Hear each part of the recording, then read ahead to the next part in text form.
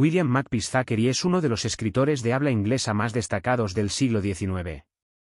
Novelista de la escuela realista, se caracteriza por la ironía y sátira en sus libros, con descripciones detalladas de sus personajes. Él mismo introduce Catalina con estas palabras: no creemos sea imprescindiblemente necesario, para la finalidad de nuestra novela, seguir rigurosamente cuántas aventuras ocurrieron a Catalina desde que abandonó el mesón y se convirtió en amante del capitán, porque aunque sería fácil y justo probar cómo ella, siguiendo al elegido de su corazón, no hacía más que ceder a un inocente impulso, y permaneciendo durante un determinado lapso de tiempo con él probaba más que suficientemente el arraigo y la profundidad del afecto que por él experimentaba, aun cuando nosotros pudiéramos presentar elocuentísimas disculpas por los errores que ambos cometieron, tales argumentos y descripciones podrían desagradar profundamente al lector, aparte de que ya le han sido anteriormente presentadas. Capítulo 1. En donde se presentan al lector los personajes principales de esta narración.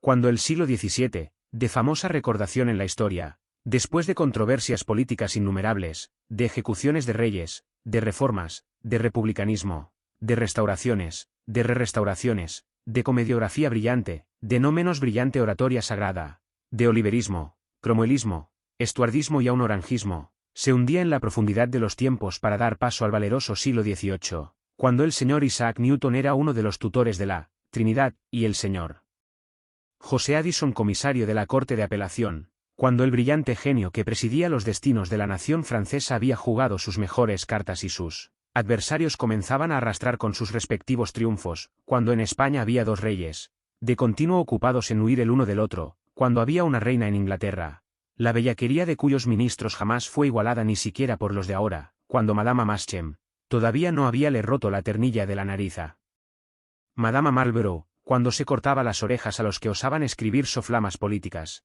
en verdad harto inocentes, cuando comenzaban a estar de moda las enormes y complicadas pelucas empolvadas, que hacían parecer el rostro de Luis el Grande, al mostrarse con ella entre las cortinas del lecho, más viejo, más enjuto y más lúgubre cada día, o sea ya por el año 1705, en el glorioso reinado de la reina Ana, llamaban la atención ciertos caracteres y ocurrían aventuras que desde entonces han continuado siendo de la predilección del público, gozando del general aplauso, y una vez que han sido en parte descritas en el calendario newgatiano, teniendo, como tienen, en su abono, el ser agradablemente villanas, deliciosamente repugnantes, al propio tiempo que enormemente entretenidas y patéticas, pueden también con todo derecho reclamar nuestra atención en este sitio. Y aun cuando pueda arguirse, con sobrada razón, qué caracteres agradablemente villanos y deliciosamente repugnantes han sido ya analizados, copiosa y hábilmente, por algunos eminentes autores del día, aun cuando pueda asegurarse, de una parte, que solamente necios petulantes pueden atreverse a escribir sobre asuntos de antemano tratados por hombres de verdadera y merecida eminencia, habiendo de considerar, por otra parte, que tales asuntos han sido descritos con tal prolijidad, que nada puede ya añadírseles, reconociendo, amén de lo expuesto, que el público ha oído decir tanto a propósito de pícaros, ladrones, degolladores, que empieza a sentir indiferencia por ellos. A pesar de lo dicho, nos proponemos desflorar algunas páginas más del viejo calendario de la famosa prisión de Newgate, tan conocida de nuestros lectores, para estremecerlos con unas cuantas escenas de depravación, asesinatos y demás tormentos corporales, como más no se puede pedir.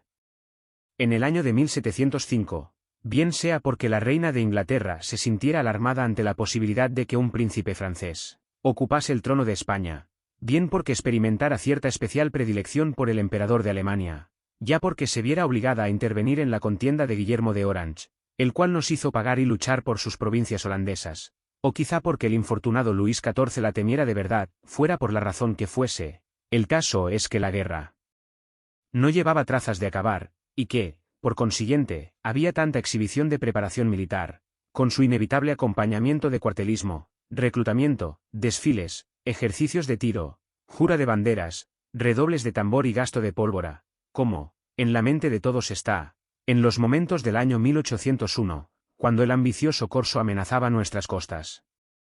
En tal momento, pues, unos cuantos reclutadores del regimiento de Cath, y su capitán, hallábanse en Warwickshire, teniendo en tal localidad su campamento. El capitán y su subalterno, el cabo, habían de viajar por las comarcas vecinas a la busca y captura de héroes con los que poder llenar las filas del regimiento de Cath, corriendo, de paso, alguna que otra aventura que pudiera proporcionar solaz a su aburrida vida aldeana.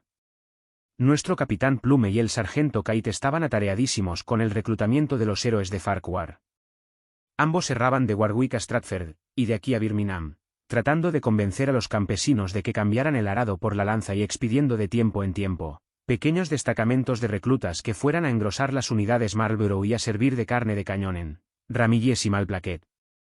De los dos personajes, que están a punto de desempeñar un papel verdaderamente importante en nuestra narración, ¿acaso solo uno era nativo de Albión? Y decimos, ¿acaso?, porque el individuo en cuestión no estaba muy seguro de ello él mismo, y porque, además, le era en absoluto indiferente cuál fuese el sitio de su nacimiento, pero hablando inglés, y habiendo pasado gran parte de su vida al servicio de Inglaterra, podía aducir más que suficientes títulos para poder atribuirse el majestuoso título de británico. Llamábase Pedro Brock, de otra manera el cabo Brock, y pertenecía al regimiento de dragones de Lord Cat. Frisaba en los 57, de una altura no menor de 6 pies, de 180 libras de peso, con un tórax que hubiera envidiado el célebre Leech y un brazo como pierna de bailarina de ópera, un estómago tan elástico que podía contener cualquier cantidad de alimento, por grande o pequeña que fuera, magnífica predisposición para las bebidas espirituosas, una apreciable habilidad para cantar canciones y coplas tabernarias, de gusto no muy refinado, era, al propio tiempo, aficionado a los chistes, que hacía frecuentemente, en profusión y bastante malos, cuando se hallaba de buen temple. Se contentaba con ser ordinario, alborotador y jovial, cuando estaba de mal talante, era pendenciero, blasfemador, promovía escándalos y se andaba las manos por un quítame allá esas pajas, como es lo habitual en individuos de su porte y educación. Mr. Brock no era ni más ni menos que un hijo de la guerra. 2 regimientos podían disputarse el honor de haberle dado a luz, militarmente, pues su madre, que había seguido los campamentos en calidad de cantinera, había actuado en un regimiento realista, después de lo cual hubo de estar al servicio de los parlamentarios, yendo, por fin, a morir en Escocia durante el mando de Monk, de suerte tal, que Mr. Brock apareció por primera vez en desempeño de pública función en veces de epifanista en el regimiento de Coldstreams, durante la marcha de Escocia a Londres. Desde tal momento, Brock permaneció siempre en las filas del ejército, llegando a veces a obtener algún ascenso, pues solía hablar de sus órdenes en la batalla de Boyne, aun cuando es de presumir fuera de los derrotados, a juzgar por lo de soslayo que solía tocar este acontecimiento en sus conversaciones.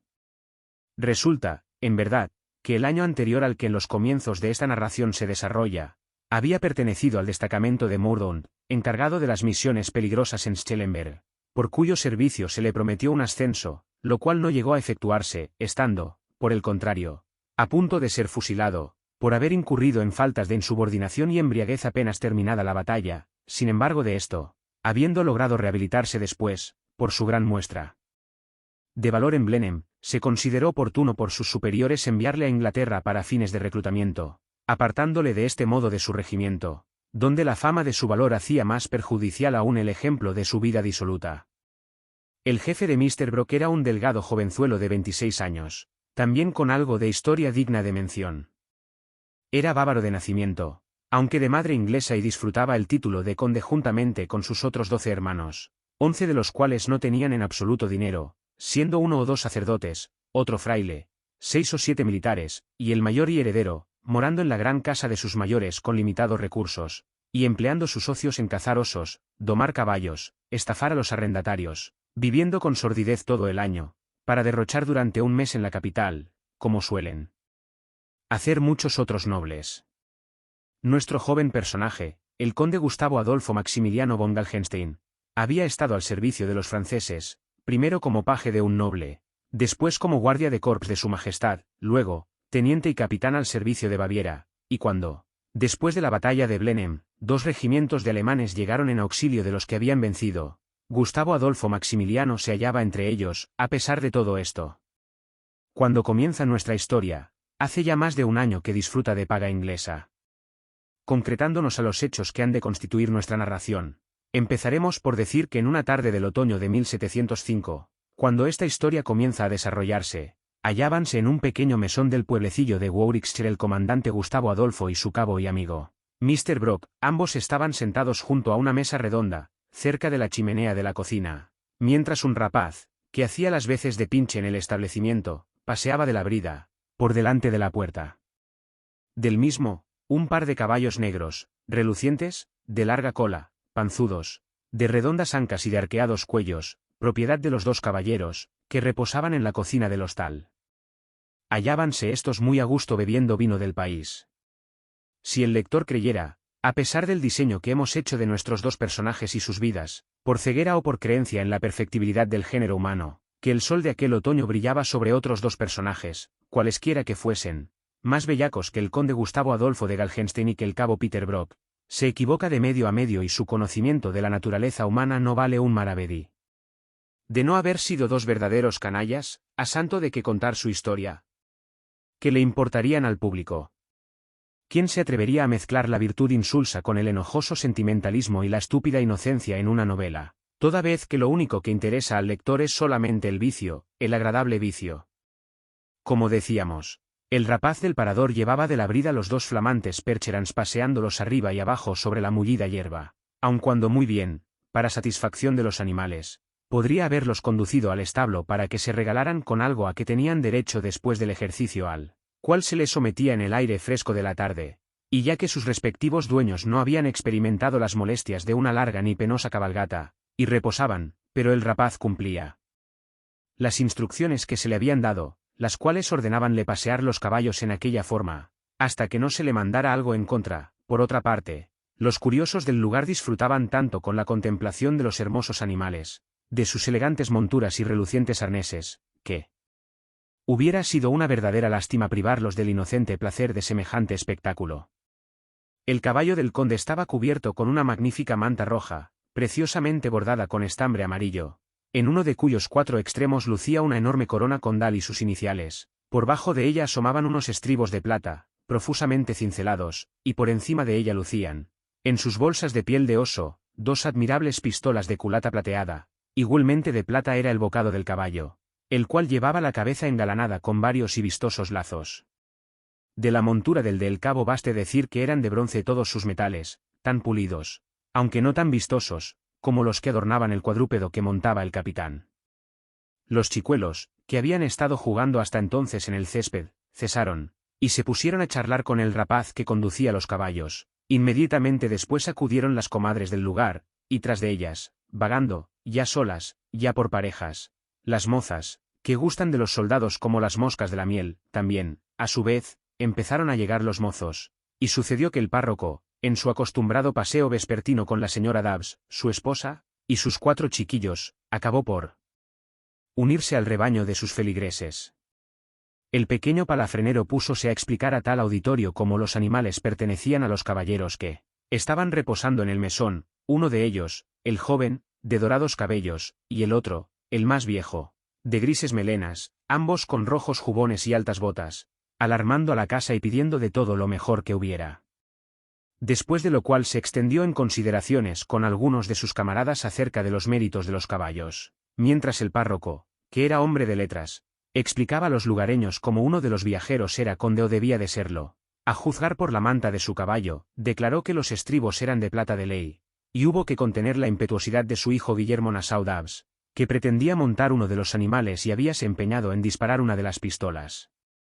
A tiempo que desenvolvíase esta discusión familiar, los dos personajes, en cuyo honor tantas cábalas se hacían, aparecieron en la puerta del mesón, y el más viejo y corpulento dirigió una sonrisa a su compañero, hecho lo cual, avanzó perezosamente sobre el césped y dióse a contemplar con benévola satisfacción a aquel puñado de aldeanos, que parecían embobados ante él y los cuadrúpedos.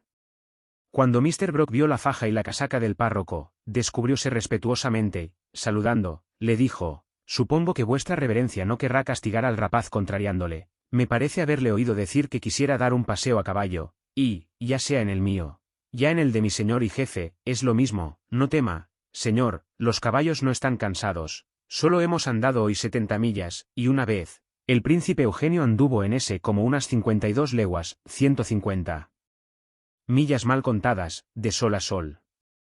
«Dios santo. ¿En qué caballo?», preguntó solemnemente el párroco. «En este, señor, en el mío, en este negro percherón del cabo Brock del regimiento de Katz, que se llama Guillermo de Nassau. El príncipe me le regaló después de la batalla de Blenheim. donde una bala de cañón se me llevó las piernas cuando me precipitaba sobre un regimiento de tudescos que le habían hecho prisionero. Sus propias piernas, señor. Dios santo, esto es asombroso. No mis piernas, quise decir, las de mi caballo, por eso el príncipe me dio aquel día a Guillermo de Nassau. El doctor no halló respuesta que dar a esto, y se limitó a mirar a la señora Dawes, quien, a su vez, como todos sus otros hijos, miró al mayor de ellos, el cual, con un gesto de admiración, dijo, ¿verdad que es estupendo? El cabo pasó por alto la réplica, y añadió, como siguiendo su narración y señalando al otro caballo, ese otro, señor, es de su excelencia el capitán conde Maximiliano Gustavo Adolfo de Galgenstein, capitán de caballería y del Santo Imperio Romano, y al decir esto se descubrió con gran respeto, en lo cual imitáronle todos los asistentes, incluso el párroco. Nosotros le llamamos Jorge de Dinamarca, en honor del esposo de su majestad, también procede de Blenheim. Aquel día le montaba el mariscal Thaled, y sabido es cómo le hizo prisionero el conde. Jorge de Dinamarca, mariscal Thaled, Guillermo de Nassau, prorrumpió el párroco. ¡Qué coincidencia! Hay que ver. Lo que menos se imagina, señor, es que en este momento tiene delante otros dos seres que llevan esos nombres venerables. Venid, hijos míos. Mirad, señor, estos pequeños han sido bautizados con los nombres de nuestro último soberano y el del esposo de nuestra actual reina. Muy buenos nombres, por cierto, señor, y muy bien llevados por estos pequeños caballeros, y en honor de ellos me permito proponer, con el permiso de vuestra esposa, que Guillermo de Nassau monte, Jorge de Dinamarca, y Jorge de Dinamarca cabalgue sobre Guillermo de Nassau. Con un estruendoso hurra fue acogida esta locución del cabo por todos los presentes. Los dos pequeños fueron aupados solemnemente en las monturas, después, llevado uno de la brida por el cabo y el otro por el zagal del mesón, caminaron durante un buen rato sobre el césped, arriba y abajo, delante del hostal. Inútil sería decir la enorme popularidad que tal maniobra le granjeó al simpático cabo Brock, aun cuando para la veracidad de nuestra narración no puede por menos de negarse que la designación de semejantes nombres para los caballos habría sido ocurrencia de escasos minutos antes, cuando, sentado frente a la ventana del hostal, se había dado perfecta cuenta de cuanto ocurría al exterior, del magnífico reclamo que para sus propósitos suponía el lento paseo de los caballos ante los lugareños embobados y de la imprescindible conveniencia de adornarlos con un nombre sonoro y una historia maravillosa. Además del rapaz, entonces en funciones de palafrenero, y de los dueños del parador, había en este otra persona muy linda, risueña, vanidosilla y picaruela, que hacía de sirvienta, frisaba en los 16, y atendía ahora a los dos caballeros en el recibimiento, mientras la patrona se ocupaba en la cocina en prepararles una cena suculenta. La tal jovencita había sido educada en la pobre escuela del lugar, habiendo dado motivo a que, tanto el maestro como el párroco Dawes, la señalaran como la más desaplicada y perversa de la aldea, tras haber recibido una escasa instrucción, tan escasa, que no había aprendido a leer y escribir, entró de aprendiza en casa de su parienta la señora Score, la dueña del mesón de la trompeta. Tenía entonces 9 años. Si la señorita Cat, o Catalina Hall, era una descarada y una sucia traviesa, su tía la señora Score era una verdadera arpía, de suerte que, durante los 7 años de su aprendizaje, la moza estuvo por completo a merced de su dueña. Aun siendo enormemente tacaña, celosa y violenta, como quiera que la muchacha parecía incorregible en su pereza y extravagancia, cualidades en cuyo cultivo parecía alentarla el patrón. La señora Score acabó por transigir con todos sus defectos y caprichos, antes que pensar en despedirla del mesón.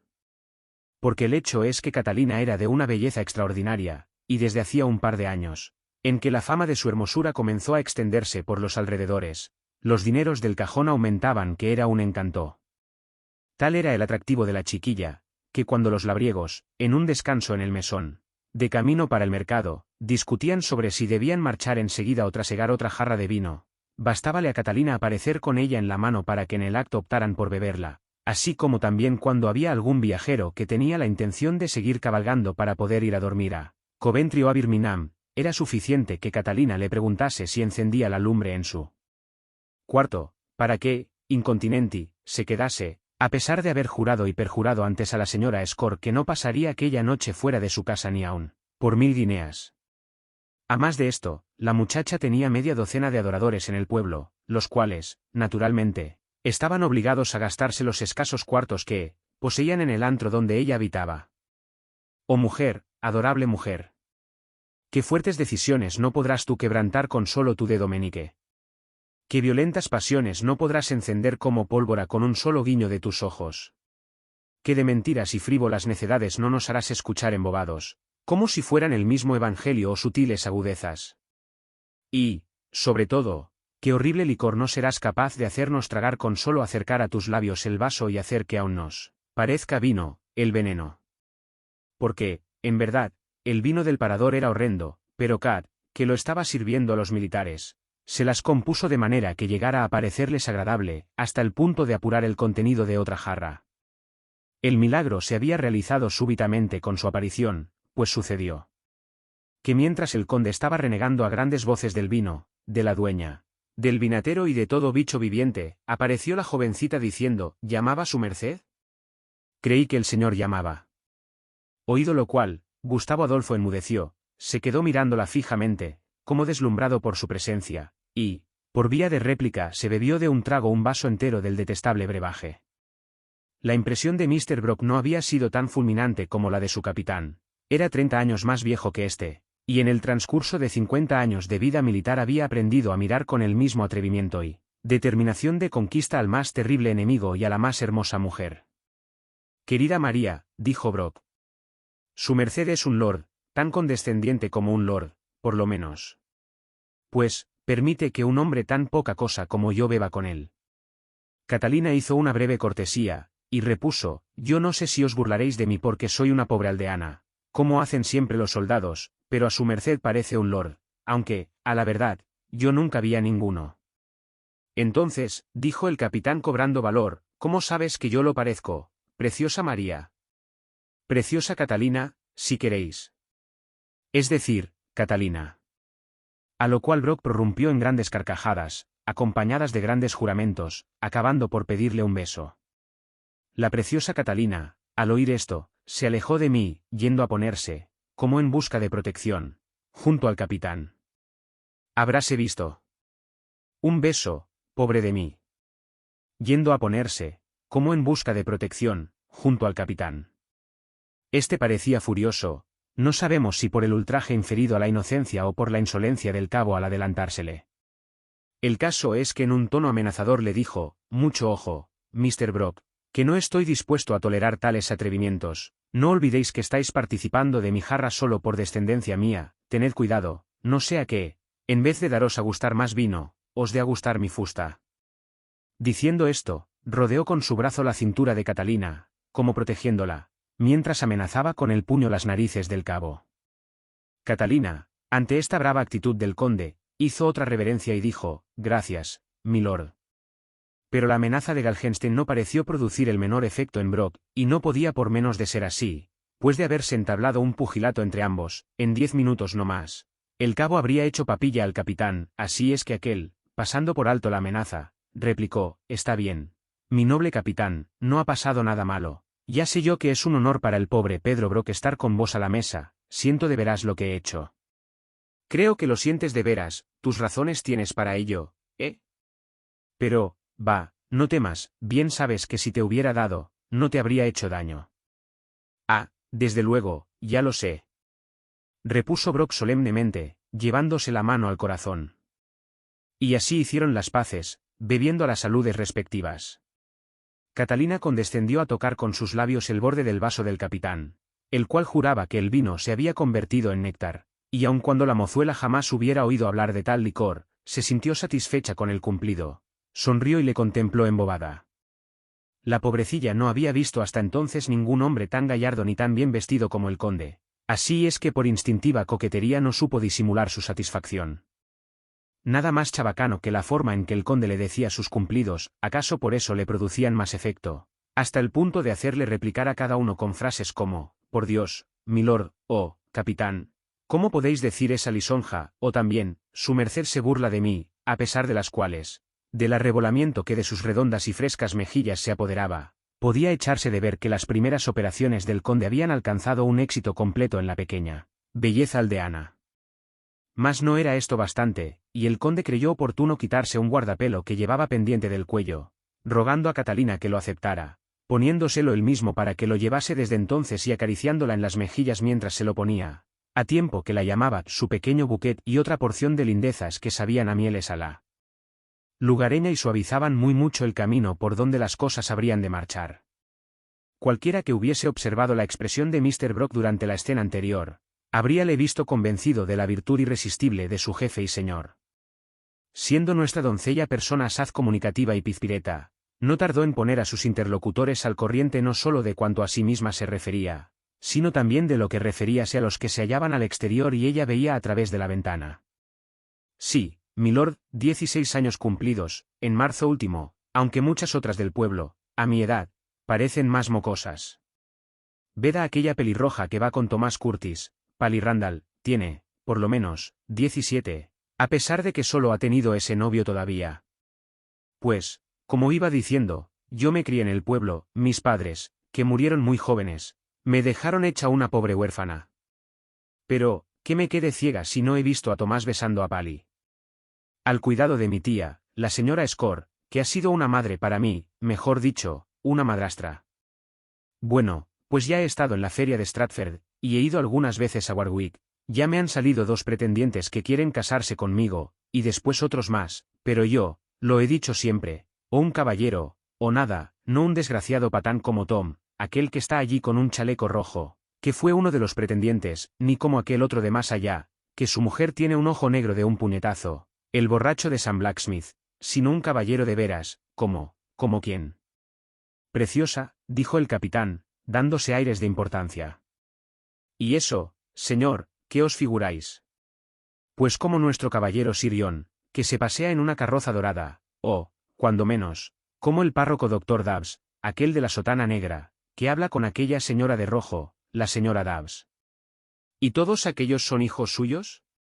Sí, señor, los 2 muchachos y las 2 niñas, y ved qué raro es, llama a uno Guillermo Nassau y al otro Jorge Dinamarca.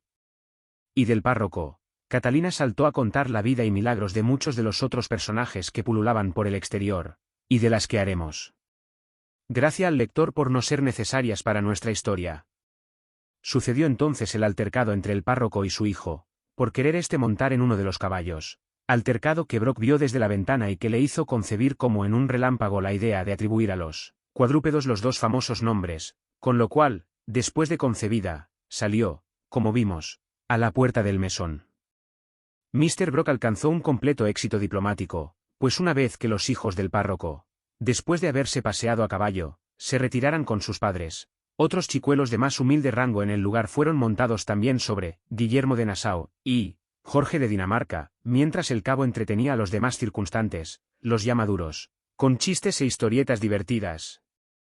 A tal punto derramando simpatía, que las mujeres, a pesar de su edad, de su nariz colorada y una cierta bizquedad de uno de sus ojos, decían que era una joya, al propio tiempo que no era menor su popularidad entre los hombres. Vamos a ver, tú, Tomás Clodpole, dijo Brock a uno de aquellos lugareños, al que Catalina le habla indicado como uno de sus pretendientes, el que reía con más ganas todos sus chistes, vamos a ver, ¿cuánto te pagan por semana?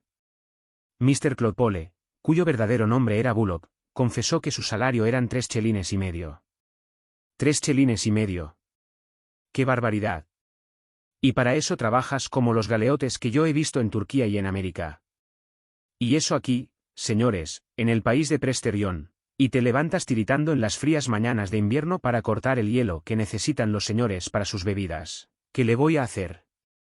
Repuso Bullock sin salir de su apoteosis, al ver la detallada información que acerca de él tenía el cabo, el cual prosiguió, o te dedicas a limpiar las pocilgas o a llevar el estiércol al prado, o haces de perro de pastor y cuidas del ganado, o te pasas los días guadañando los pastizales, y cuando el sol te hace casi saltar los ojos de las órbitas, te derrite las mantecas, y has dejado el alma en la tierra, vuelves a tu casa, ¿para qué? Para 3 indecentes chelines y medio por semana. Y di, ¿te dan pudding todos los días? No, solamente los domingos. ¿Te pagan lo justo? Ni mucho menos. ¿Te dan bastante cerveza? Oh, nunca. Ni probarla. Pues chócala, querido Clodpole, como me llamo Brock, que hoy vas a poder beber toda la que quieras. Aquí hay dinero, muchacho, en este bolso tengo 30 monedas de oro. ¿Cómo te figuras que las he conseguido y cómo crees que tendré otras tantas cuando éstas se concluyan? Pues sirviendo a su majestad, ya ves si es fácil. ¡Viva su majestad! ¡Abajo el rey de Francia! Bullock, algunos hombres y 2 o 3 chiquillos dieron un hurra como para aplaudir esta breve soflama del cabo, pero fue de notar que la mayor parte de ellos comenzaron a retirarse por el foro, mientras las mujeres les cuchicheaban al oído y miraban desconfiadas al cabo. Como éste lo observara, dijo: «Ya veo lo que ocurre, señoras mías. Ya estáis asustadas y creéis que yo soy el señuelo que ha venido a robaros vuestros prometidos. Pues no hay tal. Peter Brock no es capaz de semejante fechoría. ¿Queréis que os diga una cosa? Pues que Jack Churchill en persona ha estrechado esta mano mía y ha bebido una jarra conmigo, y, ¿le creéis capaz de estrechar la mano de un sinvergüenza? Lo que pasa es que Tomás Clodpole no sabe lo que es hartarse de cerveza, pues aquí estoy yo, que tengo el capricho de convidarle a él y a otros caballeros. ¿Es que mi compañía los deshonra acaso? Yo tengo dinero y gusto para gastarlo. ¿Qué mal hay en ello? ¿Por qué habría yo de cometer ninguna acción indigna, verdad, Tomás? No tuvo el cabo la ingenuidad de esperar una satisfactoria respuesta a su interrogación. Así es que no extrañó el mutismo en que Bullock continuara. El caso es que, al final de la discusión, tanto él como otros 2 o 3 lugareños más estaban plenamente convencidos de las buenas intenciones de su reciente amigo, y le acompañaron adentro del mesón a regodearse con la ofrecida cerveza. Entre los invitados había uno que, a juzgar por su indumentaria, había venido al mundo para algo mejor que aquellos otros desarrapados que acompañaban a Brock. De todos ellos, ¿acaso este era él? Único que no prestaba gran crédito a las historias del cabo, pero al ver que Bullock aceptaba la invitación, dijo: «Bueno, Tomás, si tú vas, yo iré también». Llamábase el personaje en cuestión John Hayes, y era de profesión carpintero. «Yo sabía que vendrías», dijo Tomás, «tú irás siempre donde esté Catalina, sobre todo, pudiendo ir de gorra». «Nada de eso, tengo un chelín para gastar, y mi dinero es, por lo menos, tan bueno como el del cabo aquí presente. Un chelín para guardarle en una media, querrás decir, ni aun por todo lo que te tiene chalado dentro del mesón. ¿Serías tú capaz de gastarte en el mostrador un penique? Tú no habrías entrado si no fuera porque yo entro y el capitán convida». «Vaya, entren ya, señores, basta de disputas», dijo Brock, «si este simpático mozo viene con nosotros, bienvenido sea, lo que hace falta es que haya licor bastante, que por dinero no se ha de dejar». «Amigo Tomás, venga tu brazo, Mr. Hayes, por lo que veo, eres un gallito, y esos son los hombres que a nosotros nos agradan. Entrad, mis queridos agricultores, que Mr. Brock va a tener el honor de invitaros a todos». Y con estos, Mr. Brock, acompañado de Hayes, Bullock, Blacksmith, Baker, Butcher y otros 2 o 3, penetró en el mesón, mientras los caballos eran conducidos a la cuadra. Habrá visto el lector que sin anuncios de trompeta ni comienzos de nuevos capítulos nos las hemos arreglado lo mejor posible para presentarle a Mr. Hayes, y aunque a primera vista un simple aprendiz de ebanista no haya de parecer muy digno del conocimiento de los lectores, muchos de los cuales hubieran preferido conocer a algún degollador, salteador de caminos, o ratero, cuando menos, debemos advertir que las acciones y palabras de este personaje deben ser tenidas en consideración por el público, toda vez que en el transcurso de esta novela ha de reaparecer varias veces, en circunstancias muy extrañas y con muy dignas aptitudes.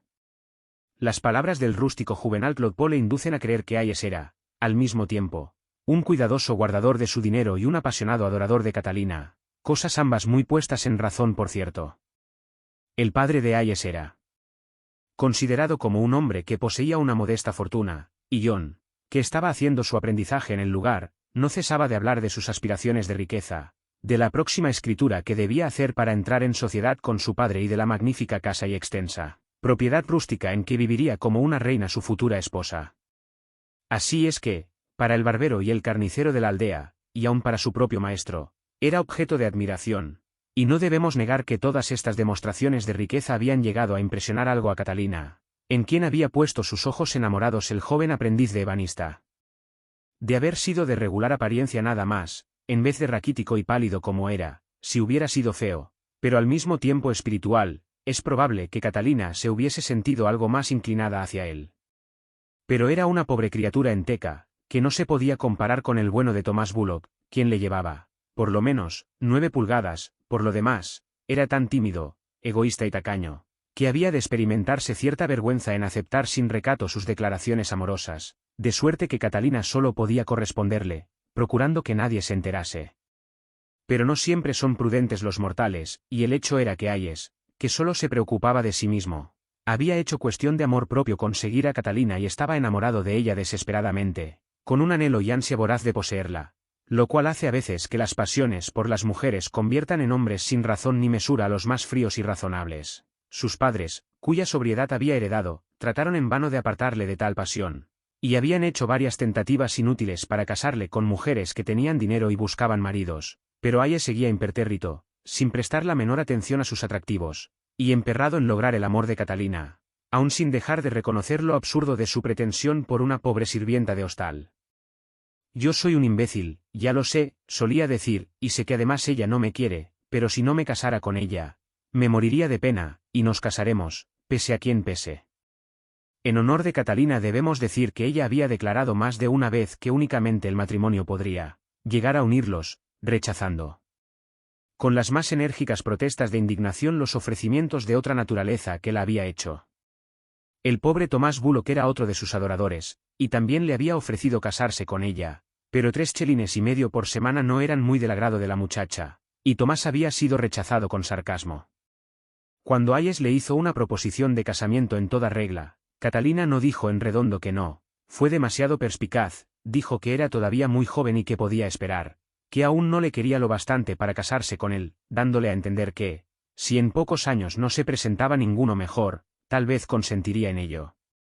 Lo cual, como se ve, no era una de las perspectivas más risueñas para el pobre Hayes.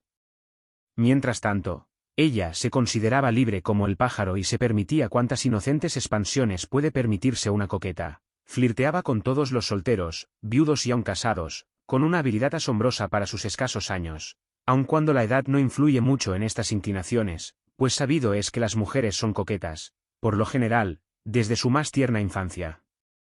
La mocosa de 3 años juega a marido y mujer con el rapaz de 5 primaveras, las chiquillas de 9 se hacen las interesantes con mozalbetes de 12, y a los 16, una señorita, bajo favorables auspicios, ya bien que sea bonita entre vas hermanas mayores y feas, ya hija y heredera única, o una humilde sirvienta lugareña, como nuestra preciosa Catalina, está en la flor de su coquetería y es capaz de dejar al más plantado con 2 palmos de narices, con un aplomo y un aire de sencillez infantil que no hay mujer madura que le mejore. Nuestra Catalina era, pues, una franca y verdadera coqueta, y John Hayes, un desgraciado. Este había pasado lo mejor de su vida hasta entonces en un vendaval de pequeñas pasiones, de amargos celos y de ataques frustrados al corazón roqueño de Catalina, que no había logrado conmover con toda su tempestad amorosa. Oh, crueles angustias de amor no correspondido, que lo mismo atormentan a los bellacos despreciables que a los más grandes héroes. ¿Qué hombre habrá que no las haya sentido? ¿Quién no se ha postrado de hinojos, adulado, suplicado, llorado, maldecido, y delirado en vano?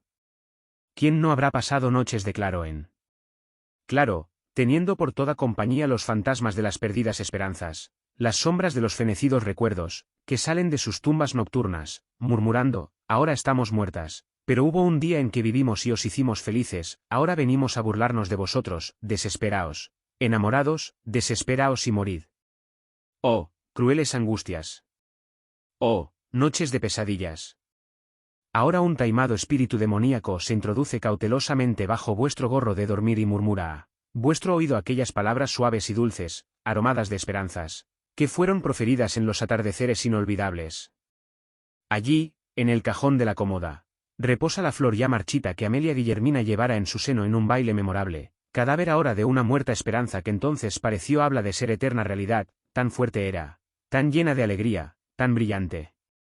Más allá, en el escritorio, en medio de una porción de cuenta sin pagar, está el ya mugriento pedazo de papel, sellado con el dedal, que acompañaba al par de mitones que ella misma había hecho. La pobre era hija de un carnicero, y hacía lo mejor que le era posible, suplicando, te los pongas cuando te vistas con el traje nuevo, y pienses en la que, se casó con otro 3 semanas después, y ya no se preocupa por ti ni más ni menos que lo que se preocupa por el chico que hace los recados de la carnicería. Pero, ¿a qué multiplicar los ejemplos o a tratar de descubrir las angustias del pobre y apocado John Hayes? No hay error tan grande como el de creer que las intensas emociones del amor solo puedan ser experimentadas por individuos virtuosos o exaltados. A veces se me ha ocurrido pensar, viendo al triste y pálido trapero que despierta los ecos de las calles con su voz gangosa, al pregonar la ropa vieja que comprar, que además de la carga de chaquetas y pantalones usados, bajo los que se tambalea, soporta otro enorme peso sentimental, y, quién sabe qué otras voces de desesperación resuenan en su triste pecho. Se le ve, por ejemplo, regatear con un mayordomo acerca de un viejo vestido, y se piensa que pone toda su alma en el regateo, sin embargo, la tiene muy lejos de allí, en una calle lejana, donde mora la ingrata de sus pensamientos, que le ha convertido el corazón en un infierno peripatético. Y mil ejemplos más, baste uno, el del carnicero del pasadizo de San Martín.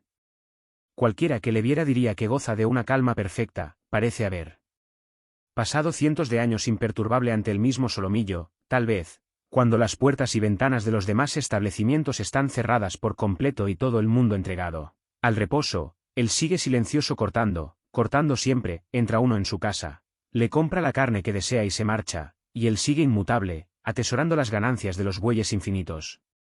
Se piensa que, si alguna vez la pasión hubo de fracasar en conquistar algún corazón, había de ser al estrellarse contra el de este hombre. Pues yo lo dudo mucho, y daría cualquier cosa por conocer su verdadera historia. ¿Quién sabe qué furiosas llamas se desencadenan en el Etna de su pecho, bajo la superficie calmosa de su montaña de carne?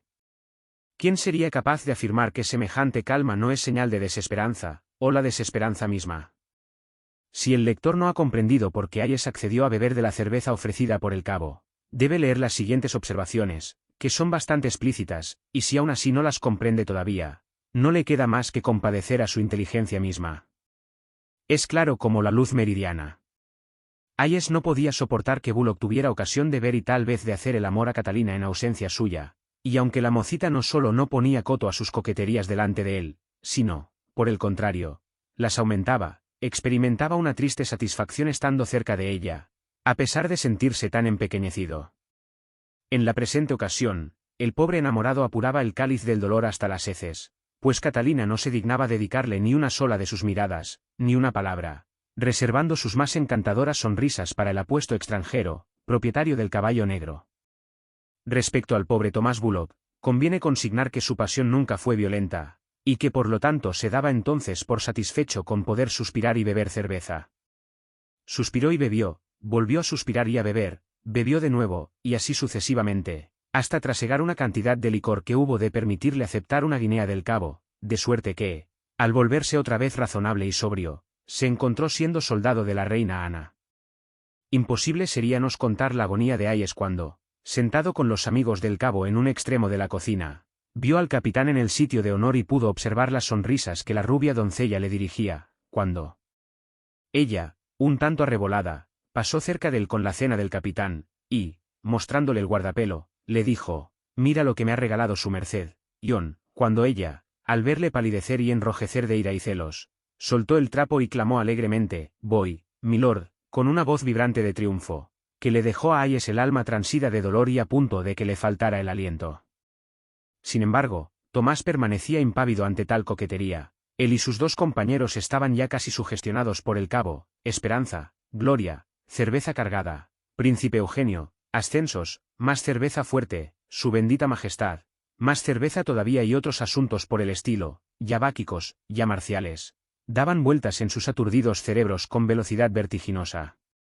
Si hubiera habido un par de hábiles reporteros en el mesón de la trompeta, habrían podido anotar los variantes de una conversación de amor y guerra, siendo los dos temas discutidos por las dos distintas reuniones que ocupaban la cocina, las cuales, como las partichellas, eran cantadas al mismo tiempo, formaban un dueto, en el que las armonías se acordaban perfectamente.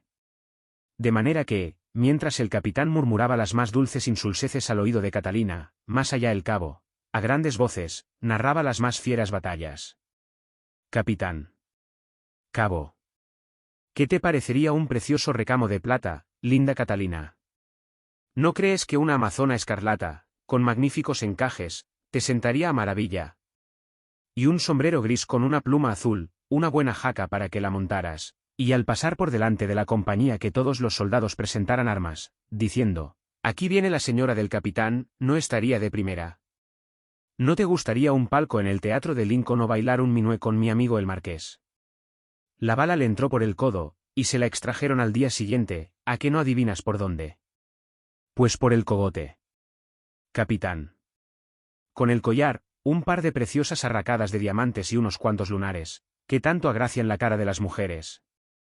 Estarías divina, y si además añadieras un poquito de carmín, aunque, por Bacó, mejillas como las tuyas no lo necesitan, vamos, tengo la seguridad de que los pájaros vendrían a picotearte en ellas, tomándolas por fruta. Cabo. Pues, por encima de la muralla, detrás de mí subieron otros 23 camaradas. Por el Papa, amigo Tomás, vaya un día. Tenías que haber visto las caras que pusieron los Musius, cuando tuvieron delante aquellos 24 demonios, armados con pistola y espada, dispuestos a pinchar y rajar, cayendo como un aluvión en el reducto. Ah, sacre de. Toma. Oh, mon Dieu. Y duro con él. Ventrebleu, al otro, y le hacíamos, Ventrebleu, no te quepa duda, porque, bleu, en francés, significa, abrir, y, ventre, quiere decir, pues. Capitán. Los corpiños, que ahora se llevan demasiado largos, y de las faldas de Miriñaque no hay que hablar. Si las vieras.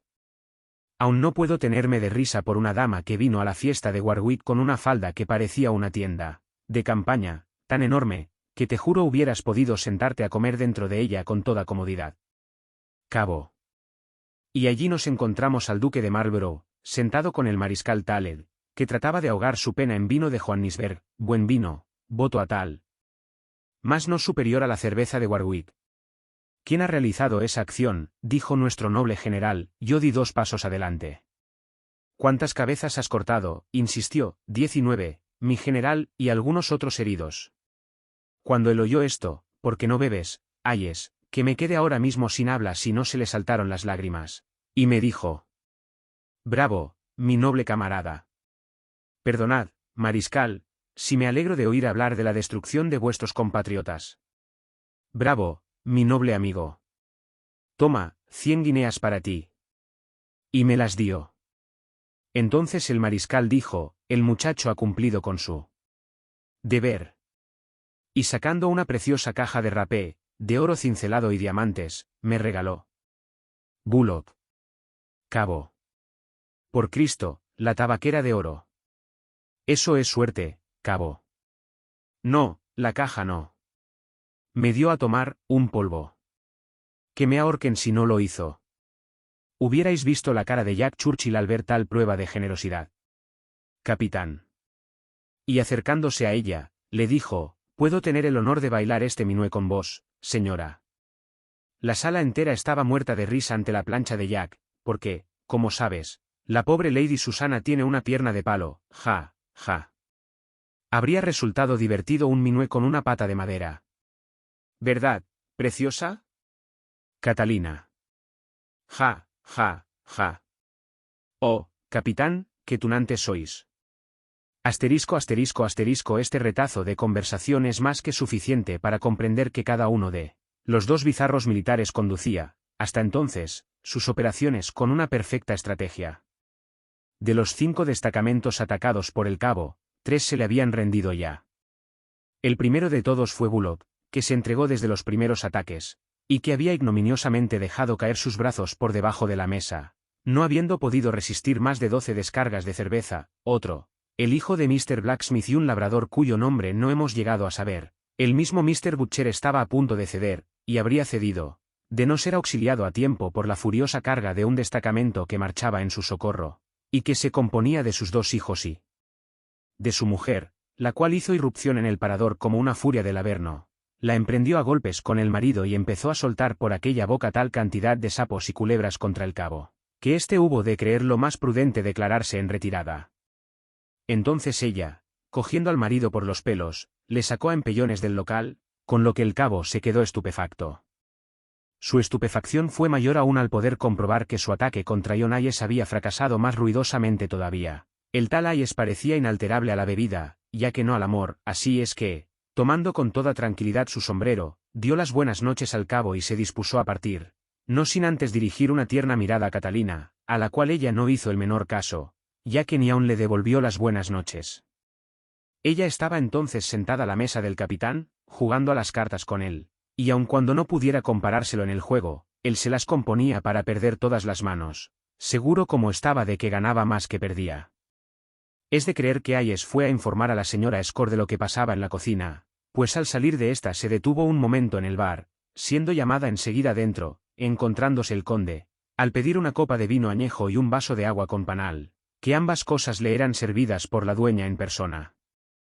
La consecuencia de ello fue que durante la media hora que necesitó para beber paulatinamente su bebida, el conde de Galgenstein, cuyo humor había ido ennegreciéndose, no cesó de mirar nervioso hacia la puerta por donde acababa de marcharse Catalina, la cual no volvió a presentarse.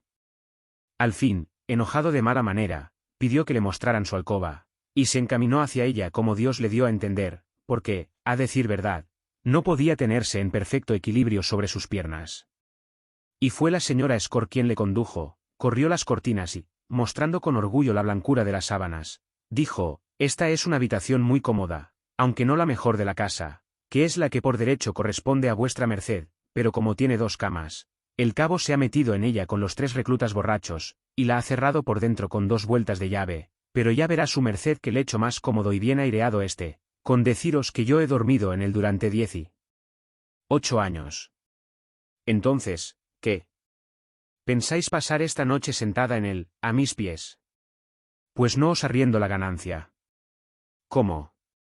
¿Sentada aquí?» «No, por Dios. Me iré a dormir a la cama de Catalina, porque siempre que hay huéspedes dormimos juntas». Dicho lo cual, la señora Score hizo su buena reverencia y se retiró. ***** A la mañana siguiente, bien tempranito, la activa patrona y su bulliciosa asistenta habían ya preparado el jamón, el tocino frito y la cerveza para el cabo y sus 3 secuaces, y puesto un hermoso mantel blanco para el desayuno del capitán. El joven herrero no comió con mucho apetito, pero Bullock y su amigo no dieron muestras de desagrado, salvo las naturales después de una noche como la pasada. Fueron muy contentos a casa del señor Davsa que los inscribiera en el registro, pues el párroco era, además, el juez de paz, y después recogieron sus humildes atillos y despidiéronse sin gran pena de los pocos amigos que tenían. Eran ya las 11 de la mañana, y el capitán aún no había bajado. Los demás estaban aburridos esperándole, y, mientras tanto, empezaron a gastar parte del dinero de la reina, ganado la noche antes con la venta de sus cuerpos. También Catalina le esperaba impaciente, pues más de una vez había querido subir con el pretexto de llevarle las botas o el agua caliente, y enseñarle el camino a Brooke, que a veces se dignaba hacerle de barbero, mas en todas estas ocasiones hubo de impedírselo la señora de Score, no riñéndola, sino sonriente y muy afable. Al fin, con más suavidad que nunca, después de bajar de la habitación del capitán, le dijo: «Catalina, su merced el conde tiene mucho apetito, y dice que te agradecería mucho poder comerse un buen alón de pollo. Anda, hijita, llégate en un momento a la granja de Brigg y trae uno. Ah, desplúmalo antes de traerlo. Anda, que hagamos un buen almuerzo a su merced». Catalina cogió su cesto y se fue por la puerta trasera del mesón, pasando por la cuadra. En esta vio al muchacho del hostal, quien le informó de que la señora Score había inventado aquella trama para alejarla de la casa, pues él estaba arreglando los caballos para llevarlos a la puerta, porque el cabo le había dicho iban a partir en el acto para Stratford. El hecho es que el conde, en vez de pensar en desayunarse con un alón de pollo, se había levantado con mala boca y sentía horror por cualquiera cosa que de lejos oliese a comida o bebida, a no ser de cerveza ligera. Ordenó, pues, que le sirviesen un vaso de esta, y al mandar que trajeran los caballos, preguntó a la señora Score, aunque con mucha finura, por qué diablos había subido ella cada vez que llamaba, en vez de enviar a la muchacha, a lo que la señora Score respondió que Catalina se había ido de paseo con su prometido y que no estaría visible en todo el día. Al oír esto, el capitán pidió inmediatamente los caballos y empezó a echar pestes del vino, de la cama, del mesón, de la patrona y de todo cuanto de cerca o de lejos tenía que ver con el hostal.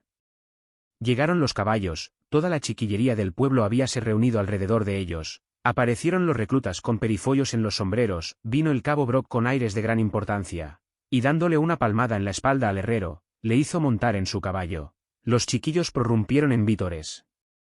Por fin apareció el capitán. Brooke le hizo un saludo militar irreprochable, que con pocas mafias y torpemente trataron de imitar los reclutas. «Yo andaré un rato con estos bravos camaradas, y nos uniremos a vuestra merced en Stratford, más tarde», dijo el cabo. «Bueno», repuso el capitán mientras montaba. La dueña hizo una de sus mejores reverencias. Los chiquillos dieron más vítores. El muchacho, que había estado sosteniendo las bridas con una mano y aguantando el estribo con la otra, y que esperaba una buena propina de un noble caballero como aquel, solo recibió una coz y una maldición cuando el conde, picando espuelas, gritó: «Largo todo el mundo. Así reventéis». Y salió al galope. John Hayes, que había estado toda la mañana rondando el mesón, sintió quitársele un enorme peso de encima, cuando vio que el capitán se alejaba galopando. Asterisco asterisco asterisco. Oh, necia señora Score. Oh, infeliz John Hayes. Si la patrona hubiera permitido al capitán y a la muchacha seguir su camino y verse, aunque solo fuera un minuto, delante de los reclutas, del cabo y de todo el mundo, es posible que no hubiese sucedido nada malo, y esta historia jamás habría sido escrita. Cuando el conde de Galgenstein llevaba galopando como cosa de media milla por la carretera de Stratford, más triste y deprimido que el propio Napoleón abandonando al galope el romántico pueblo de Waterloo, divisó a lo lejos, hacia adelante, en la vuelta de la carretera, algo que le hizo parar el caballo en seco. Enrojecieron sus mejillas con un ardiente hormigueo, mientras el corazón le latía con violencia dentro del pecho. Una joven venía contoneándose lentamente a lo largo de la senda, con un cesto en una mano y un puñado de flores silvestres en la otra. 2 o 3 veces se detuvo para añadir alguna nueva al ramillete, temiendo el capitán que, al hacerlo, pudiera verle, mas dio la casualidad que siguió andando sin que se le ocurriera mirar hacia adelante. La infeliz venía cantando, como si ninguno hubiese de oírla, su voz subía alegremente hacia el límpido cielo, y el capitán, para que el ruido de los cascos no interrumpiera la canción, metió el caballo sobre el césped y le bajó la cabeza hacia el suelo, donde, Jorge de Dinamarca, empezó a regalarse con la rica ensalada que allí se le ofrecía. Entonces el capitán se ocultó sonriendo intencionadamente, sujetóse bien las altas botas y, al pasar ella, de un brinco se puso en el camino y, tocándola suavemente en el hombro, dijo: «Querida amiga, vuestro humilde servidor». Catalina profirió un grito, dio un salto atrás y se puso pálida, luego recobróse inmediatamente, y exclamó: «Oh, señor. Me habéis asustado». «Asustarte», encantó, «antes quisiera morir que causarte miedo». «Pero dime, preciosa, ¿tan terrible soy?» «Oh, no, vuestra merced. No quise decir tal, solo que no me imaginaba encontraros aquí, ni que hubierais de marchar tan pronto, pues pensé que había de prepararos un pollo para el almuerzo, como mi patrona me dijo que habíais dispuesto, y yo, en vez de ir a la granja de Brig por él camino de Birmingham, vine a la de Bird, donde los pollos son mejores, milord», dijo la arpía, que yo había pedido un pollo para almorzar. Lo que le dije fue que no podía probar bocado, tan borracho estaba, quiero decir, tan buena estaba la cena de anoche. Lo que ella hizo, cuando le pedí un vaso de cerveza ligera y que me le trajeras tú, fue decirme que te habías ido a pasear con tu prometido, la bruja, que... con John Hayes. ¿Habrá mujer más trapacera? Tú, de paseo con tu prometido, y yo sin poder verte. Esto era demasiado, yo no podía resistirlo y, loco de rabia, quise matarme, te lo juro. Oh, señor. Por Dios, no os matéis. Os lo pides por tu bien.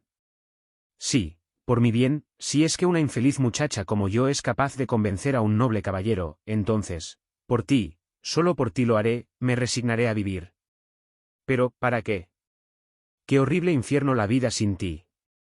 Sin ti, yo soy un pobre desgraciado, bien lo sabes tú, adorable, hermosa y cruel Catalina. Por toda respuesta, Catalina exclamó: «Ah, Dios mío, vuestro caballo se escapa». Y así había sido, pues el caballo, una vez terminado su banquete, primero se detuvo y miró a su amo, como si no se resolviera, después, levantando la cola y estirando las patas, echó a correr carretera abajo. Catalina comenzó a perseguir con rapidez al caballo, y el capitán a ir detrás de ella, pero aquel corría que apretaba, y los habría llevado muy lejos en su seguimiento si no hubiera sido porque, desembocando por un recodo del camino, apareció el destacamento de infantería y artillería a las órdenes de Mr. Brock. Conviene advertir que, tan luego como habían perdido de vista el lugar, el cabo hizo descender al herrero del caballo, se acomodó él en la silla y, para mantener la disciplina de sus tropas, sacó una pistola, amenazando con saltarle la tapa de los sesos al primero que hiciera intención de escapar. Llegado que fue el caballo cerca del destacamiento, detúvose y se dejó coger por Thomas Bullock, que le sujetó hasta que su dueño y Catalina llegaron. Bullock se quedó de una pieza cuando vio a la pareja, mientras el cabo saludaba graciosamente a Catalina y decía que era una mañana espléndida para pasear. Cierto que lo es, repuso ella con un gracioso mohín de desconsuelo, pero no para correr. Lo que es yo, juro que apenas puedo tenerme en pie. Tan cansada estoy de haber corrido tras ese estúpido caballo. ¿Cómo te va, Katy?, dijo Tomás. Ya ves, voy a ser soldado porque no has querido nada conmigo. E hizo un gesto de tristeza. Catalina dio la callada por respuesta, y de nuevo manifestó estar muriendo de cansancio. Una idea súbita, idea luminosa, hizo sonreír de satisfacción al capitán. Montó el caballo, que Tomás seguía sujetando, y dijo, tan cansada, Catalina. Y por culpa mía. Por Cristo, que no darás un paso más, no, volverás a caballo, y con guardia de honor.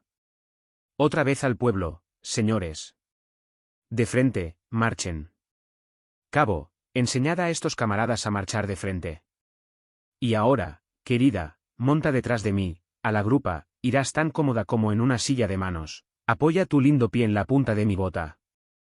Así, arriba. Ah. No es por ahí, gritó Tomás sin soltar la brida cuando empezó a moverse el caballo. Tú no te irás con él, ¿verdad, Catalina?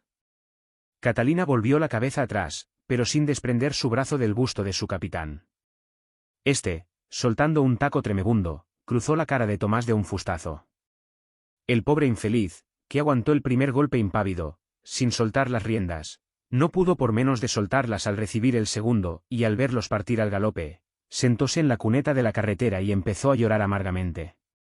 «Marcha, más tuerzo», le gritó el cabo apenas transcurrido un minuto.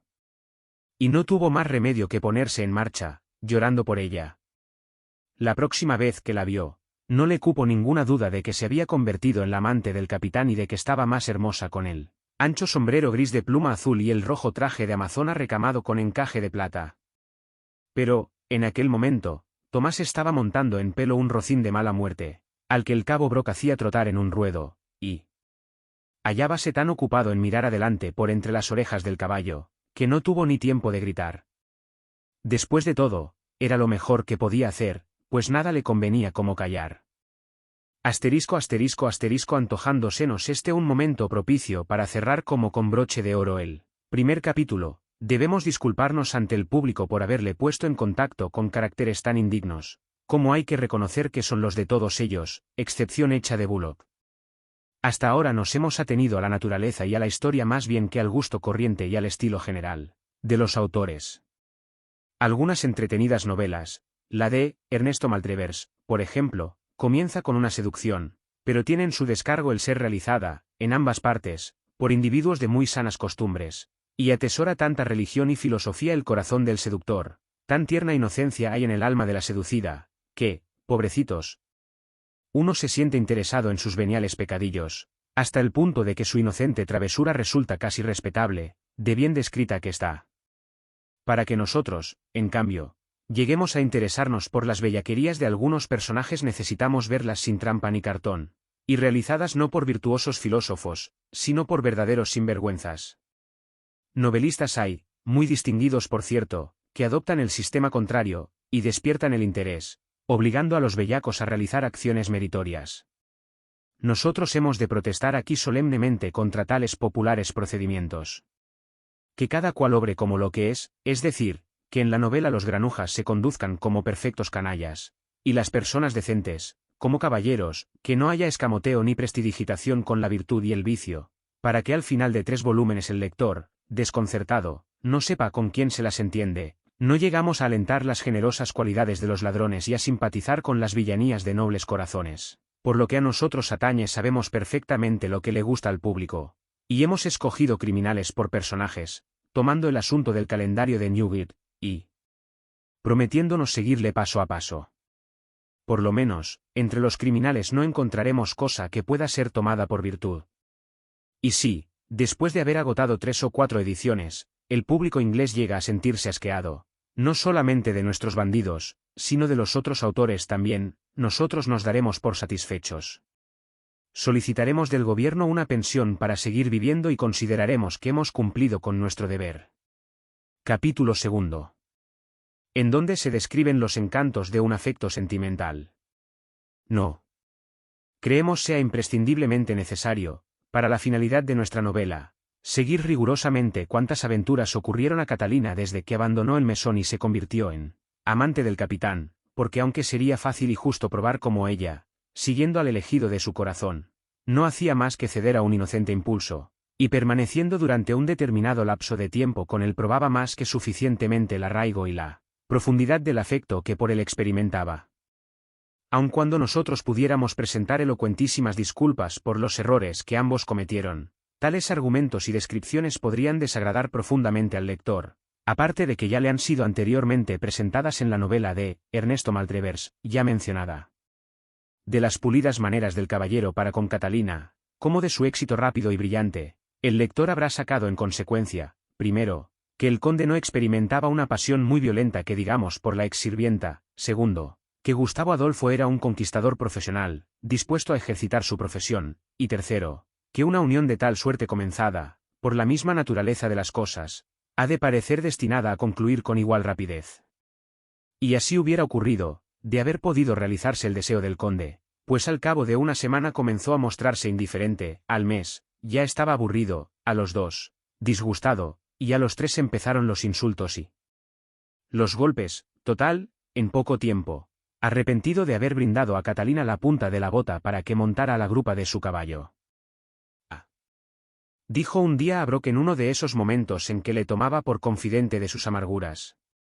Ojalá me hubieran cortado la punta del pie antes de habérsela ofrecido como escala de mano a esa pequeña arpía. A lo cual respondió Brock con toda delicadeza, ¿acaso hubiera sido mejor echarla a rodar de un puntapié con escala y todo? ¿Con qué echarla a rodar, La infeliz se hubiera cogido tan bien a la barandilla, que no habría podido desprenderla. Para no mentiros, más de una vez he tratado ya, no de echarla a puntapiés, eso no, es indigno de caballeros, sino de inducirla a que vuelva a aquel maldito hostal en que la conocimos, ya le he soltado varias indirectas, sí, lo creo. Ayer precisamente vi a vuestra merced soltarle una magnífica con un cubilete de cerveza. Por Bacó, que cuando la vi con toda la cara chorreando, empuñando un cuchillo para cerrar contra vuestra merced, se me antojó ver una verdadera demonia. Si vuestra merced sigue provocándola, ¿esa mujer es capaz de dar cuenta de vos, dar cuenta de mí? Va, no hay cuidado, Brock. Ella quiere hasta el último cabello de mi cabeza, me adora, querido cabo. Ah, sí, me adora, y sería capaz de cortarse con el cuchillo su mismo gaznate antes que hacerme un pequeño arañazo en un dedo. Pues yo creo que sí, replicó Brock. Estoy seguro, mirad, a las mujeres les gusta que las traten mal, como los perros, yo sé lo que me digo. Nunca he tenido que atormentar a una mujer, pero esta, si la trato mal, cuanto peor la trate, más me querrá. La señorita Hall debe de estar muy apasionada por vuestra merced, por lo visto, dijo el cabo. Muy apasionada. No os chanceéis, Brock, pues lo está. Ayer, sin ir más lejos, después de la escena del cuchillo y la cerveza, no extrañéis se la arrojara al rostro, pues estaba tan insípida que no se podía beber, le dije que no se la limpiase hasta la hora de cenar. Oh, lo bastante para hacer perder la paciencia a un ángel, dijo Brock. Pues bien, después del altercado, cuando le quitasteis el cuchillo, subió a su aposento, por cierto que se quedó sin comer, y permaneció encerrada más de 2 horas. A las 2 de la noche aparece la muy diablillo con la cara pálida, los ojos hinchados y la punta de la nariz roja como el fuego de tanto lloro y moqueo. Alargándome la mano, me dijo, Max, ¿me perdonas? ¿Qué? Le respondí. ¿Perdonar a una asesina? Antes muera que tal vea. Tu crueldad acabará conmigo, suspiró ella. ¿Con qué crueldad, repliqué enojado? Es que no te has limpiado la cerveza del rostro 1 hora antes de cenar, ¿y qué te he dicho? Nada pudo replicarme, por lo cual pude amenazarla con repetir mi castigo cada vez que ella se condujera en igual forma. Y esto la disgustó tanto, que de nuevo volvió a su aposento, donde se estuvo llorando de rabia hasta la madrugada. ¿Llegasteis, al fin, a perdonarla? La perdoné, claro está. Había estado cenando con varios amigos y Tom Trippett, y después tuve la suerte de desplumar a un ricachón agricultor de Warwickshire, un verdadero papanatas. Como nada me pone de tan buen humor como ganar en el juego, Acabamos por reconciliarnos, pero ya le he advertido que no vuelva a darme más semejante cerveza. Esta conversación pondrá de manifiesto, como no podría hacerlo cualquier explicación nuestra, por elocuente que fuera, el estado de relaciones en que se hallaban el conde y Catalina y la ternura de sentimientos que recíprocamente se profesaban. Que ella le amaba es indudable.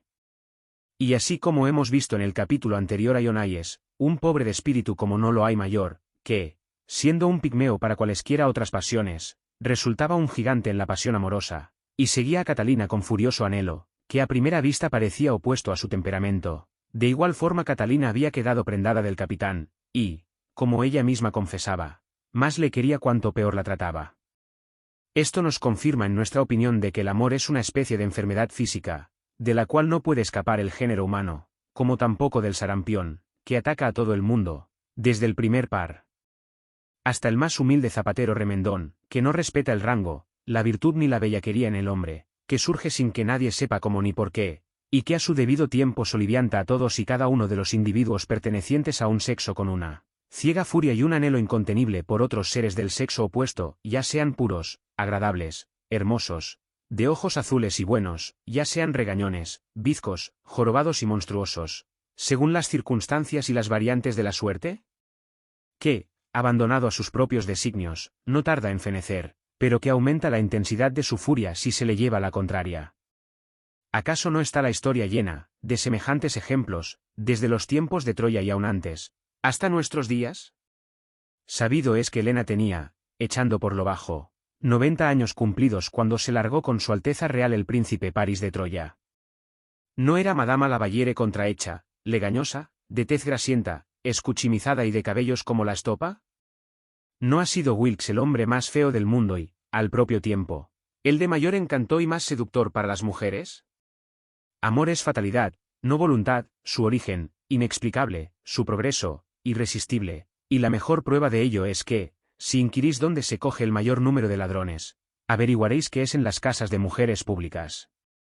Ellas necesitan verlos y amarlos, aun sabiendo que con ellos se juegan el pescuezo.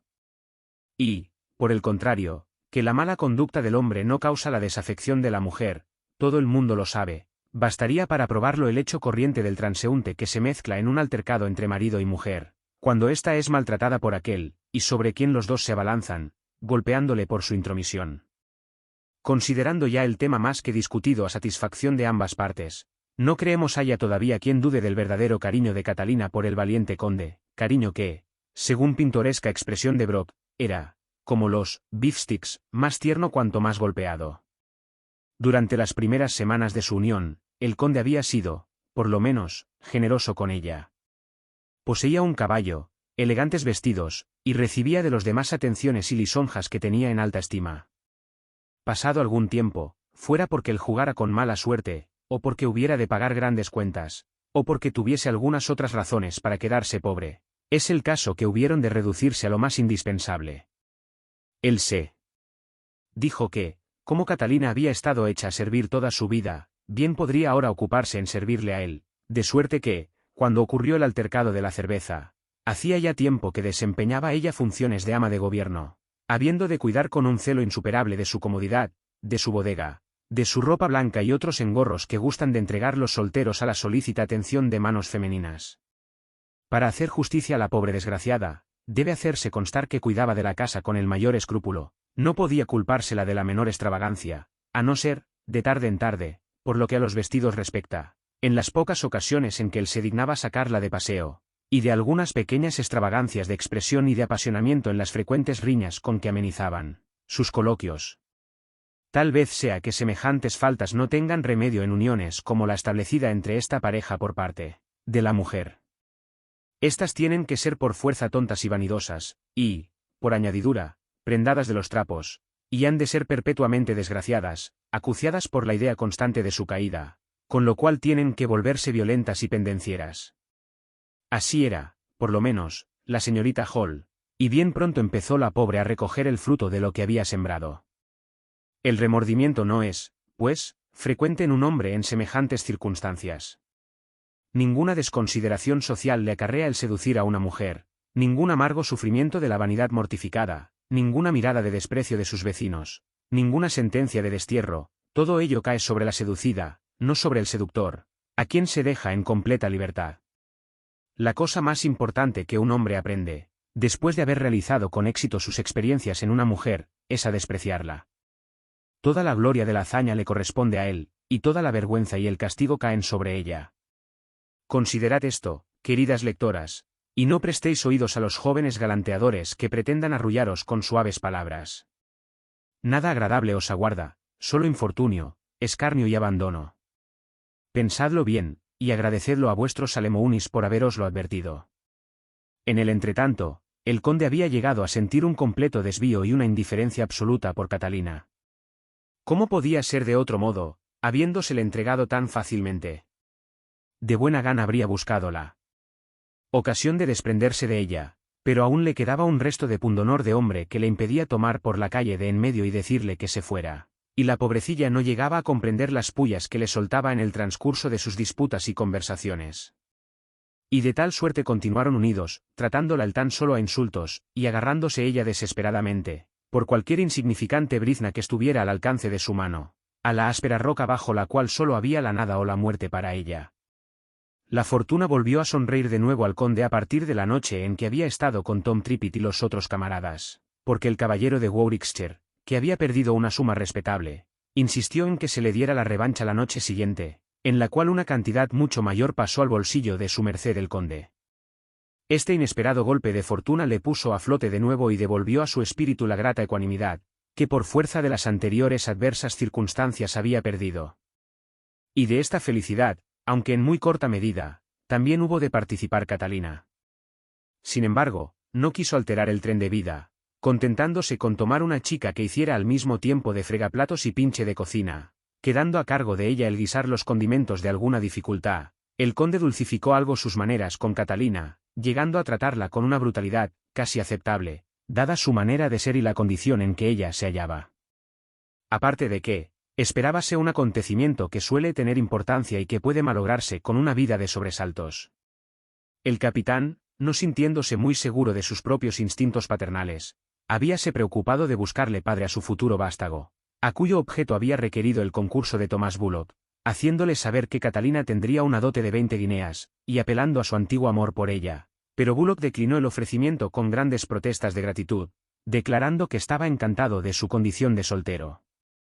En tal situación, Brock tuvo un rasgo, ofrecíase a ser el padre de la criatura, el esposo de Catalina y el dueño de las 20 guineas, y seguidamente habría llegado a serlo si Catalina, al ser informada por Galgenstein del arreglo convenido, no hubiera ido inmediatamente en busca del juez de paz próximo y declarado bajo juramento quién era el padre de la criatura. Esto que ella se imaginaba causaría gran indignación en su dueño y señor produjo en él un inexplicable contento. El conde declaróse sorprendido por la mala partida que ella le había jugado, y se regocijó al ver la rabia, la explosión de fiera rabia y las lágrimas de desesperación que siguieron a tal noticia. En cuanto a Brock, ella rechazó la idea de su matrimonio con desprecio y asco, y respecto a Bullock, con mayor indignación todavía. Casarse con él, un pobre trabajador, y soldado, por añadidura. Antes se mataría o saldría a robar al camino. Y es de creer que lo hiciera, porque la pequeña arpía era una de las personas más vanidosas del mundo, y sabido es que la vanidad es todo para algunas mujeres, su moral, su conciencia, su alimento, su única ley para el bien y para el mal.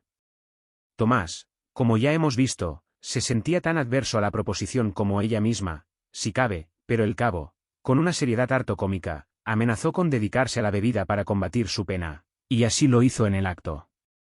Ven, Tomás, dijo a Bullock, ya que no podamos tener a la que queramos, al demonio las penas, echaremos un trago a su salud. A lo que Bullock nada tuvo que oponer. Tanta pena causó al cabo su desengaño, que, después de haber ingerido increíbles cantidades de cerveza, no pudiendo apenas ya articular palabra, dedicóse a llorar, maldiciendo su mala estrella por verse privado no de una esposa, sino de un hijo. Anhelaba tener uno que le sirviera de alivio en su vejez. Acercábase la hora del alumbramiento, llegó, por fin, y Catalina dio a luz, con toda felicidad, un raquítico niño. Catalina, atenta a los nuevos cuidados que el fruto de sus entrañas le exigía, no tenía tantas ocasiones como de costumbre para disputar con el conde, tal vez por respetar su situación, tal vez convencido de la necesidad de reposo que ella experimentaba, optó por ausentarse de casa mañana, tarde y noche. Con lo cual no podía salir más beneficiado, pues jugaba continuamente, y desde su primera ganancia al buen hombre de Warwickshire, la fortuna habíale sido tan propicia que había llegado a reunir una suma de cerca de 1000 libras, la cual había llevado a su casa y guardado en un cofre de hierro, hábilmente escondido debajo de su misma cama. Catalina era quien realizaba escrupulosamente tal menester, con lo cual conocía a ciencia cierta la importancia del secreto que el cofre encerraba, aun cuando la llave del mismo la tuviera el conde y le hubiese exigido solemne juramento de no revelarlo a nadie. Pero no está en la naturaleza de la mujer guardar tales secretos. El capitán, abandonándola durante días y más días, no pensaba en que ella podría tratar de buscarse confidentes dondequiera que fuese. A falta de confidente femenino, viose inclinada a confiarse a Brooke, pues éste, en calidad de asistente del conde, y habiendo podido al fin ahogar la pena que habíale producido la negativa de Catalina, solía ir por la casa con bastante frecuencia. Como 2 meses después del nacimiento del niño, cansado el conde de sus llantos, le buscó una nodriza, se le mandó para que le criara fuera de casa, y despachó a la asistenta. De esta manera, Catalina reanudó sus trabajos como sirvienta, y dueña de casa al mismo tiempo. Estando, pues, en su poder las llaves de la bodega, donde se hallaba la cerveza, las visitas de Brooke en ausencia del conde menudeaban que era un portento, llegando a ser así el principal compañero y amigo de Catalina. A la usanza femenina, fue confiándole todos los secretos domésticos, los malos tratos del conde, los apelativos injuriosos que le dedicaba, lo que habían costado todos sus vestidos, cómo la golpeaba, cuánto perdía y ganaba al juego, cómo una vez empeñara uno de sus vestidos por darle dinero, mientras él tenía 4 nuevecitos, llenos de valiosos encajes y pagados del todo, cómo se limpiaban y conservaban los bordados de oro, se hacía la compota de cerezas y se ahumaba el salmón. Sus confidencias se sucedían con rapidez vertiginosa sobre los diversos asuntos, de manera que, al cabo de poco tiempo, Brooke conocía todos los detalles de la vida de su capitán durante aquel año tan al dedillo como el capitán mismo, mas, como era despreocupado, los olvidó enseguida, cosa que nunca hubiera hecho una mujer. Las mujeres son de tal manera que llevan nota de las más insignificantes acciones de sus enamorados, de sus palabras, de sus jaquecas, hasta de los trajes que llevaron en determinados días y de sus platos preferidos, detalles que se borran inmediatamente del pensamiento de los hombres, pero que permanecen fijos como la hiedra en el de las mujeres. A Brooke, pues, y no a otra persona, pues solo a él trataba, confió Catalina el secreto de las ganancias del conde y su manera de esconderlas en la caja de hierro, debajo de la cama. Brooke hubo de considerar al conde como un afortunado mortal por atesorar tal suma. Él y Catalina examinaron el cofre, no era muy grande, pero sí muy fuerte, a prueba de rateros y ladrones. La verdad es que si alguien merece tener dinero, es el conde, decía Catalina, aunque bien podría comprarme unas cuantas yardas de ese tisú de oro que tanto me gusta, si alguien lo merece, es él, que lo gasta como un príncipe y tiene su bolsa abierta para todo el mundo. No estará de más decir que, durante la reclusión de Catalina, el conde de Galgenstein habíase dedicado a cortejar a una rica dama que frecuentaba la alta sociedad de Birmingham, y que, a su vez, no se mostraba indiferente al título y a la persona del capitán. Los 4 trajes nuevos, llenos de encajes y completamente pagados, como Katy decía, habían sido adquiridos probablemente con la idea de deslumbrar a la heredera, y con tanta fortuna habían él y ellos desempeñado su papel, que la damisela habíale ya confesado su pasión, dándole su promesa de matrimonio siempre que papá diera su consentimiento. El cual fue obtenido, pues papá era un comerciante, y sabido es el efecto deslumbrador que un título produce en las gentes de más baja condición social. Gracias a Dios, puede decirse que en la libre Inglaterra cada uno de sus súbditos experimenta la necesidad de mostrar una bajeza rastrera y un temor servil del rango, como no existe en ninguna de las autocracias de Europa, y que solo puede encontrarse aquí y en América. Excusado es decir que Catalina vivía en la mayor ignorancia de semejantes negociaciones, y cómo el capitán había resuelto plantarla en la mitad de la calle antes de 2 meses, mientras no llegaba el momento, mostrábase bastante amable con ella. Así suele sucedernos siempre que alguien trata de engañarnos o maquina algo contra nosotros. La infeliz tenía una opinión exageradamente buena de sí misma y de sus propios encantos, para creer al conde capaz de querer librarse de ellos, así. Es que estaba inocente del complot que se tramaba contra ella. Pero, en cambio, Brooke sabía a qué atenerse, había visto varias veces un lujoso carruaje, tirado por 2 magníficos caballos blancos, por los alrededores del pueblo, y al capitán, en su brioso corcel, caracoleando gallardamente junto al estribo, Había también observado una dama muy gordinflona, de cabellos descoloridos, apoyarse en el brazo del capitán, al bajar pesadamente las escaleras de la Casa de Gobierno, Asamblea, de Warwickshire. Así las cosas, un día en que el conde estaba de humor excelente, saludó a Brooke, dándole una palmada en el hombro, y le dijo que estaba en camino de poder costearse un regimiento entero, prometiéndole el ascenso para muy pronto. Fuese tal vez por semejante promesa, fuese porque no quisiera darle un mal rato, el caso es que Brooke se guardó la mala nueva y no quiso dar conocimiento de ella a Catalina, de suerte que esta novela hubiera tenido que quedarse sin escribir, de no haber ocurrido el percance que a continuación se cuenta. Un día en que Galgenstein estaba con Tom Trippett y otros camaradas, gustando unas botellas de excelente vino en sus habitaciones, en el seno de la confianza le preguntó Trippett, ¿para qué diablos necesitáis tener metido siempre en vuestra casa a ese borracho de cabo? A lo que Galgenstein replicó, ¿quién? Brooke. Ese viejo sirvergüenza me ha sido a mí infinitamente más útil que el mejor de los hombres. En una reyerta es más valiente que un león, astuto como el zorro para la intriga, puede olfatear un acreedor a una distancia increíble, y encontrar una linda mujer, aunque esté oculta bajo llave y protegida por 2 o 3 murallas de piedra. Si algún caballero necesita un buen canalla, puedo recomendársele. Yo voy a cambiar de vida y tengo que desprenderme de él. ¿Y de la preciosa Katy? También hay que darle el pasaporte, desde luego. ¿Y el chiquillo? Pues que, no hay instituciones a propósito en Inglaterra. Ahí es nada. Si tuviera uno que mantener todos sus hijos, no se podría vivir. Por Bacó. Ni Creso podría soportarlo. Por supuesto, dijo Mr. Trippett, tenéis razón, y cuando un caballero contrae nupcias, es una cuestión de honor terminar con todas las bajas relaciones que ha cultivado íntimamente de soltero. Tal es mi opinión, y, por seguirla, tan luego, como la simpática señorita Dripping sea mía, las daré por terminadas. Por lo que a la joven respecta, si os agrada, podéis quedaros con ella. En cuanto a Brooke, se lo cederé a mi sucesor en el regimiento de Cat, pues pienso tener mi propio regimiento, en cuanto pueda, y no me convendría seguir teniendo en él conmigo a un truán semejante, con su cara de borracho y sus hechos de timador, miserable, bellaco y ladrón. Es una verdadera perturbación la que causa en el servicio, por lo que más de una vez he pensado en la conveniencia de darle la boleta. Aun cuando el retrato que el conde había hecho de Brooke no podía ser más exacto, no por eso dejaba de ser una ingratitud, viniendo de él, que tanto se había aprovechado de las viles condiciones de su subordinado. De seguro que no hubiera dado tan francamente su opinión acerca de Brooke, si hubiera sabido que la puerta del recibidor hallábase abierta y que el sujeto en cuestión estaba en el pasillo, sin perder ni una sílaba. Brooke, después de haber oído su triste suerte, apartóse del sitio en que se hallaba, sin hacer el menor gesto de desagrado, pero se dijo muy piano, para su capote, ¿con qué quiere echarme del regimiento? Y añadió con una sonrisa expresiva, ya le arreglaré yo a ese.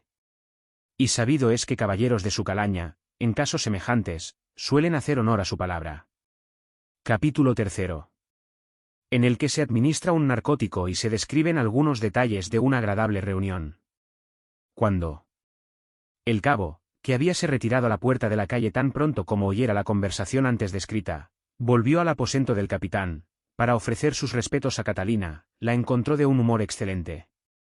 El conde había estado allí, dijo ella, con su amigo Tom Trippett, y habíale prometido regalarle algunas yardas del tisú que tanto le gustaba. Había ofrecido también nuevas ropas para la criatura, después de haber estado en su compañía tomando una ponchera de refresco, que él mismo había hecho para ella, y de la cual también participó Trippett, un hombre muy agradable, añadió, y es lástima que no sea más juicioso y menos aficionado a los licores. Demasiado lo es, ciertamente, dijo Brooke. Hace un momento estaba tan borracho, que apenas podía tenerse en pie. Los he visto a él y a su merced en la plaza del mercado hablando con Nan Fantal, tanto, que ella le quitó la peluca a Trippett porque quería besarla.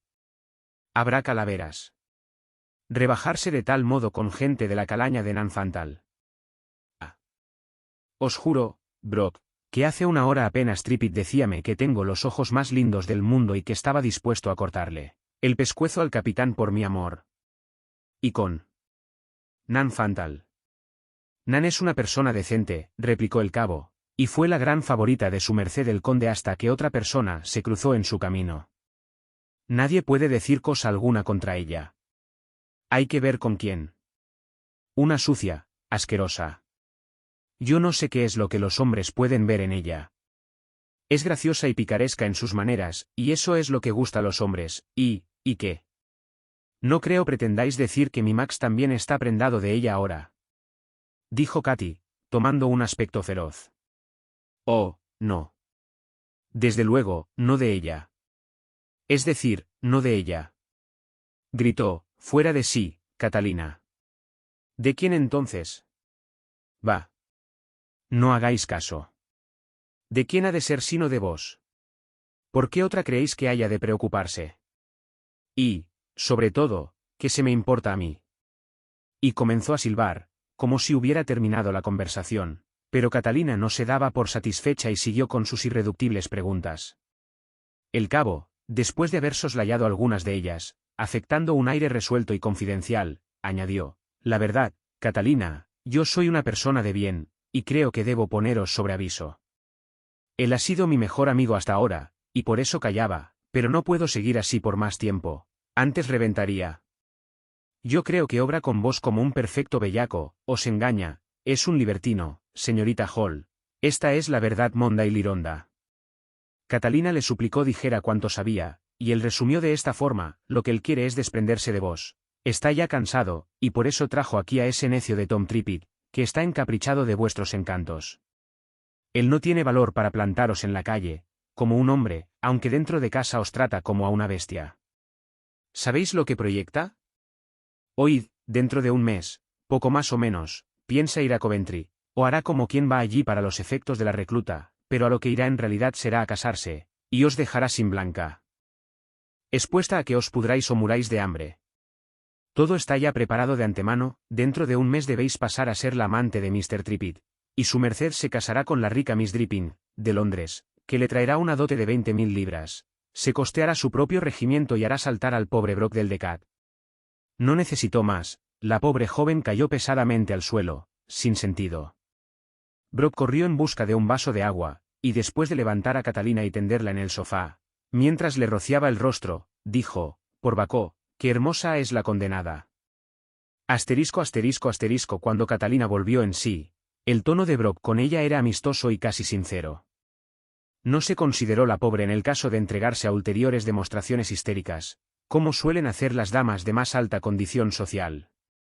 Pero, en cambio, apremió a Brock para que le diera más amplias explicaciones de todo, lo cual hizo el cabo a conciencia, mientras ella las escuchaba con la mayor calma, sin prorrumpir en más sollozos, suspiros, exclamaciones de tristeza o de rabia y sin verter más lágrimas inútiles. Tan solo al momento de despedirse y decirle, ¿qué pensáis hacer, en vista de todo? Ella miróle de tal suerte que hubo el de decir para su capote, al marcharse, por Cristo. Esta es capaz de matarle.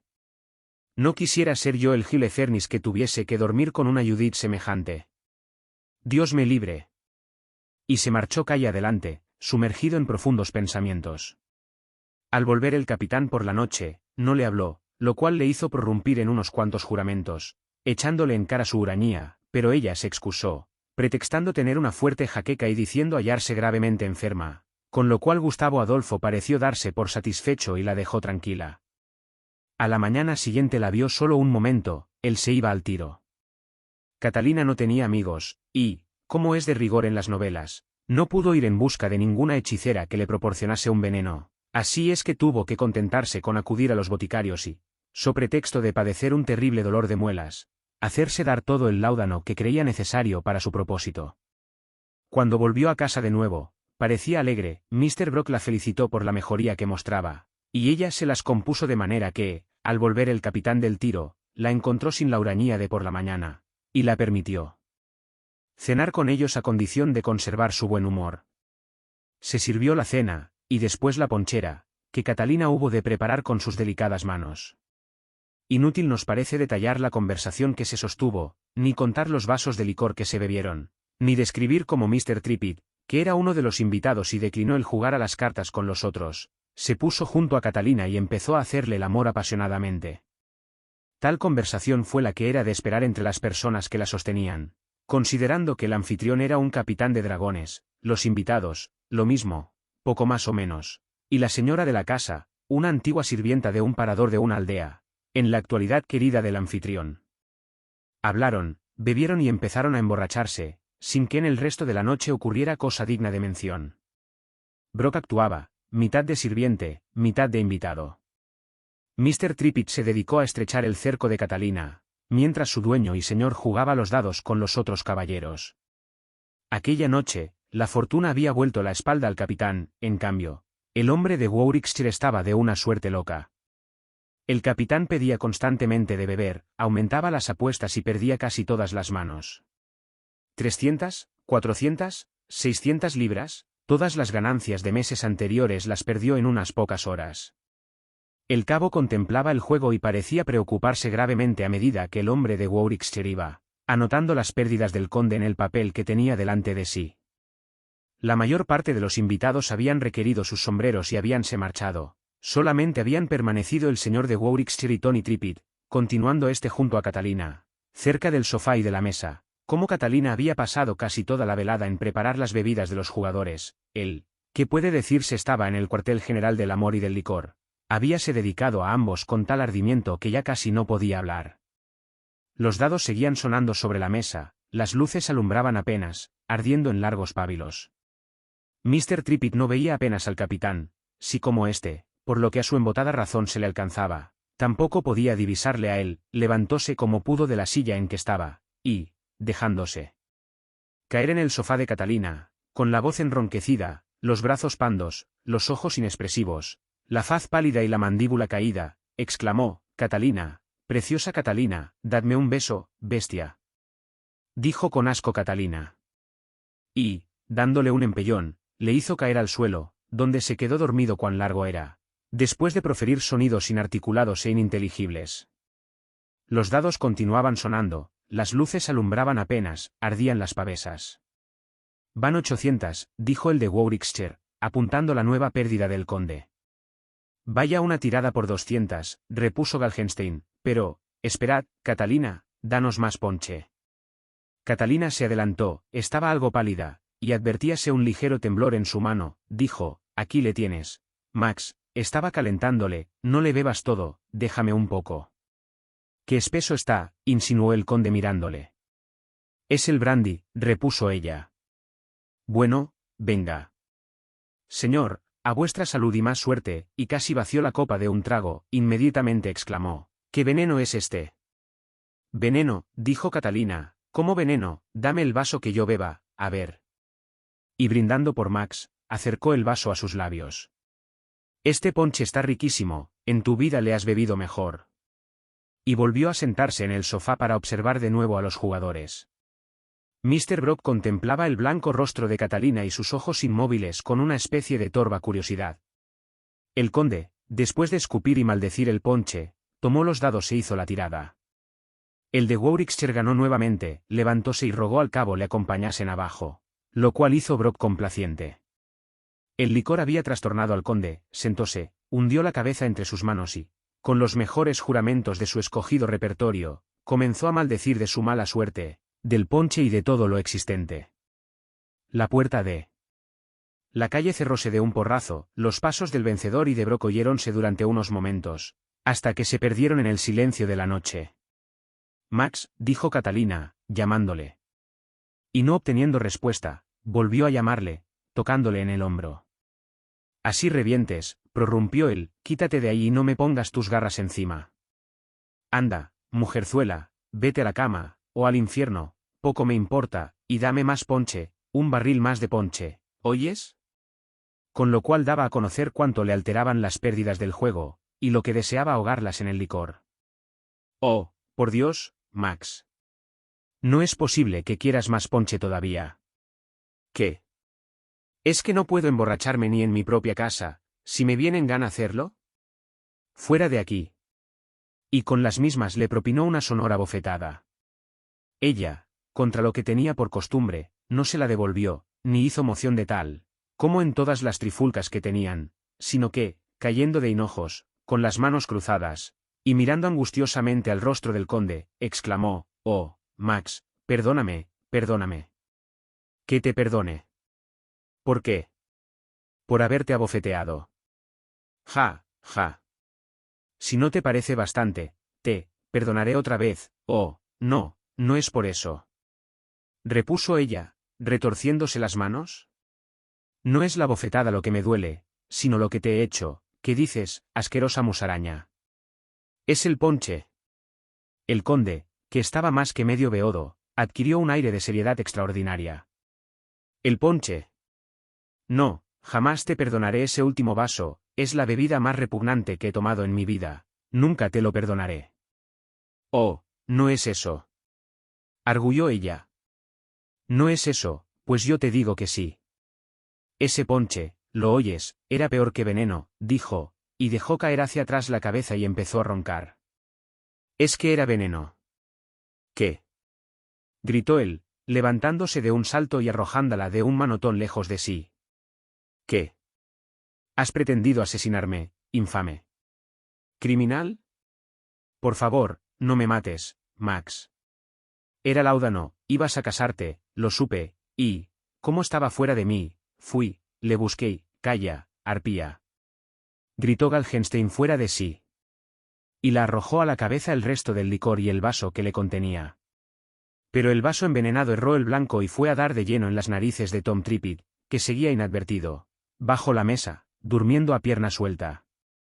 Sangrante el rostro, tambaleándose, blasfemando, con aspecto cadavérico, levantóse Mr. Trippett y tiró de espadín. Bien, sea, dijo. Preparaos a morir. ¿Queréis pelea? Estoy pronto a reñir con una docena de follones como vos. Y comenzó a dar furiosas zancadas por la estancia. Maldición sobre ti. Moriremos juntos. Y, diciendo, sacó su hoja toledana y arremetió contra Catalina. Favor, socorro, asesinos, ladrones. ¿Gritaba ella? Salvadme, Trippett, socorredme. Y poniéndole delante de sí, entre el conde y ella, abrió la puerta de la alcoba, entró y echó el cerrojo. Quitaos de delante, Trippett, rugió el conde, quitaos de delante, borracho insensato, quiero matarla, quiero aplastar a esa víbora. Y batió con un golpe seco la espada de Trippett, que se desprendió de su mano y salió dando vueltas, por la ventana, a la calle. Tomad mi vida, entonces. Dijo Trippett. Estoy borracho, pero soy todo un hombre, y, por Bacó, que sabré morir sin decir ay. Yo no quiero vuestra vida, imbécil. Escuchad, Trippett, volved en vos y no hagáis más tonterías. ¿Esa mujer ha sabido lo de mi matrimonio, con la de las 20.000 libras? Ha tenido celos y nos ha envenenado echando láudano en el ponche. ¿Qué decís? ¿En el ponche? Exclamó Trippett, volviendo a su sano juicio como por encanto y amilanándose. Oh, Dios santo. Dejaos de lamentaciones y corred en busca de un doctor, no nos queda otra salvación. Y Trippett echó a correr como si le llevaran los demonios. El conde, ante la inminencia del peligro que le amenazaba, había olvidado sus vengativos propósitos respecto de su amante, o habíales diferido, cuando menos. Debe consignarse en honor de un hombre que había combatido por Marlborough contra Thaled, que su valor no le abandonó un momento en trance tal, aunque, a pesar de su osadía, no descuidara el alejarse y salir salvo del peligro. Para lo cual corrió hacia el aparador, donde estaban los restos de la cena, y, cogiendo la mostaza, el bote de la sal y una botella de aceite, los vació en un cacharro, en el que echó además gran cantidad de agua caliente. Luego tomó esta agradable mezcolanza, la llevó a sus labios y, apretándose la nariz con los dedos, bebió todo lo que su naturaleza pudo resistir. No había necesitado ingurgitar ni la cuarta parte del filtro infernal, para que se produjese el efecto deseado, pudiendo, gracias a este ingenioso vomitivo, librarse de casi todo el veneno que tan cariñosa y hábilmente habíale proporcionado Catalina. A la sazón llegó el doctor con Brooke y Trippett. Este no pudo disimular su contento al oír que a él no se le había también obsequiado con el veneno. Sin embargo, como precaución, se le recomendó tomar algo de la mistura preparada por el conde, pero, no creyéndolo indispensable, se retiró a su casa, dejando a Gustavo Adolfo al cuidado del doctor y de su fiel servidor.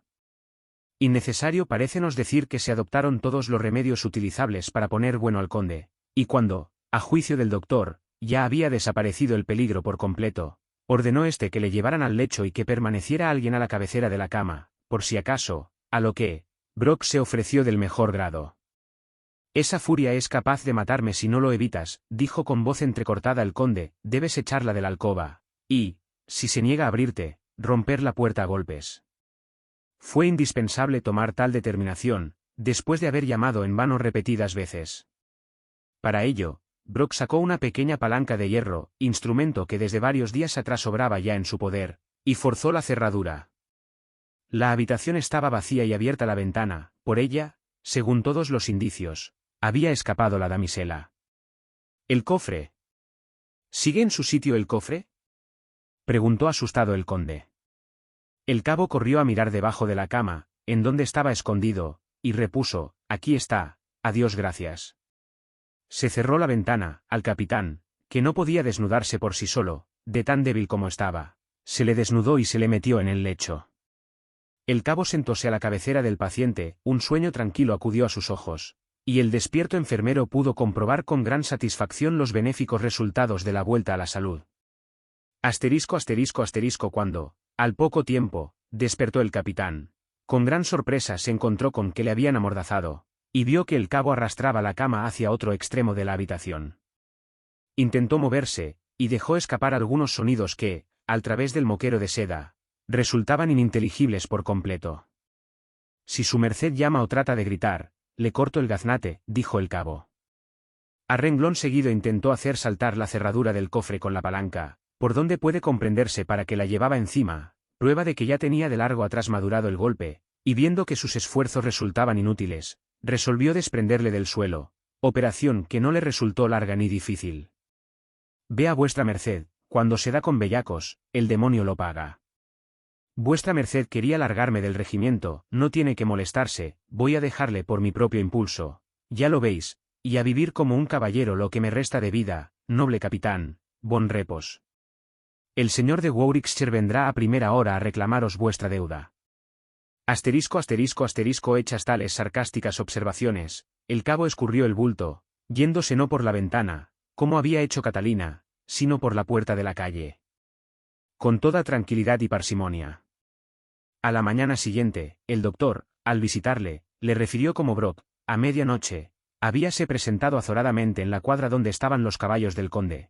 Había dicho al palafrenero que Catalina, después de envenenar a su merced, había huido, llevándose 1000 libras, y que él iba a lanzarse en persecución de la criminal, para cogerla y entregarla a la justicia, y, terminando de decir, montó el mejor caballo del capitán, aquel en que había sido raptada Catalina, y puso pies en Polvorosa.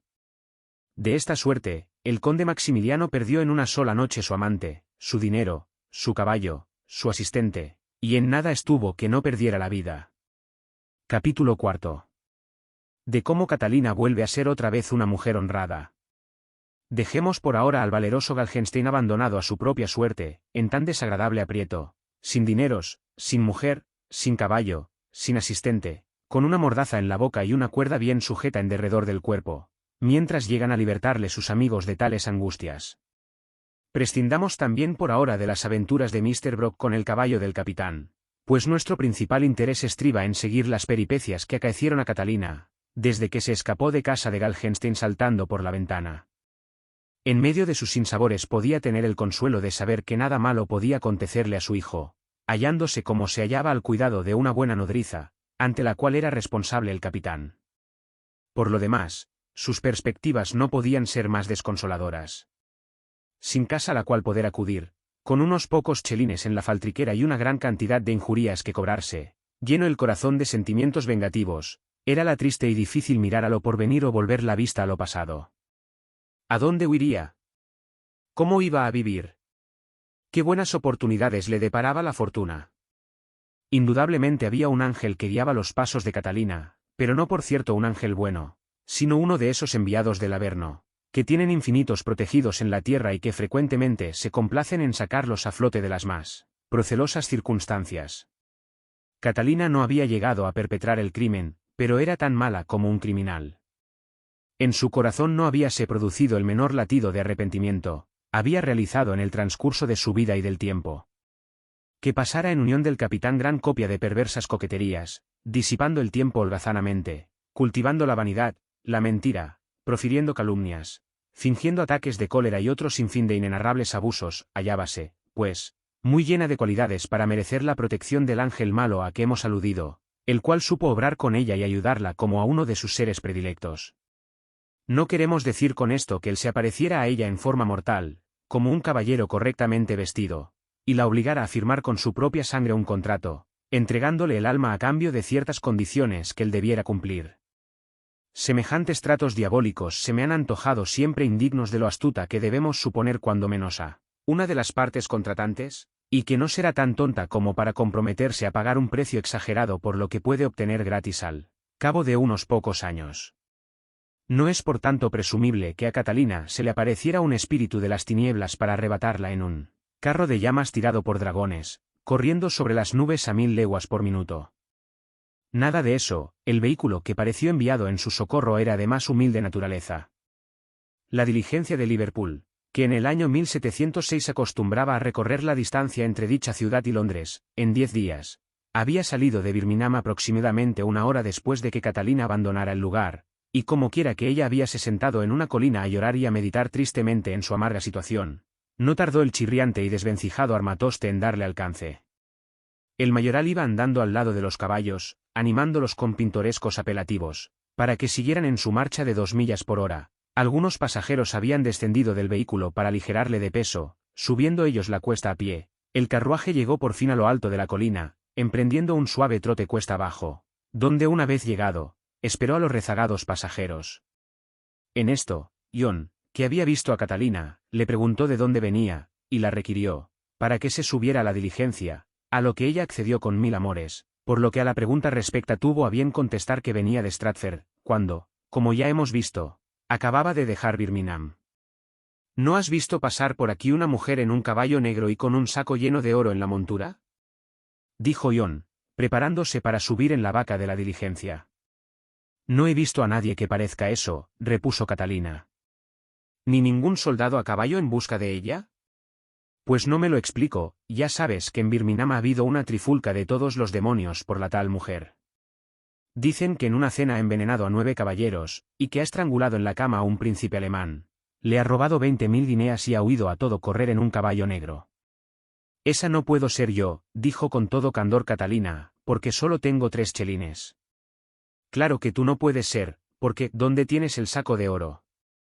Además tienes una cara demasiado bonita para envenenar a 9 señores y estrangular a un príncipe alemán.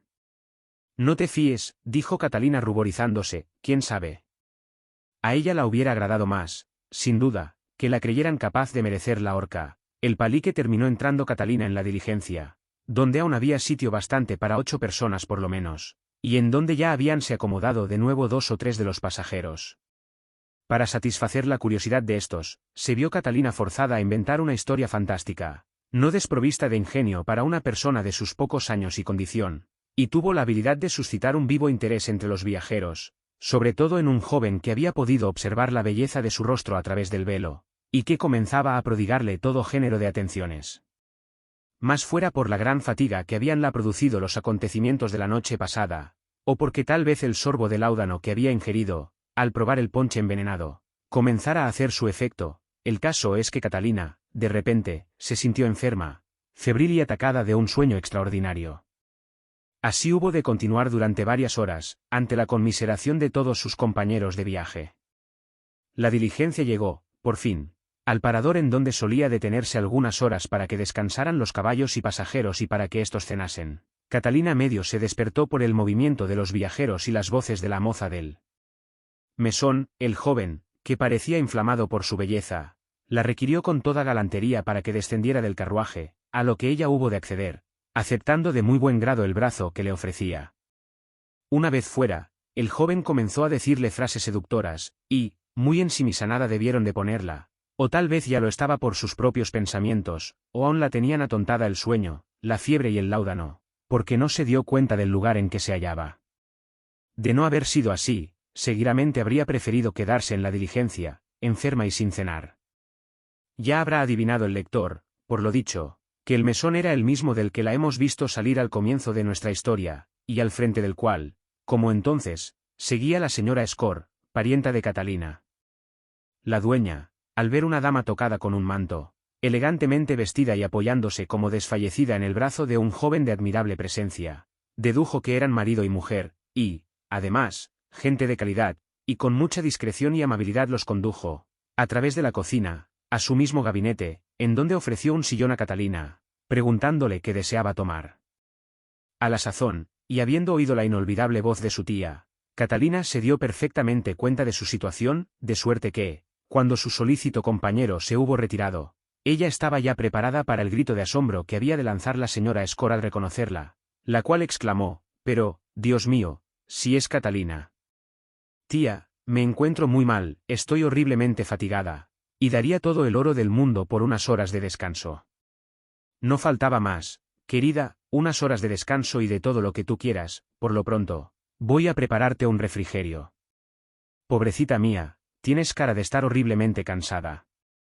«Ah, Catalina, no sé por qué se me antoja que todas vosotras, las mujeres de mundo, sois unas pobres desgraciadas.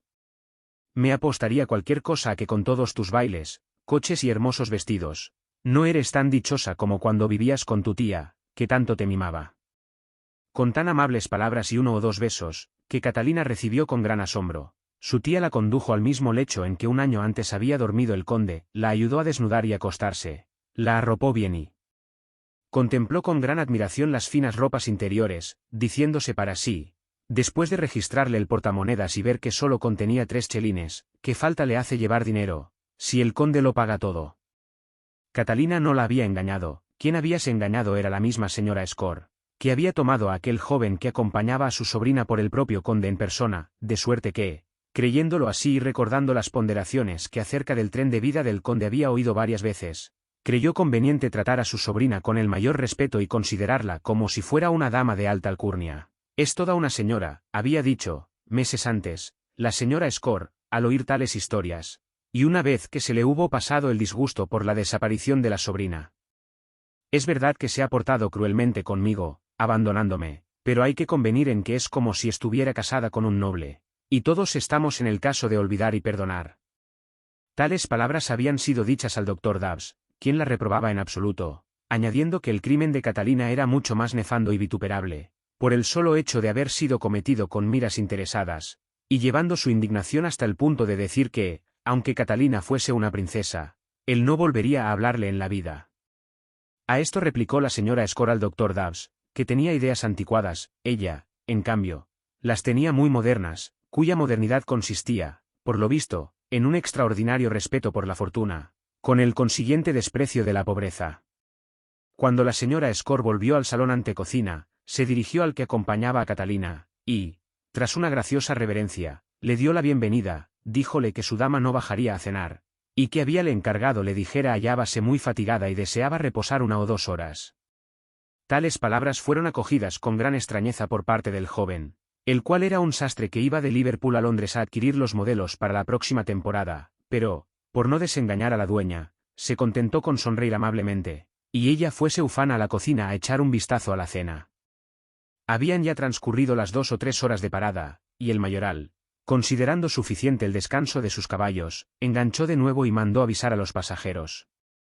La señora Score, que había visto con gran satisfacción que su sobrina hallábase realmente enferma con más fiebre, y esperaba poder tenerla varios días en casa y explotarla, salió de la habitación, y, poniendo cara compungida y mirada de tristeza, se dirigió al sastre y le dijo: «Milord, ya que recuerdo perfectamente a su merced, vuestra dama está tan delicada que sería una pena pretender que se levantara. ¿No os parece que diga al mayoral baje vuestros baúles y los de ella y os preparo la cama en la habitación de al lado?» Una ruidosa carcajada fue la inmediata respuesta a tal pregunta. «Señora», repuso alegremente el joven, «yo no soy un lord, sino un pañero y sastre, y en cuanto a esa joven, hoy es la primera vez que la he visto en mi vida».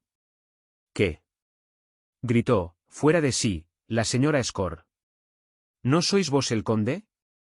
¿Me queréis decir que no sois el querido de Catalina, que no habéis ordenado una habitación para ella, y que no pagáis el importe de esta cuenta?», dijo, y exhibió un papel en el que la dama del conde se reconocía deudora de la señora Score por la cantidad de media guinea. Estas palabras furiosas excitaban más y más la risa del joven. «Pagadla, milord, y vámonos, que hay prisa», dijo el mayoral. «Nuestros respetuosos saludos a su merced», añadió un pasajero. Y así, en medio de gran algazara y alegres risotadas, abandonaron el hostal, Metiéronse en la diligencia y ésta partió chirriando y dando tumbos. Fuera de sí, pálida de rabia y coraje, esgrimiendo la cuenta, siguió un trecho la señora Score a los pasajeros, mas cuando el coche desapareció, volvió en sí misma, corrió al mesón como una flecha, tirando al suelo de un encontronazo al pinche, sin dignarse siquiera contestar a las solícitas preguntas del doctor Dabbs, subiendo las escaleras de 2 en 2 peldaños, y penetró hecha un vendaval en la estancia de Catalina. ¿Con qué esas tenemos, señora? ¿Crees que has podido venir a esta casa a estafarme? ¿Te figuras que puedes venir impunemente, dándote aires de persona principal, haciéndote pasar por amiga de un noble caballero, y usar el mejor lecho, cuando no eres más que una mendiga?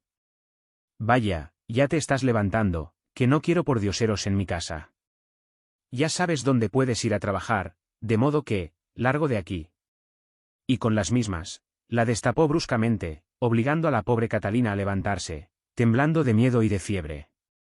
La desgraciada no tuvo valor para responder, como hubiérale tenido el día anterior, en que habría contestado con media docena de juramentos a cada uno de los que le hubieran dedicado, pero entonces solo supo suspirar, tiritar y recoger presurosamente sus ropas para vestirse, llorando, dijo: «Por Dios, tía, no me trates así, estoy enferma y soy muy desgraciada».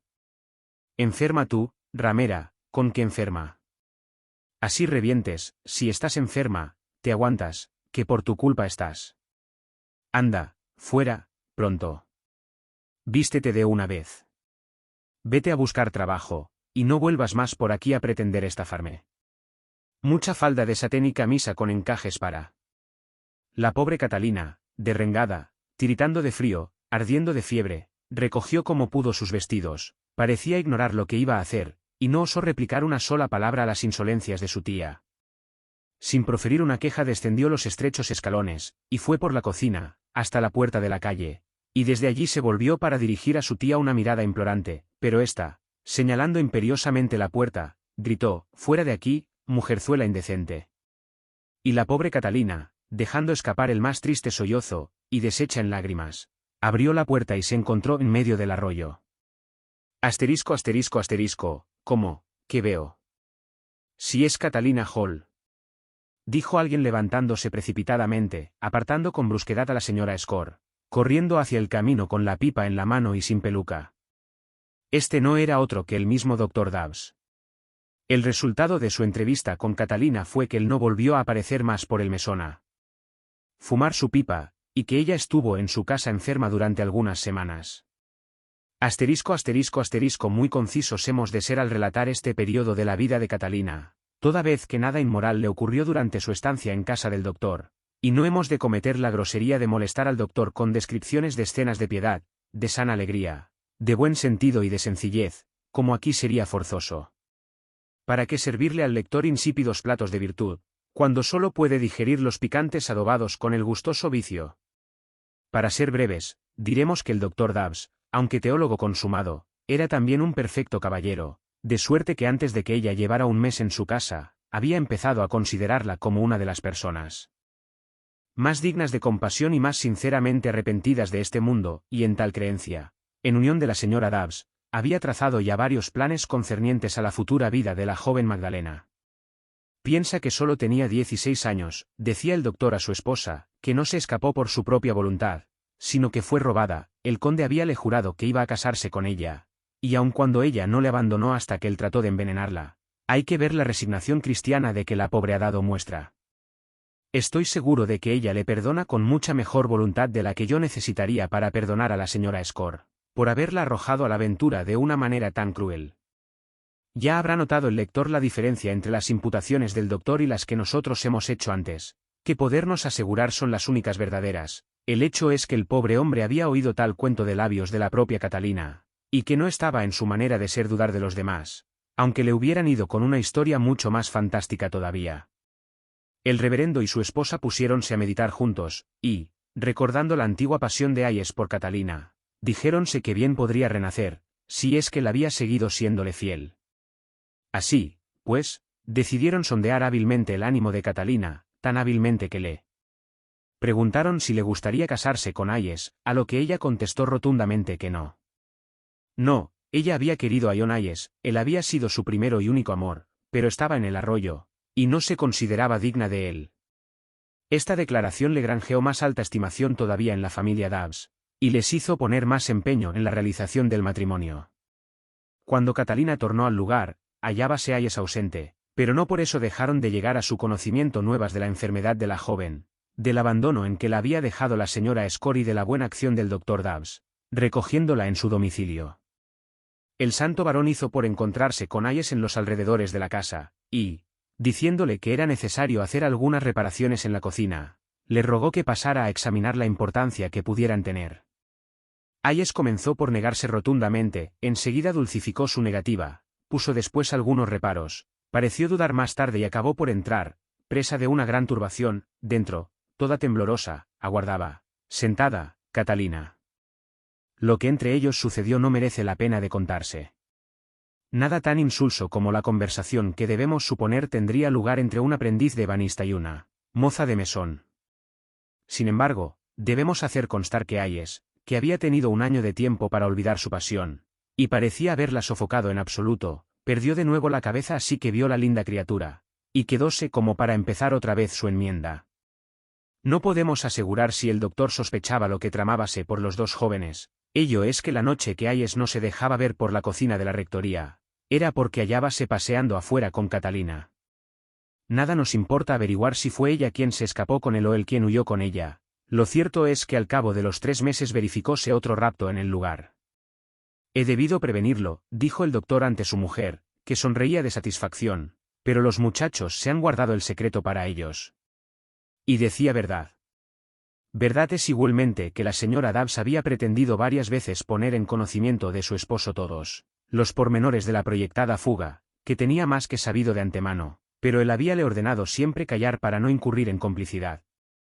La señora Dabbs sacaba frecuentemente la conversación sobre el particular, decía, por ejemplo, Hayes tiene una bonita fortuna, y es buen comerciante, es hijo único, y puede casarse con ella cuando le plazca, cierto que no es muy gallardo, generoso, simpático, más la quiere de verdad, y cuanto antes se casen, mejor. Ya sabes que no pueden casarse en nuestra iglesia, y que, bien, replicaba el doctor, si se casan en otra parte, ¿allá ellos? Yo, con no darme por enterado.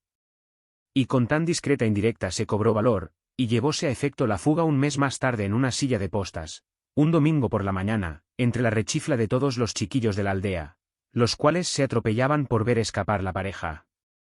En el transcurso del mes, Hayes había hecho correr las amonestaciones en la próxima ciudad de Worcester. Pensando con razón que en un lugar tan grande no llamarían la atención, como en el solitario villorrio, condujo allí a su amor. Oh, mala estrella la del bueno de Hayes. ¿A dónde te ha arrastrado tu negro destino, pobre hombre? Oh, insensato doctor Dabbs. ¿Por qué habríais de dar escucha a los ardientes deseos de vuestra casamentera esposa, olvidando que, ante todo, los jóvenes están obligados a obedecer a sus padres? Asterisco asterisco asterisco La Gaceta de Londres de 1 grados de abril de 1706, contiene un decreto de la reina, poniendo en ejecución una ley votada en el Parlamento para aumentar y mejorar el número y condición de los marinos, y por ende la armada de su majestad. Dicha ley autoriza a todos los jueces a extender mandamientos a los alguaciles, tinterillos, cabezas de partida y aun pedáneos, para penetrar, y, si necesario fuere, echar abajo las puertas de las casas en donde haya fundamento para suponer que se ocultan desertores de la marina, y si no se hallaren de estos, para echar mano de otro cualesquiera, siempre y cuando sus condiciones físicas lo permitieran. No es este lugar adecuado para transcribir el decreto en toda su extensión, pues ocupa 4 columnas de la Gaceta de Londres, pero sí para consignar que, al ser puesto en vigor, causó gran irritación en todo el reino. Como todo el mundo sabe, tras la marcha de un poderoso ejército empiezan a surgir bandidos y criminales a su zaga. De igual suerte, tras una gran medida de carácter nacional adoptada por el Estado, aparecen infinitos intereses mezquinos de orden personal, los cuales son defendidos por toda la colectividad. Así, esta disposición de reclutamiento, dictada cruelmente en Inglaterra contra el pueblo inglés, con el único fin de mantener el prestigio británico en Flandes, dio lugar al nacimiento de crecido número de vagos y agentes informadores, que dedicáronse a vivir a costa del país, explotando a los que estaban sujetos a servicio militar, y atemorizando a los que no lo estaban, amenazándolos con incluirlos en sus listas. Hayes, después de efectuado su casamiento, pensando que la vida en Wooster era más barata que en muchos otros sitios, buscó cuidadosamente el albergue más económico de la ciudad, donde poder llevar a su esposa.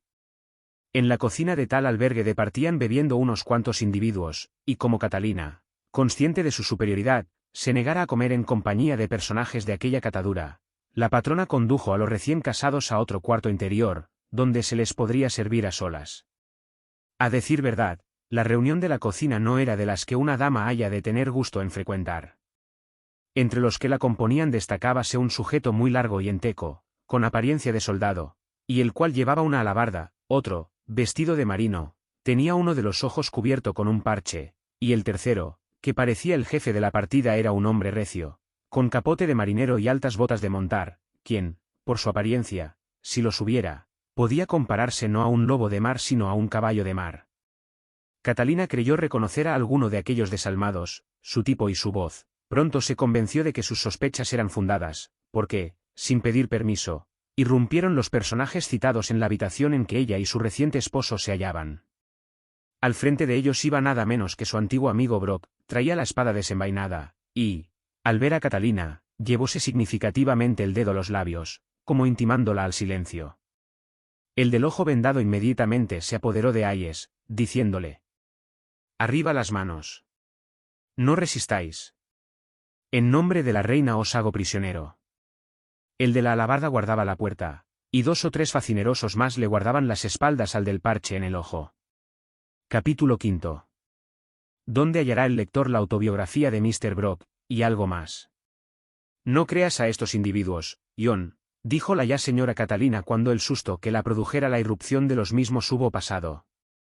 No son magistrados, lo que quieren es sacarte el dinero. Pues no les daré ni un penique aunque me maten. Ese de la espada, prosiguió Catalina, yo sé quién es, se llama, Good, señora, interrumpió Brock, servidor vuestro. Soy un mandatario del juez Gabel, de esta localidad. ¿No es cierto?, preguntó al de la alabarda. Así es, añadió el del ojo tapado. Nada es tan verdad, ratificó el del gorro de dormir. Supongo, señora, que nada tendréis que oponer ahora, dijo Brock, alias Good. No podéis considerar como falso el testimonio de estos caballeros, estamos en el desempeño de nuestra misión, la cual consiste en apoderarnos de todo varón apto para el servicio militar que no pueda responder satisfactoriamente de sí mismo y alistarle en las filas de su majestad. Aquí tenéis a este Mr. Hayes, señores. ¿Puede darse un hombre más sano, a propósito y mejor acondicionado que él para el servicio? Por Bacó, que es un magnífico ejemplar. Antes de que el sol se ponga, le inscribiremos como granadero, ¿no os parece? No te apures, John. Yo te aseguro que le conozco, exclamó Catalina. Lo único que quiere es sacarte dinero. Oh. Ahora que caigo, me parece que os recuerdo, señora. A ver, dejadme pasar. Ah, sí. Si la memoria no me es infiel, creo que fue en Birmingham, por los días en que trataron de asesinar al conde Gal, oh, señor. Interrumpió Catalina, pasando en un momento del tono de desprecio al de la más amable cortesía. Seguramente me equivoqué, perdonad. ¿Qué pretendéis de mi marido, apoderándose así de él? ¿Cuánto pediríais por dejarle en libertad y permitirnos marchar? No tenéis más que decir la cantidad, es rico y, ¿quién? Yo, rico yo, Catalina. Por Dios. No la creáis, señor, vivo solo del trabajo de mis manos, yo soy un pobre banista, dependiente de mi padre. Puede daros 20 guineas por su libertad, estoy segura, dijo la señora Catalina. Pero si solo tengo una para poder llegar a casa, suspiró Hayes. En casa tienes 20, y más, repuso ella. Dals a estos caballeros una carta para tu madre, y ella pagará, y luego nos dejaréis en paz, ¿verdad? Después que hayan dado el dinero, sí, dijo solemnemente Brock. Además, no hay por qué apurarse, arguyó el de la alabarda. Nosotros trataremos de haceros agradable vuestra detención, y beberemos a la salud de vuestra linda esposa. Dicho lo cual, para no faltar a su palabra, llamó a la dueña y le pidió sirviera licor. Al ver a Hayes a la patrona, arrojóse a sus pies, rogándole los socorriera y preguntando si la ley no le protegía. Aquí no hay más ley que esta, replicó Brock sacando una terrible pistola, a lo cual la dueña nada pudo responder, contentándose con hacer un gesto de resignación y marcharse sin decir oste ni moste. Después de otras varias y cariñosas solicitaciones por el estilo, decidióse Hayes a escribir la requerida carta a su padre, diciéndole hallábase preso, que solo le dejarían libre si le entregaba 20 guineas y que sería inútil detener al portador de la carta, toda vez que habían jurado matarle en caso de que algo desagradable aconteciera a su camarada. Como prueba de la autenticidad de la carta, obligáronle a adjuntar alguna presea, el anillo que Hayes llevaba, y que habíale regalado su madre el día de su cumpleaños. Después de algunas deliberaciones, resolvíase confiar la misión diplomática al de la alabarda, quien, según las apariencias, era el segundo jefe de las fuerzas al mando del antiguo cabo Brock. Este individuo era designado por sus compañeros con los calificativos de abanderado y capitán Maxane, algunas veces, en el seno de la confianza, llamabanle naripas, por el excesivo desarrollo con que éstas triunfaban en su rostro. Mr. Maxane montó, pues, el caballo de Hayes y abandonó Wooster, dejando a todos los de la reunión bastante intranquilos acerca de su vuelta. Sabíase que ésta no podía tener lugar hasta la mañana siguiente, con lo cual ya supondrá el lector cuán amarga noche de bodas se le presentaba a Hayes. Sirvióse la comida, y, como habíanlo prometido, Mr. Brock y sus dos restantes camaradas participaron de ella con los recién casados. Vino luego el ponche, que bebióse también en amor y compañía, y a última hora, del tentempié solo participó Brock, pues los otros dos individuos preferían la conversación de la dueña y sus pipas, al amor de la lumbre, en la cocina. No es muy agradable mi presencia aquí, lo reconozco, dijo Brock, y siento que os veáis forzado a pasar de esta triste suerte vuestra noche de novios, pero no hay otro remedio. Alguien ha de quedarse con vosotros, amigos míos, pudierais tener la mala idea de escapar por la ventana, lo cual nos obligaría a tener que mataros, y el diablo sabe a qué otras desagradables consecuencias. Como mis amigos gustan de fumar sus pipas, tendréis que soportar mi compañía hasta que puedan relevarme. Nadie supondrá que 3 personas que habían de pasar toda la noche juntos en una habitación, aunque de mal grado, pudieran permanecer inalterablemente silenciosos, sin entablar algo de conversación. Así, no es de extrañar que Brock, como buen soldado viejo, tratara de amenizar aquellas horas de sus prisioneros con la más exquisita amabilidad, haciendo cuanto humanamente estaba en su poder, con la ayuda del licor. Hayes consintió, al fin, en beber, y lo hizo copiosamente, pero no se mostró muy locuaz. El miedo a ser reclutado, la duda de si sus padres accederían a pagar el rescate y la gran cantidad de dinero que habían de desembolsar, por él mismo, teníanle tan preocupado que apenas si le dejaban escuchar lo que se decía. Por lo que a la señora Catalina respecta, no es de suponer la desagradase de veras ver al antiguo cabo. Habían sido buenos amigos en otros tiempos, de felices recuerdos para ella. Había recibido de él verdaderas pruebas de aprecio, a las cuales había correspondido. Por fuerza tenía que subsistir entre ellos una sincera y afectuosa amistad, y como subsistía, pegaron pronto la hebra en amena charla. El cabo, después de haber hecho a Hayes trasegar de lo lindo, propuso una partida de cartas. Hayes, al cabo de una hora de juego, sintióse con tanto sueño, que no vaciló en echarse sobre la cama, vestido como estaba, no tardando gran cosa en quedarse dormido como un tronco y roncando hasta la mañana siguiente. Catalina, que no sentía ganas de dormir, y el cabo, completamente espabilado, dando frecuentes y cariñosos tientos a la botella, no tardaron en enfrascarse en la más íntima de las confidencias, ya que el profundo sueño de Hayes hacíales considerarse como a solas. Explicó ella todas las circunstancias que habían concurrido en su matrimonio. Admiraron la casualidad que habíales hecho encontrarse de nuevo en aquella fonda de las 3 rocas, no tardando Brock en confesarle la perfecta ilegalidad de la acción que estaba cometiendo, y cuyo único objeto era sacarle los dineros al tonto de Hayes. El simpático cabo no experimentaba el menor asomo de vergüenza por su profesión, e hizo algunos chistes ingeniosos acerca de las últimas peripecias de la vida de Catalina, su tentativa de envenenamiento del conde y los futuros planes que debiera hacer en calidad de esposa. Brock extendióse en la narración de cuanto habíale acontecido desde que habíanse visto por última vez, cómo había galopado con el caballo del conde hasta Oxford, en donde había cambiado su uniforme por un traje de paisano y en donde vendió, Jorge de Dinamarca, en magníficas condiciones al rector de uno de los colegios.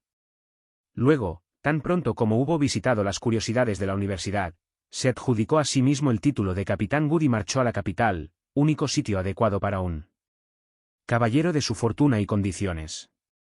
En ella leyó con la mayor indiferencia, en el Daily Post, el Courant, el Observator, la Gazette y otros periódicos de aquellos días, una detallada y minuciosa descripción de su persona, de su indumentaria, del caballo en que había huido, y una recompensa de 50 guineas a quien diera razón de su paradero al capitán conde de Galgenstein, en Birmingham, a Mr. Murphy, en La Bola de Oro, en el Saboya, o a Mr. Bates, en el Ancla de Piccadilly. Pero el capitán Wood, con una enorme y complicada peluca, que le había costado 60 libras, altos tacones rojos en sus zapatos, una espada de plata, una caja de rapé, de oro, una ancha herida, procedente, según decía, del sitio de Barcelona, que le desfiguraba el rostro y obligábale a taparse uno de los ojos, no corría gran riesgo de ser tomado por el cabo Brock, desertor del regimiento de Catt, y se paseaba por las principales avenidas con un aire de solemnidad que en nada tenía que envidiar al de los principales nobles. Cómo se le reputaba compañero excelente, y sus gastos no tenían límite, tan pródigo era. Alternaba con la sociedad que le parecía de su agrado, de suerte que en la capital considerábase ya provisto de todo fundamento el rumor que le atribuía la proeza de haber robado el manto de oro y diamantes de la Virgen de Compostela, de cuyo producto vivía, cosa que entre los fanáticos, protestantes de aquellos días proporcionábale gran número de admiradores, los cuales hubieran de buen grado, aunque por móviles religiosos, participado en la comisión de su piadoso delito. El capitán Wood favorecía cuantos rumores circulaban a propósito de su riqueza. Lejos de contradecir ninguna referencia, estaba siempre pronto a confirmarla, y cuando dábasele cuenta de dos rumores contradictorios, limitábase a decir, mi querido señor, yo no invento las historias ni tengo por qué negarlas, y os advierto que daré mi asentimiento a todas, para que creáis la que más os agrade. De esta suerte adquiría reputación no solamente de caballero rico, sino que también de discreto. En realidad de verdad, era una lástima que Brock no hubiese nacido caballero, porque, en caso semejante, habría vivido y muerto como tal, pues gastaba su dinero como si lo fuese. El caballero amaba a todas las mujeres, como caballero se batía y jugaba y emborrachábase como el más cumplido de todos. ¿Qué más podía desear? Así, en sus postreros años, pudo exclamar, aquellos eran tiempos felices. Cuando pienso que pude llegar a ser un gran hombre y morir tal vez de general, no puedo por menos de maldecir la obstinación de mi mala suerte. Contando ahora sus hazañas, proseguía, ya veréis lo que hice, amiga mía. Tomé un departamento en Piccadilly, como si fuera un lord, tenía 2 magníficas pelucas y 3 preciosos trajes, llenos de encajes, un negrito vestido a la turca, me paseaba por mal durante el día, y cenaba frecuentemente en Covent Garden, visitaba los mejores cafés y conocía todos los calaveras de la ciudad. Y voy a deciros cuál fue el mejor de mis golpes de audacia, como no ha habido quien haya sido capaz de igualar. Entraba yo un día en el elegante café de Will, cuando oí que, en un corrillo de caballeros, uno decía, Capitán Wood, el Capitán Wood, yo no le conozco, pero recuerdo que había un Capitán Wood en el regimiento de Souswell. Era nada menos que Lord Peterborough quien hablaba. Entonces, acercándome a él, le hice una graciosa reverencia, díjele que le conocía perfectamente y que habíale seguido de cerca a nuestra entrada en Barcelona. No dudo que así fuera, Capitán Wood, díjome, estrechándome la mano, como no dudo que me conozcáis. Y, con las mismas, me hizo sentar a su mesa y me invitó a tomar juntos una botella.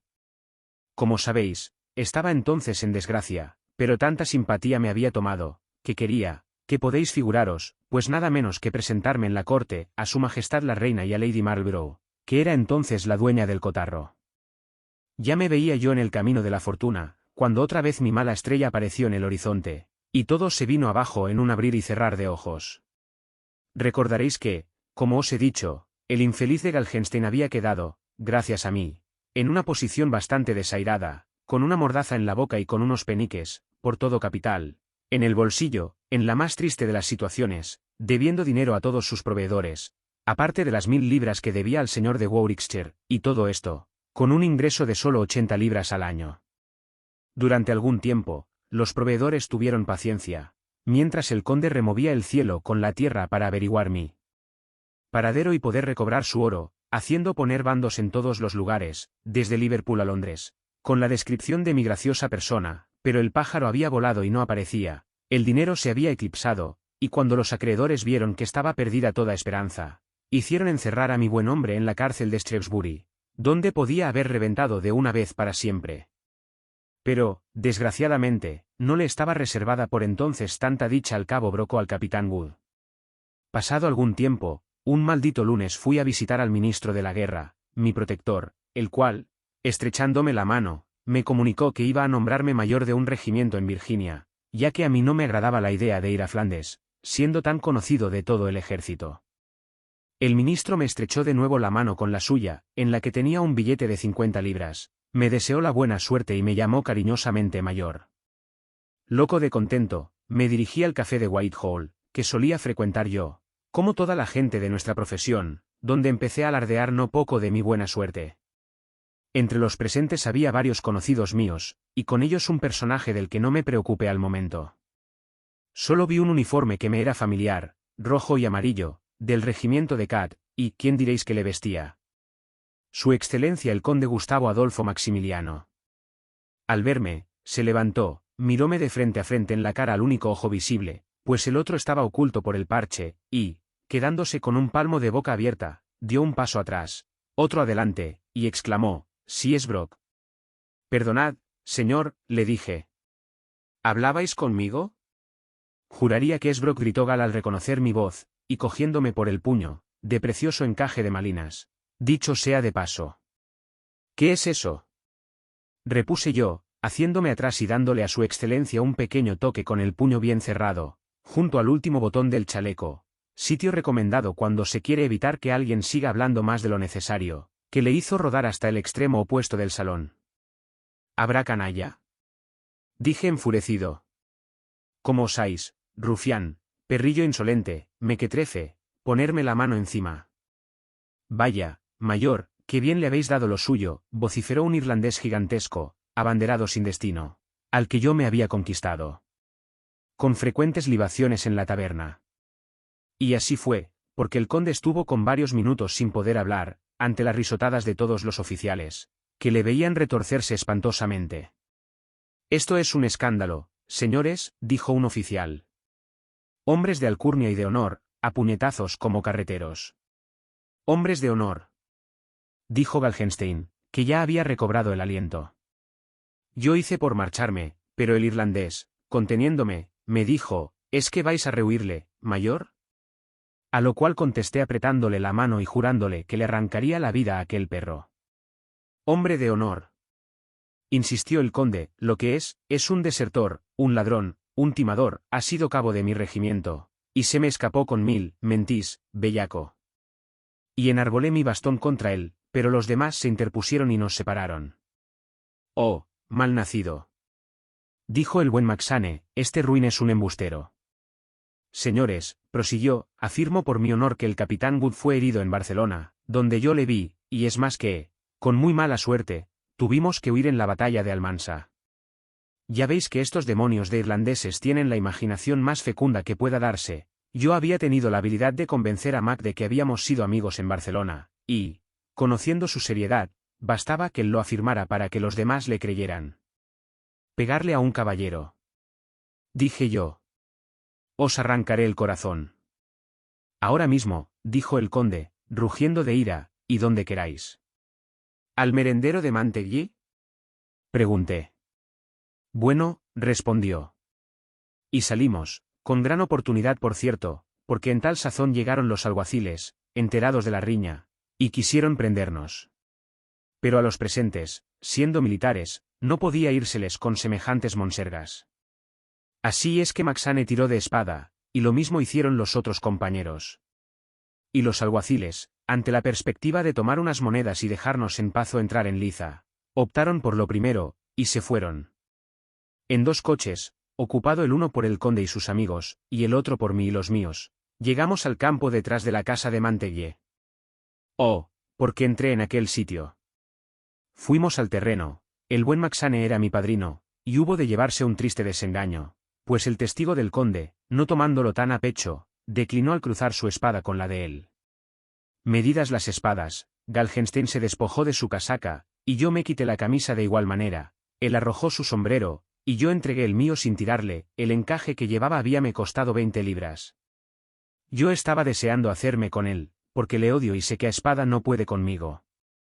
No os desafiaréis con esa peluca, dijo Maxane. Claro que no, le repuse, y me la quité. Así reventaran todos los peluqueros del mundo. Así ardieran en el infierno hasta la consumación de los siglos todas las pelucas, peluquines, bisoñés. La mía fue la causa de mi ruina. Que no habría sido yo al presente si no fuera por mi peluca. Al quitármela para dársela al abanderado Maxane, desprendióse con ella el parche que yo tenía casi olvidado, dejando al descubierto el ojo que apareció brillante y vivo como ningún otro del mundo. «Vamos ya», dije. Y le tiré una estocada a fondo, pero él dio un salto atrás, y su padrino paró el golpe. «Yo no puedo batirme con ese individuo», dijo, pálido como un cadáver, el conde. «Juro por mi honor que se llama Peter Brock, que ha sido durante 2 años cabo de mi regimiento, y que se escapó después de robarme 1000 libras. Ahí le tenéis, porque llevaba tapado el ojo. Pero, esperad. Aún tengo mis pruebas». Y buscándose en los bolsillos, sacó la maldita proclama en que se anunciaba mi deserción. «Mirad si tiene una cicatriz en la oreja izquierda, decime si no está tatuado con las letras CR en su brazo derecho. Y ese irlandés fanfarrón que le acompaña debe ser su cómplice por lo que veo, yo no puedo tener una cuestión personal con ese individuo, como no sea con un alguacil por testigo». «Es una historia algo sucia», dijo el padrino del conde. «Una canallesca mentira», rugió Maxane, «y el conde responderá de esas cosas». «Un momento», dijo el mayor, padrino del conde, «deteneos. El capitán Wood es un caballero demasiado valeroso para negarse a dar satisfacción al conde, y no dudo de que no tendrá inconveniente en mostrar que no tiene tal tatuaje en el brazo derecho, propio solo de los simples soldados». «El capitán Wood», repliqué, «no hará tal cosa, mayor, yo me batiré con ese bellaco de Galgenstein, o con vos, o con otro hombre de honor cualquiera, pero no toleraré que se me examine como a un ladrón». «No faltaba más», apoyó Maxane. «Pues yo tengo que retirar a mi apadrinado del terreno». «Retiradle si queréis, señor», dije en el colmo de la rabia, «pero antes quiero tener el placer de decirle que es un cobarde y que miente, que vivo en Piccadilly, en donde puede encontrarme cuando le plazca, si es que tiene valor para ello». Después de lo cual recogimos nuestras ropas y nos volvimos cada cual en nuestro coche, sin que hubiera habido efusión de sangre. «Y ahora que estamos solos», dijo Maxane, «¿son ciertas todas esas cosas que ha dicho de vos ese bellaco?» «Abanderado», repliqué, «¿sois un hombre de mundo?» «Por Bacó, si lo soy, y abanderado hace más de 22 años. ¿Qué os parece si habláramos tomando un bocado? Pararemos en el primer figón». «Pues sí, abanderado, todo es verdad». Hice al cochero parar en el primer establecimiento, y le di dinero para que se comprara lo que quisiera y fuese comiéndolo en el coche, pues no tenía yo tiempo que perder. Mientras tanto, fui contándole toda la historia de aquello, con lo cual se rió de todas ganas. Cuando tuvo la barriga llena le di un par de guineas, y tan fuera de sí se puso de contento que empezó a llorar y a besarme, jurándome que nunca me abandonaría. Y así fue, porque desde entonces hemos sido amigos inseparables, y me parece que es él único de quien puedo fiarme. No sé por qué me dio en la nariz que algo peligroso me esperaba. Así es que mandé parar el coche un poco antes de llegar a casa, y, metiéndome en una taberna, rogué a Maxane se acercara a mi morada y viera si estaba el camino libre. Al poco de esto le vi venir, pálido como la cera, diciendo que la casa estaba llena de alguaciles. Todo se fue al demonio, mejor dicho, volvió de nuevo al conde, 500 libras que me quedaban, 5 magníficos trajes, 3 pelucas, aparte de las camisas con encaje, espadas, bastones, cajas de rapé cinceladas. Había aparecido otra vez mi mala estrella, ya no podía esperar seguir siendo un caballero, y si se me echaba el guante, la horca o el fusilamiento. Amiga mía, en tales momentos hay que ser listo y andar deprisa. La cuadra en donde yo acostumbraba a alquilar el carruaje para ir a la corte, y en la cual se me tenía por un hombre de fortuna, estaba cerca. Fuimos a ella inmediatamente, y, avistándome con el dueño, le dije que mi amiga y yo estábamos invitados a cenar en Twickenham, que se nos había hecho algo tarde y que me alquilara 2 de sus mejores caballos. Lo cual hizo complaciente, y salimos al trote. En lugar de atravesar el parque, tomamos por calles poco céntricas, y así que nos hallamos a campo raso, pusimos los caballos al galope y corrimos como si nos llevaran los demonios. Por fortuna, todo esto había pasado, amiga mía, en menos tiempo que lo cuento, y hétenos a mi amigo y a mi dueños del camino y decididos a todo antes de saber casi ni dónde estábamos. Ahora podéis figuraros cómo hemos llegado a encontrarnos en este sitio y protegidos por su dueña. En todos los alrededores no hay como ella para comerciar con lo robado. A ella fue a quien se le ocurrió la idea de secuestrar a vuestro marido y quien me hizo conocer a esos otros dos individuos, que ni sé cómo se llaman. Asterisco, asterisco, asterisco, ¿y qué hicisteis de los caballos? Preguntó Catalina cuando Brock hubo terminado su cuento. Los vendimos por 13 guineas en la feria de Stourbray. ¿Y el conde, dónde está? Brock, suspiró Catalina. Esas tenemos. ¿Suspirando aún por él? Pues marchó a Flandes con su regimiento, donde seguramente ya habrá tenido otras muchas condesas de Galgenstein como vos. Yo no puedo creerlo, repuso Catalina, levantándose indignada. Si no le creíais capaz de hacerlo, ¿para qué darle el láudano? Salid de aquí inmediatamente. Dijo, con aire trágico, la dama. Pero mirando con gran desconsuelo a Brock, al techo, al suelo, a su marido, de quien apartó enseguida los ojos, comenzó a llorar desconsoladamente. Ante lo cual, para no enojarse, el cabo se puso a silbar un aire frívolo. No creemos fueran lágrimas de arrepentimiento, sino de añoranza por los tiempos en que gozase de su primer amor y disfrutara de ricos trajes y sombrero blanco, con pluma azul. El silbar del cabo era mucho más inocente que el sollozar de la joven, de seguro. Él era un criminal, pero cuando estaba de buen humor, un buen hombre. Nuestros novelistas se equivocan al despojar a sus bellacos de todas las buenas cualidades, algunos las tienen, y lo único triste es pensar cuán próximo está y parecido es, en muchas circunstancias de la vida, por el verdadero sentimiento, un bandido a un hombre honrado. Pero, no filosofemos. Capítulo 6. Las aventuras del embajador Mr. Maxane. Sí.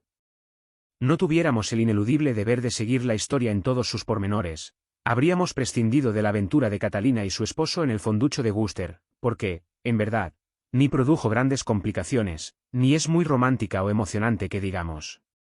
Pero no tenemos más remedio que ajustarnos estrictamente a la verdad, aun cuando no sea del todo agradable leerla o hablar de ella. Como en el calendario de Newwood consta, el matrimonio Hayes fue sorprendido y secuestrado en un albergue de Wooster, fue estafado por individuos que fingieron querer inscribir al marido en el reclutamiento para el servicio militar. Hayes fue obligado a pedir dinero a su padre para salir del atolladero, y el buen hombre accedió a darle. Esta es la verdad neta, de la cual no pensamos separarnos por nada del mundo. La relación que Brock hizo de sus aventuras en Londres puede darnos una idea bastante aproximada de su amigo, Mr. Maxane. Ni la inteligencia ni los principios del abanderado eran de lo más sólido, pues la primera debió de resentirse con la pobreza, la bebida y un casco de metralla en la acción de Stenkirk, aparte de que él no estaba por prestar gran atención a los segundos. En verdad, había gozado de tal dignidad en el ejército, pero empeñó la mitad de la paga por jugar y beber, y durante varios años venía viviendo de milagro, sin que nadie, ni aun él mismo, pudiera explicarse el cómo. ¿Quién no conoce infinidad de individuos en tales condiciones? ¿Quién podría decir cómo se procuran la camisa limpia que llevan, los medios para embriagarse, quién los saca del trance de morirse de hambre? Su vida es un asombro de todos los días, un caso extraordinario, su almuerzo, un milagro, la comida, algo incomprensible, la cena, y la cama, una oportuna interposición de la providencia. Si alguno de nosotros necesita un chelín mañana, ¿quién nos lo da? ¿Nos darán la carne nuestros carniceros, nos lavarían la ropa para que fuéramos limpios? Ni un mal hueso, ni un solo trapo. Pero no es tan fácil morirse de hambre, aun cuando no se tenga para comer. Personas hay que hacen de tal estado inminente una profesión, proporcionándose por semejante procedimiento el pan cotidiano. Esa había sido durante algunos años la única profesión de Maxane, y la explotó tan bien, que no dejó de sacar de ella con qué vivir, casi demasiado bien para lo que su condición requería. Él se las componía de manera que cenaba un cierto número de días por semana, incierto, mejor dicho, que dormía en uno u otro sitio y se permitía el lujo de embriagarse lo menos 300 días al año. Conocía a uno o dos nobles, que de vez en cuando le socorrían con algunas monedas, y a los cuales él servía en toda clase de menesteres. Tenía algunas otras relaciones, que molestaba de vez en cuando con la mayor frescura, y de las que sacaba, ya una comida, ya una corona, ya, y como por equivocación, algún bastón con puño de oro, que indefectiblemente iba a parar a la casa de empeño. Cuando nadaba en su relativa abundancia dejábase ver por los cafés concurridos, cuando andaba mal de fondos. Ni el demonio sabía en qué guarida se cobijaba en busca de alimento y habitación. Tenía la espada siempre lista, y cuando estaba claro, o sea menos turbio, era un consumado maestro de ella. En la fanfarronería y la mentira apenas podía tener rival. Y para terminar su retrato, diremos que medía de altura 6 pies y 5 pulgadas.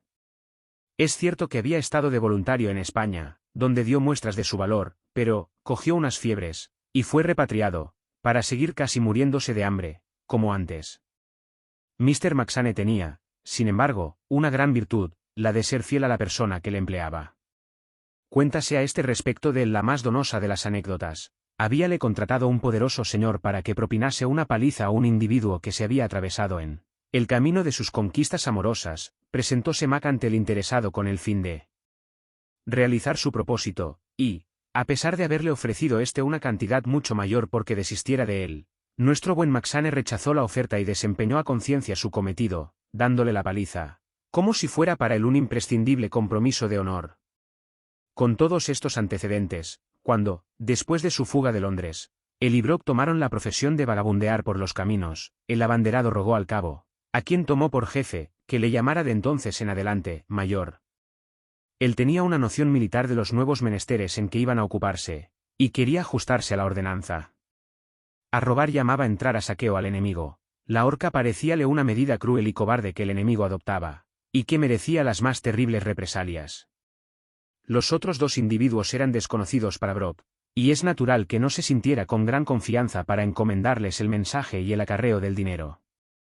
Tampoco ellos, por su parte, se fiaban mucho de él, pero Mr. Brock depositó 5 guineas en manos de la patrona como garantía de la vuelta de su camarada, y el abanderado McSane pudo partir con la comisión para los padres de Hayes, montado en el propio caballo de este. Era curioso el aspecto que ofrecía tal embajador de ladrones con su viejo traje azul celeste, de vueltas de color naranja, sus altas botas sucias, la espada de enorme cazoleta y un pequeño y raído sombrero encasquetado sobre una raquítica peluca añorante del peine.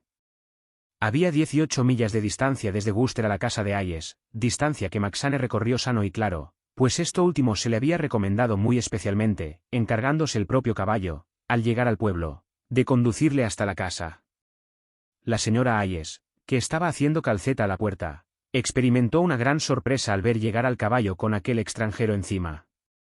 McSane saltó del corcel con gran agilidad, y tan pronto como estuvo en tierra, juntó los talones, llevóse el sombrero al pecho y, haciendo un profundo y gracioso saludo a la señora Hayes, tan profundo, que casi le mete la peluca por las narices, dijo, «Tengo el supremo honor de hablar con la señora Hayes».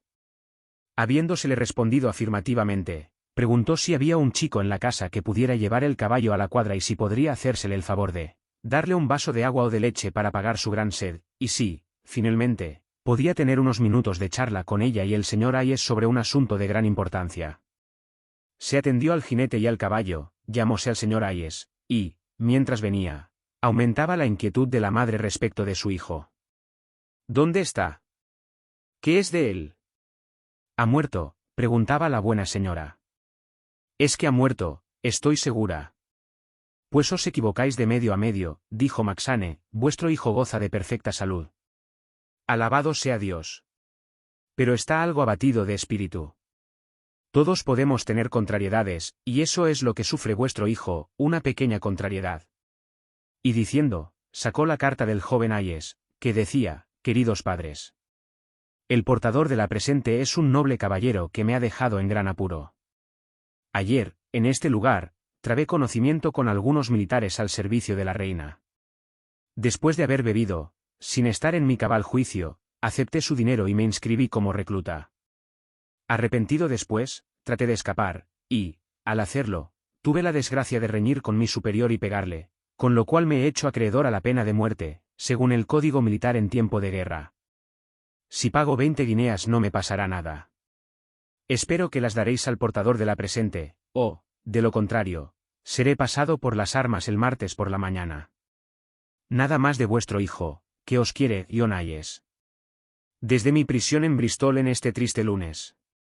Cuando la señora Hayes leyó esta misiva, se quedó anonadada, había producido en ella el efecto deseado, y quiso ir inmediatamente a la cómoda y traer el dinero necesario para el rescate de su hijo. Pero el padre, que era bastante más suspicaz, dijo al embajador: «Yo no sé quién sois, señor, ¿es que dudáis de mí?», repuso orgullosamente Macsane. «Os diré», replicó el cazurro de Hayes, «yo no entiendo gran cosa de estos asuntos, de modo que si no os explicáis algo más». «Rara vez doy explicaciones», dijo Macsane, «porque no es digno de mi rango, pero, por complaceros, las daré». «¿Queréis decirme en qué cuerpo o regimiento le han alistado?». «Con sumo placer». «En el del coronel Wood, un regimiento valeroso, como no hay otro en el ejército». «¿Y decís que le habéis dejado?». «Hace 3 horas, porque he corrido como una exhalación, por humanidad, como habría hecho otro cualquiera». Como la casa de Hayes distaba 70 millas de Bristol, parecióle al buen vicio que era demasiado correr para tan poco tiempo, así es que, cortando en seco la conversación, dijo: «Ya habéis dicho lo bastante, señor, para hacerme comprender que hay algo de criminal en el asunto, y que vuestra historia es una burda mentira desde el principio al fin». Ante tal exabrupto, el abanderado quedóse en gran desconcierto, y, recobrándose, dijo con solemnidad: «Criminal, señor Hayes, es una expresión harto dura, que yo pasaré por alto en atención a mi amistad con personas de vuestra familia». «¿Dudáis de que esta carta ha sido escrita por él?». «Porque le habéis obligado a escribirla», repuso Mr. Hayes. «Este viejo demonio lo adivina todo», murmuró para sí Macsane. «Bueno, señor, ¿para qué andar con rodeos? Tenéis razón, se le ha obligado a que la escriba, lo del alistamiento y todo lo demás es, si queréis, una burda mentira, una burda mentira». «¿Y qué? ¿Creéis que por eso no corre peligro vuestro hijo?». «Oh, ¿en dónde está?», imploró la señora Hayes, cayendo de rodillas. «Nosotros daremos el dinero que hace falta, ¿verdad, John?». «Yo sé que lo daréis, señora, en cuanto os diga dónde está. Está en poder de unos individuos que yo conozco, los cuales se hallan en guerra con el actual gobierno, y a los que igual se les da cortarle la cabeza a un hombre, que a un pollo, guardado por nuestra espada y nuestra lanza. Si queréis rescatarle, mejor para todos; si no queréis, empezad a despediros de él con el pensamiento, porque no volveréis a verle. ¿Y quién me dice que mañana no volveréis de nuevo por más dinero?». «Señor, basta mi palabra, antes me dejaría yo matar que faltar a ella», dijo Macsane, en un arranque de orgullo. 20 guineas es el precio. Os doy 10 minutos para reflexionar lo que hacéis, a mí me da lo mismo.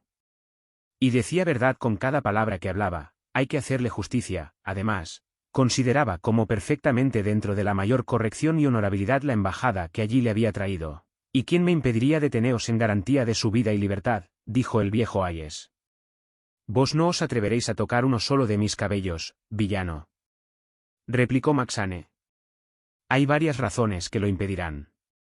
La primera es esta», dijo señalando a su espada, «hay 2 más», y mostró sus 2 pistolas, «y la última y definitiva es que podéis hacerme ahorcar, arrastrarme o descuartizarme, pero no por eso volveréis a ver vuestro hijo. Mirad, nosotros corremos riesgos enormes en nuestra profesión, no creáis que es tan agradable. Nuestra principal obligación es la puntualidad, o no sería posible obrar con éxito. Si yo os prometo que, si mañana por la mañana no vuelvo sano y salvo entre los míos, vuestro hijo morirá, mis camaradas cumplirán mi promesa; de otra suerte, ¿qué garantías tendría yo? Suponed que dentro de un instante venís con una cuadrilla de alguaciles y os dais el gusto de ver a mi cuerpo balancearse en la horca. ¿Y qué? ¿No vais a ser tan insensato como para sacrificar un hijo tan simpático como John al placer de ver mi figura esquelética en el aire? 1 o 2 de los nuestros han sufrido ya tal suerte, porque los padres no les creyeron». «¿Y qué les ocurrió a sus hijos?», preguntó la señora Hayes, que empezó a ver por dónde iba Macsane, y empezó a experimentar un pavor enorme. «No hablemos de eso, señora, solo de pensarlo se estremece la gente». Y apoyando la palabra con el gesto, llevóse los 2 dedos a la garganta, como en señal de degollación, de tan gráfica y terrible manera, que los pobres viejos se echaron a temblar. Y añadió: «Estamos en guerra, señora, y la guerra es la guerra. El servicio a que yo pertenezco no es pagado por la reina, y ello nos obliga a hacernos pagar por nuestros prisioneros, según práctica militar establecida». Ningún picapleitos pudo haber defendido su causa mejor de como la defendiera Macsane.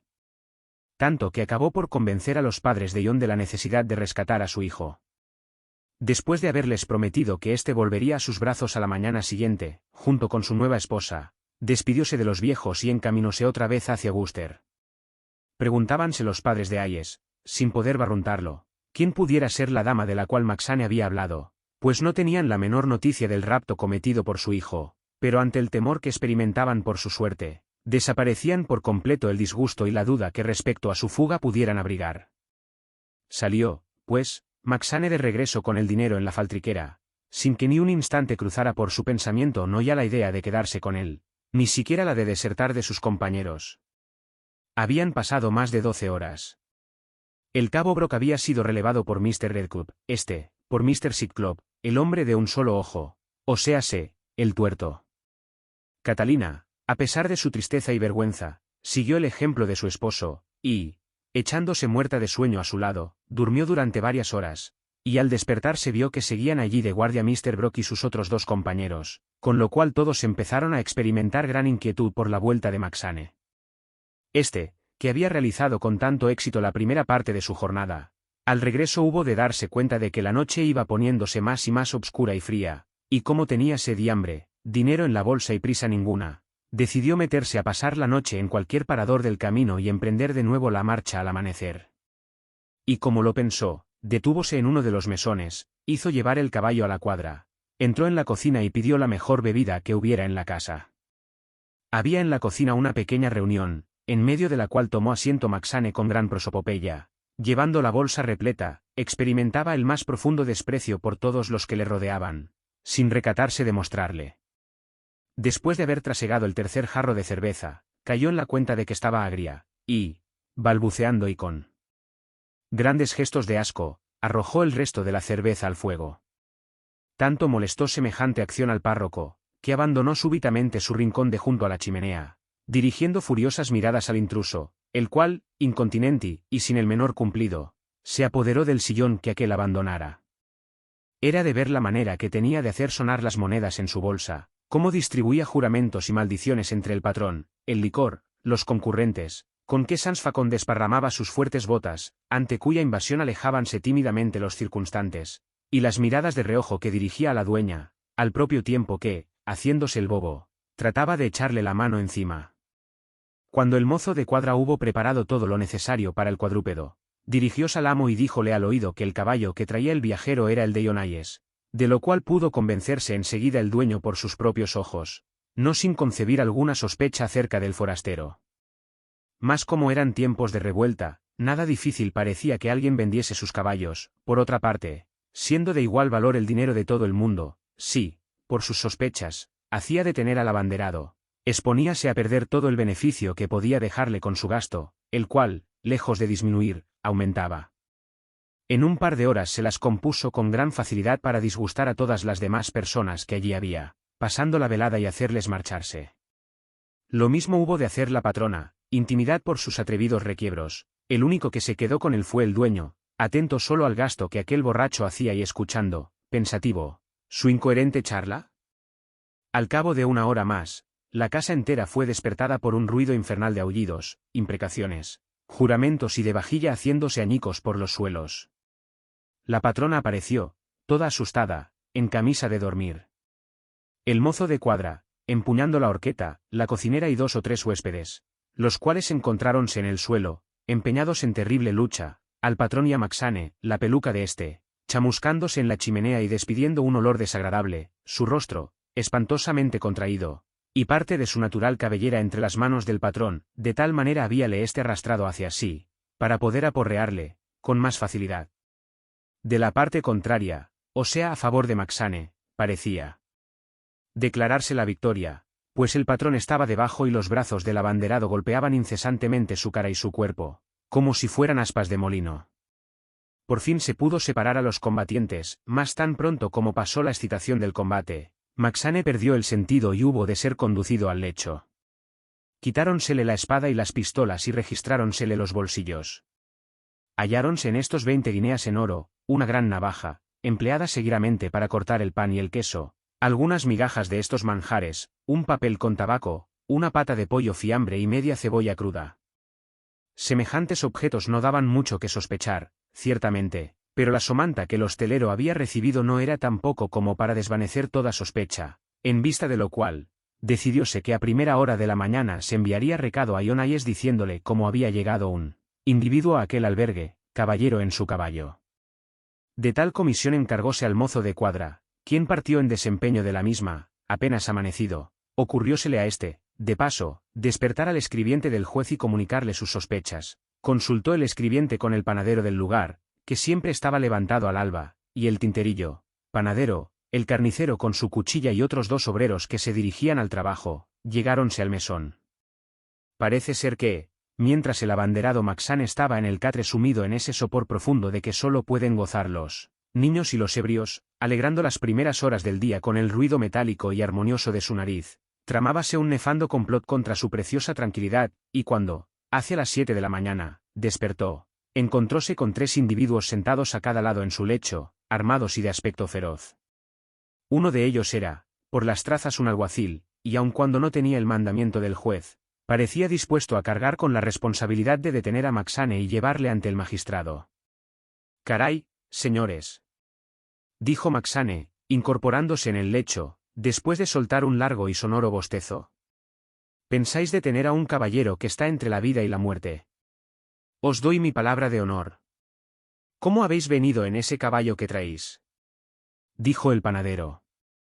«¿Cómo venís con estas 15 guineas?», dijo el patrón, gracias a cuyas manipulaciones habían desaparecido 5 de las monedas de oro.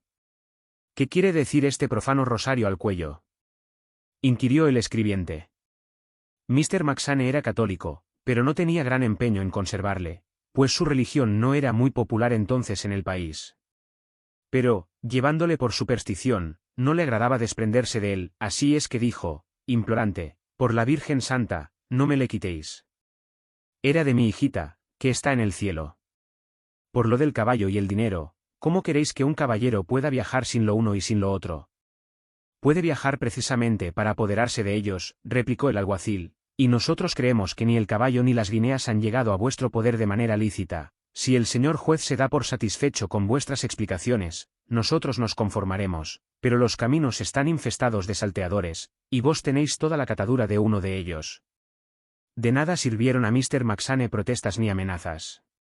Aunque juró que era primo carnal del duque de Leinster, oficial al servicio de su majestad, e íntimo amigo de Lord Marlborough, sus guardianes no le tomaron en serio, y a eso de las 8 de la mañana fue conducido a presencia del más próximo juez de paz. Cuando el digno magistrado interrogó cuál era el crimen de que acusaban al prisionero, sus aprehensores quedáronse perplejos sin saber qué responder, porque, en verdad, no podían probar que Maxane hubiese cometido crimen alguno. De haber éste permanecido silencioso, obligándoles a probar los cargos que le imputaban, a buen seguro que el juez hubiera dispuesto su libertad y habría echado un buen rapapolvos al escribiente y al hostelero, por haber detenido a un caballero, sin motivo justificado. Pero el abanderado no supo ser tan cauto, y, aunque sus acusadores no pudieron hacerle cargos concretos, bastaron sus palabras para que se consideraran con fundamento las sospechas que había inspirado. Al preguntarle su nombre, dijo llamarse y ser el capitán Geraldine, en viaje de Irlanda, por Bristol, a donde iba a visitar a su primo el duque de Leinster. Juró solemnemente que sus amigos, el duque de Marlborough y Lord Peterborough, a las órdenes de los cuales había servido, tendrían conocimiento de la manera como se le había tratado, y cuando el juez, un buen hombre que acostumbraba a leer las noticias oficiales, le preguntó en qué batallas había tomado parte, el valiente abanderado escogió a capricho 2 que se habían librado en España y en Flandes, con una semana de intervalo la una de la otra, afirmando haber sido mortalmente herido en ambas. De suerte que, al final de su declaración, estuvo a punto de ser encarcelado por crímenes que no había cometido.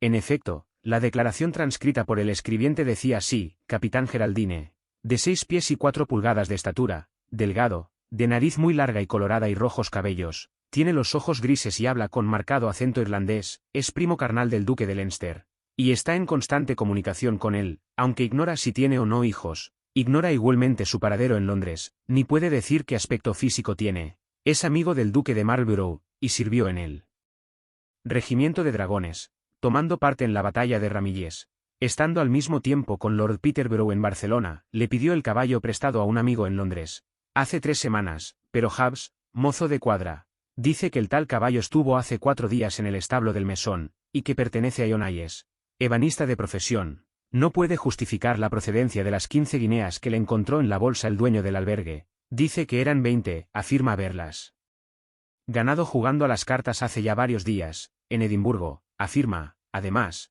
que está viajando por placer, después de lo cual declara hacerlo por un grave asunto de vida o muerte que le lleva a Bristol, habiendo declarado la noche antes en presencia de varios testigos que se dirigía a York. Dice ser gran terrateniente en Irlanda, añadiendo que posee 100.000 libras en el Banco de Inglaterra, no tiene camisa ni medias, y la casaca que lleva está marcada con las iniciales SS, en sus botas. Hay escrito el nombre de Thomas Rodgen, y en el sombrero, el del rey. Dr. Snodfer. Este Dr. Snodfer, que vivía en Worcester, había anunciado últimamente que había desaparecido de su casa gran cantidad de objetos. Mr. Maxane dijo que el sombrero le había sido cambiado en el albergue, y que el suyo, estaba dispuesto a jurarlo, hallábase adornado con pasamán de oro. Pero este extremo fue negado por los testimonios de varias personas que le habían visto a su llegada al mesón. La verdad respecto al sombrero fue que habíale comprado por 2 jarros de cerveza en la fonda de las 3 Rocas. En esto, de improviso, presentóse la madre de Hayes, y a ella debió el abanderado su libertad. El viejo Hayes se había marchado al trabajo por la mañana temprano, así es que cuando la madre oyó el mensaje del mozo, inmediatamente mandó aparejar el caballo alazán y partió con el muchacho a todo galopar hacia el juzgado. En este irrumpió la buena señora, jadeante y alarmada, exclamando: «Oh, ¿qué va a hacer vuestra merced con este buen hombre? Por Dios santo, dejadle ir. Su tiempo es precioso, tiene que resolver un asunto importante de vida o muerte». «Ya se lo he dicho al señor juez», dijo el abanderado, «pero no ha querido creer en mi palabra, en la palabra de honor del capitán Geraldine». Maxane era bueno cuando solo se trataba de una mentira, pero se le enredaba fácilmente en una declaración, y esta era una excelente oportunidad para ver si la señora Hayes le conocía de veras. «¿Cómo? ¿Conocéis al capitán Geraldine?», dijo el juez, que sabía todas las amistades que pudiera tener la mujer del ebanista. «Pues claro que sí», dijo mezclándose Maxane, «que si me conocéis, hace lo menos 10 años, ¿no es cierto? ¿Verdad que somos buenos amigos? ¿Verdad que vos me habéis dado el caballo que me ha traído, y que yo he dicho aquí que había comprado en Londres, por no decir que me lo habíais dado? Dejadle a ella que diga lo que sepa». «¿Sois amiga del capitán Geraldine, señora Hayes?». «Oh, sí. Ya lo creo. Buena amistad. ¿Y le disteis el caballo por vuestra propia voluntad, oh?» «Ah, desde luego, por mi propia voluntad, y le habría dado lo que hubiera querido». «Por favor, dejadle ir, señor juez». «Su hijo está muriéndose», dijo la pobre mujer rompiendo a llorar, «tal vez muera antes de que él llegue». «Oh, déjele marchar vuestra merced, no le detenga por más tiempo». El juez no parecía darse por muy convencido con esta exagerada simpatía de la señora Hayes por Maxane. Como éste no afectábase gran cosa por la inminente muerte de su improvisado hijo, el capitán Geraldine dijo: «Si su merced se empeña en detenerme, ¿qué le vamos a hacer, pobre muchacho? Dios le perdone». A esto, la buena señora no supo más que impetrar con redoblado empeño la libertad de Maxane, y como, en realidad, no podía fundamentarse cargo alguno contra él, no hubo más remedio que dejarle en libertad. El dueño del albergue y los otros testigos de cargo retirábanse ya más que avergonzados, cuando el abanderado, con voz atronadora, empezó a llamar al primero para que se detuviese y le devolviera las 5 guineas que le había hurtado. El hostelero porfió que solo habíale encontrado 15 en la bolsa, pero cuando Maxane juró solemnemente, sobre los santos evangelios, que llevaba 20, y requirió el testimonio de la señora Hayes para que declarase si no era cierto que ayer, media hora antes de entrar en la fonda, había visto las 20 guineas, lo cual mostróse ella dispuesta a jurar, el dueño del mesón se quedó de una pieza, y excusóse diciendo que no las había contado cuando las cogiera, pero que estaba dispuesto a darlas de su propio bolsillo antes que pudiera creérsele capaz de cometer semejante acción, y le devolvió las otras 5. Así que estuvieron fuera del juzgado. Mr. Maxane, en el colmo de la gratitud, no pudo contenerse, y estampó un beso en el rostro de la señora Hayes. Suplicóle entonces ella que la llevara consigo a donde hallábase su hijo, a lo cual accedió el abanderado del mejor talante, y, montando la vieja a la grupa, partieron en el alazán, en busca de John y de su esposa.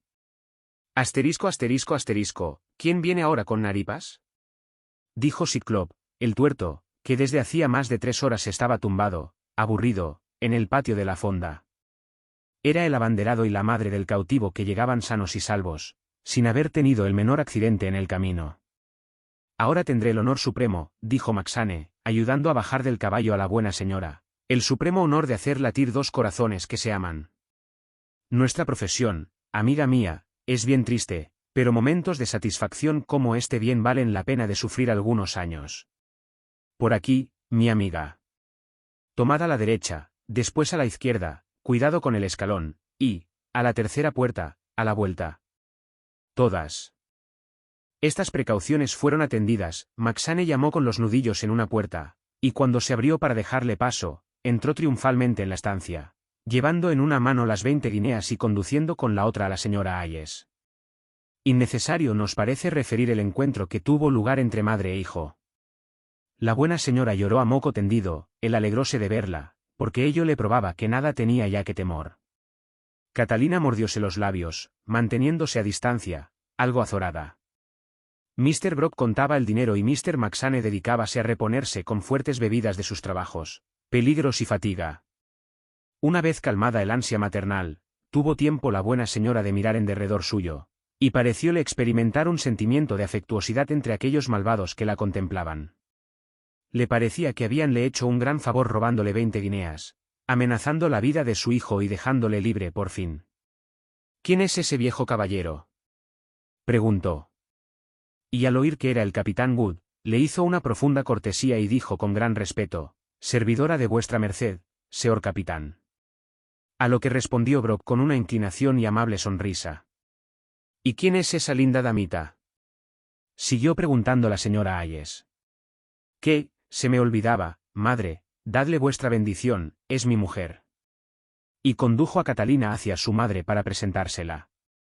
La noticia no pareció agradar a la vieja señora, la cual recibió el beso de Catalina con cara de pocos amigos.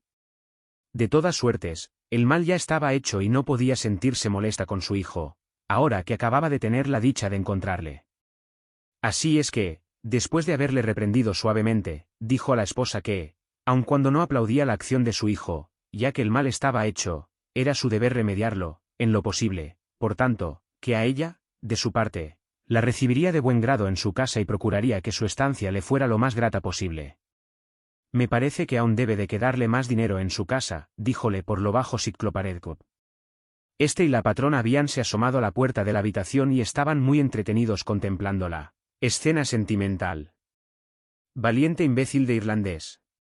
Bien podía haberles hecho aflojar más, dijo la patrona, ya se conoce que es un cuitado papista. Si hubiera sido mi hombre, conviene advertir que este había sido ahorcado, no se habría contentado con esa cantidad, digna de un mendigo. ¿Y si les hiciéramos sudar más todavía?, sugirió Redcup. ¿Quién nos lo impediría?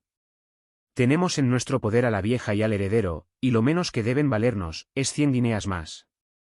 Esta conversación era mantenida sottovoce, sin que nos sea dado afirmar que Brooke tuviese conocimiento de semejante complot. La patrona, para comenzar a desarrollarle, preguntó: ¿qué clase de ponche queréis que os sirva, señora?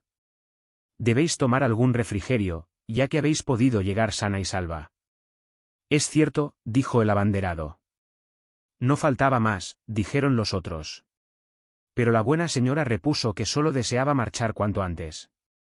Y dejando una corona sobre la mesa, pidió a la dueña que sirviera a los que se quedaban. Adiós, señor capitán, añadió, haciendo moción de marcharse. Adiós, dijo el abanderado, y que sea por muchos años.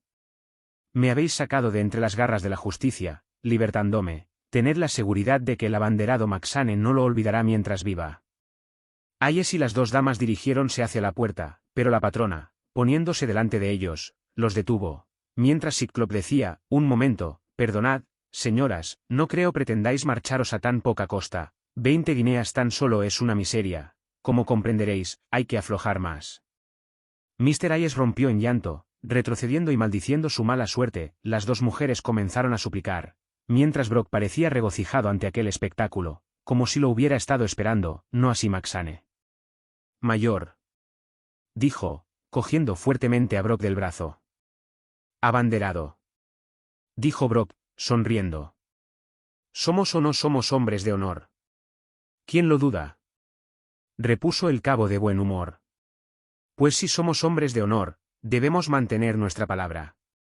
¿Con qué? Ya lo habéis oído vosotros, tened cuidado, Si no dejáis paso ahora mismo a este pobre ángel de muchacho y a las dos señoras, el mayor y yo os sabremos quitar de en medio.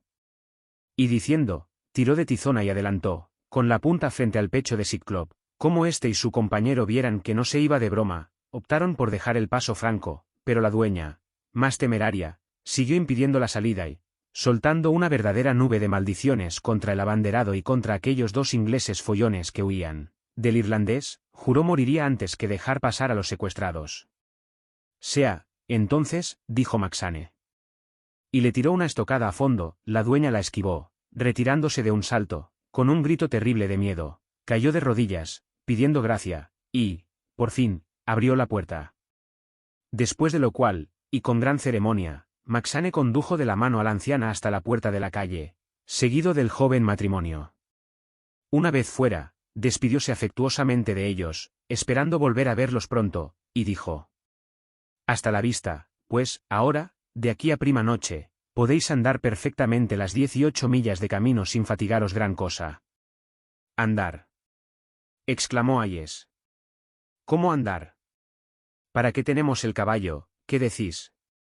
Replicó Macsane con voz alterada. La palabra es antes que nada. ¿No es cierto, señora, que en presencia del juez confesasteis haberme dado el caballo?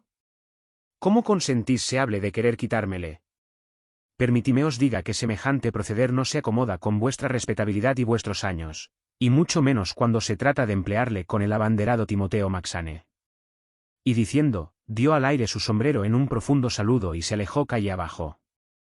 Ante lo irremediable, llenos de resignación, hubieron de tomar el camino de su casa, pasito a paso, Mr. Hayes, su madre y su joven esposa. Capítulo 8. Donde se abarca un espacio de 7 años. Fácil. Es imaginarse la alegría que hubo de producir al conde Gustavo Adolfo de Galgenstein recuperar parte de su fortuna de las garras de Brock, tanto más cuanto que, de no haber sido por tal robo, habríase visto obligado a pagar su deuda al señor de Warwickshire, después de lo cual habríase quedado sin un céntimo. Así que el cínico del conde consideraba como la mayor prueba de su buena suerte el haber sufrido aquel despojo. Por su parte, el caballero de Warwickshire, no pudiendo en tales circunstancias hacer efectivo su crédito contra Maximiliano, no tuvo más remedio que marcharse, llevándose por todo pago un documento en que éste le reconocía la deuda. A esto le atribuía el conde gran importancia, pero, como todos sabemos, deber no es lo mismo que pagar, de suerte que desde el día en que el señor de Warwickshire ganó la conocida suma, siguió sin cobrar de la misma ni un solo maravedí hasta el día de su muerte. Galgenstein había sido encarcelado, como hemos sabido de paso más atrás, en el calabozo de Shrewsbury, aunque no por largo tiempo, a causa de sus deudas. El noble y consolador método de dejar sujetas a procedimientos ulteriores las causas, tan conveniente a individuos en las condiciones del conde, facilitó a éste los medios de poder abandonar pronto su prisión. Apenas llevaba una semana de estancia en Londres, cuando tuvo lugar la escena ya referida de su encuentro con Brock, que le restituyó al dominio de parte de su antigua propiedad. Después de recibirla, tuvo el conde la discreción suficiente para eclipsarse de Inglaterra durante una temporada, claro es que sin que él se creyera en la inocente obligación de satisfacer, no ya sus deudas corrientes, sino tampoco las que suelen ser llamadas deudas de honor acaso por un sentido de ironía. Habiéndose despreocupado de tal forma de la pesadilla de sus acreedores, nuestro bravo conde, poniendo en juego sus influencias, logró se le destinase al extranjero, y partió para Holanda. Allí entabló conocimiento con la simpática Madama Silvercoop, viuda de un caballero de Leyden, y aun cuando la señora había ya traspuesto la edad en que suelen inspirarse las grandes pasiones, pues frisaba en los 60, y aun cuando no pudiera, como Ninon de Landlou, a la sazón en París, desafiar los estragos del tiempo, pues la señora Silvercoop era colorada como un pimiento y tan pesada como un cetáceo, a pesar de que sus atractivos personales en nada atenuaban sus defectos físicos, pues era violenta, celosa, vulgar, borracha y tacaña hasta lo increíble. Sus encantos produjeron un efecto irresistible en Galgenstein, con lo cual el lector será capaz de creer que la viuda era rica. Pues claro que lo era. Esta seguridad indujo al conde a poner a la fortaleza el más desesperado sitio, hasta que la hizo capitular. El conde se casó con la rica viuda, y era curioso ver cómo él, que con Catalina había procedido como un tigre feroz y el pendenciero más empedernido, se conducía con respecto de su descomunal esposa con una sumisión humillante, sufriendo que ésta le tratara como si fuera un criado, no reconociera más voluntad que la suya propia y le exigiera estricta cuenta hasta del último chelín que le daba. Nos ha sido necesario consignar esta boda del conde, a pesar de su vulgaridad, porque no podíamos dejar sin explicación la fastuosidad de la vida con que se nos presentará de ahora en adelante. Sin embargo, para tranquilizar al lector, después de decirle que, en medio de su prosperidad, tal matrimonio fue harto desgraciado, le prometemos no volver a hablarle de la enorme y legítima condesa.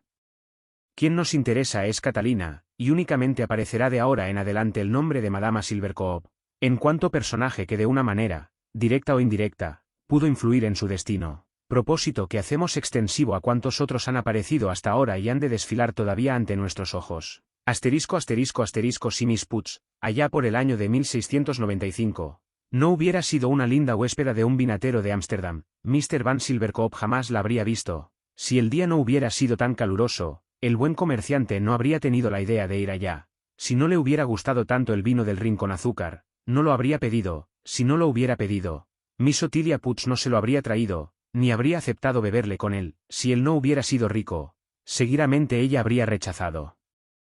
Indignada sus proposiciones, si a él no le hubiera gustado tanto el vino con azúcar, no habría muerto de diabetes tan pronto, y la señora Silvercope no habría sido ni viuda, ni rica, ni la esposa del conde Galgenstein. Y nosotros no habríamos podido escribir esta novela, pues si el conde no se hubiera casado con la rica viuda, Catalina no, pero no adelantemos acontecimientos. Recordará el lector haberse enterado en el segundo capítulo de estas memorias, que Catalina había dado al mundo un niño, el cual, andando el tiempo, si lo tenía por conveniente, podía llegar a usar las armas de Galgenstein. Este infante había sido entregado a una nodriza, lejos de la casa paterna, antes de que la madre le abandonase, no sin que el padre pagara por adelantado la primera anualidad de 20 guineas, en que habíase estipulado el precio de la crianza por cada año. La nodriza fue tomándole cada día más cariño al muchacho, y cuando, después del primer año no recibió más noticias ni más fondos de sus padres, decidió seguir criándole a sus propias expensas. Los vecinos, con ese egoísmo cazurro de los aldeanos, afeábanle su acción generosa, mas ella respondía que no podía haber padres tan desnaturalizados que abandonasen en absoluto a sus hijos, y que tenía la seguridad de ser recompensada más adelante por las molestias y los desvelos con los cuales había atendido al pequeño. Con esta extraña ilusión, la buena de Goody Billings, que ya tenía 5 hijos y un marido para ella sola, siguió alimentando y dando albergue al pequeño Tony por espacio de 7 años. Dicho sea en honor a la verdad, el rapaz no se hacía en absoluto acreedor a las generosidades que le prodigaban, pero como la bondad de Goody Billings era mucho mayor que la maldad del chiquillo, ella siguió concediéndoselas, so pretexto de que estaba solo en el mundo y sin protector, y que los niños en estas condiciones merecían ser atendidos más que los otros por quienes pudieran mirar los padres.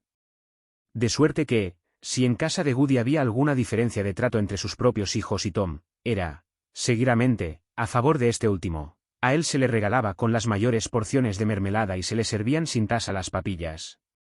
Para dar la razón a la señora Billings, debemos confesar que era cierto, se le tenía inquina al chiquillo, y de ella participaban no solamente su marido y sus 5 hijos, sino cuantas personas tenían ocasión de conocerle y tratarle.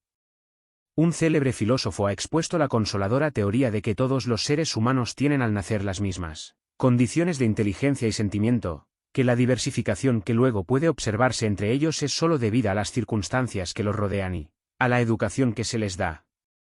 Sin meternos a discutir la aceptabilidad de esta doctrina, y concretándonos al caso de Tom, debemos declarar que ya desde que andaba en pañales era temiblemente apasionado, llorón y escandaloso perpetuo, dando muestras de todo lo malo que podía llegar a ser con el tiempo. A la edad de 2 años, cuando las fuerzas ya le permitían trasladarse de lugar, sus sitios favoritos eran la carbonera y el estercolero, sus antiguas griterías no habían desaparecido con el tiempo, pero, en cambio, había añadido a sus antiguos defectos 2 nuevas virtudes, la afición a la riña y al robo, los cuales ponía en práctica a diario, a la menor ocasión que se le presentara. Se peleaba con sus pequeños hermanos y hermanas adoptivas, la emprendía a patadas y a puñetazos con su padre y con su madre, martirizaba al gato, fue vencido un día en una batalla campal que sostuvo con una clueca en el corral, de la cual se vengó gallardamente casi matando a palos a un pobre e inocente lechoncillo que se dirigía a su refugio favorito, el estercolero. Por lo que a su afición al robo respecta, hurtaba los huevos, que aprendió a agujerear y a beberse enseguida, la manteca, que se comía a puñados, con o sin pan, el azúcar, que escondía hábilmente entre las páginas de un cronicón latino que, como nadie entendía, jamás abríase, con lo cual, lo único que él aprendió de la historia fue a robar y a mentir, ejercicios en los que sobresalió admirablemente. Si el filósofo a que antes aludimos creyera que exageramos en nuestra descripción, sepa que nuestro retrato de Tony está tomado del natural. Sucedía, pues, que mientras su padre, favorecido con una esposa rica, llevaba en una casa espléndida una vida de galeote, mientras su madre, casada con Ionayes, convertida en una dama por todos conceptos honesta, pasaba su tiempo respetablemente en Warwickshire, Thomas Billings habitaba el mismo condado, sin preocuparse de ninguno de los dos, aunque destinado ya por la fatalidad a unirse con ellos algún día e influir en su vida de manera decisiva.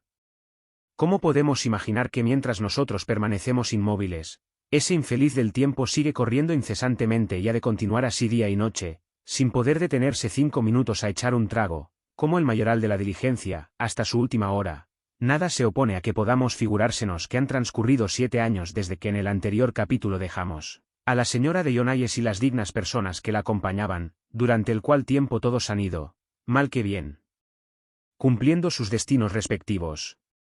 7 años de trabajo de ebanistería en una aldea, por parte del marido, y de continuas querellas de violencia y descontento por parte de la esposa, no deben ser muy agradables de describir, que digamos, en consideración a lo cual pasaremos por alto cuanto se refiere a los primeros años de matrimonio de Ion y Catalina. El calendario newgatiano dice que durante dicho tiempo Hayes abandonó 2 o 3 veces el domicilio conyugal y, hostigado por los continuos y desabridos requerimientos de su esposa, emprendió 2 o 3 nuevas profesiones.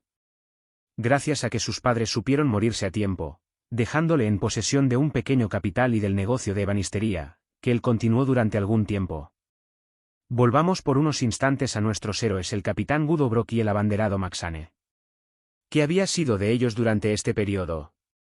Pues, por espacio de 6 meses, habían seguido ejerciendo con gran éxito y cautela la lucrativa profesión de que tenemos una muestra con lo acaecido a Hayes, y tan considerables eran las ganancias obtenidas por el capitán Wood en el transcurso de las semanas, que llegó a correr el rumor de que ya tenía, convenientemente oculto, un verdadero tesoro, lo cual habría podido ser cierto, de no haber interrumpido la fatalidad su brillante carrera. Sucedió que en Exeter fueron prendidos por sustraer 3 preciosos balaustres de una verja de bronce, y como no eran conocidos en tal localidad, se los detuvo y se los condenó por tan insignificante delito a 7 años de prisión en las colonias, siendo, según era la costumbre, dados en alquiler a los plantadores de Virginia, para que les hicieran trabajar en las plantaciones durante dicho tiempo. Ya tenemos, pues, a todos nuestros personajes convenientemente instalados. El conde, en Holanda con su esposa. Catalina, en Warwickshire con su excelente marido. Thomas Billings, con sus padres adoptivos en el mismo condado, y los 2 bizarros militares, viendo crecer el algodón y el tabaco, en el Nuevo Mundo. Veamos cómo será posible ponerlos de nuevo en contacto. Durante 6 años, Catalina había sido la esposa adorada por su marido, sin que el cielo se dignara bendecir su unión con ningún fruto de carne y hueso. Huelga decir que Catalina había llegado a dominar por completo a su esposo, quien le satisfacía todos sus caprichos en cuanto estaba en su mano, ya tocante a vestidos, ya en viajes a Coventry y a Birmingham y cuanto más pedía, pero, teniendo satisfechos todos sus deseos, lo natural era que Catalina tuviera o inventara algo nuevo que desear, y así, ocurriósele sentir recrudecidos sus instintos maternales, y experimentar el anhelo de ver a su hijo. Será bueno advertir que Catalina nunca había declarado a su marido la existencia de tal vástago. Si bien Hayes estaba en antecedentes de las antiguas relaciones de su mujer con el conde, pues Catalina tenía buen cuidado de salpimentar todas sus riñas conyugales con alusiones a su pasado esplendor y felicidad, no olvidando echar en cara al buenazo de su marido la falta de gusto que mostraba, recogiendo las migajas del conde.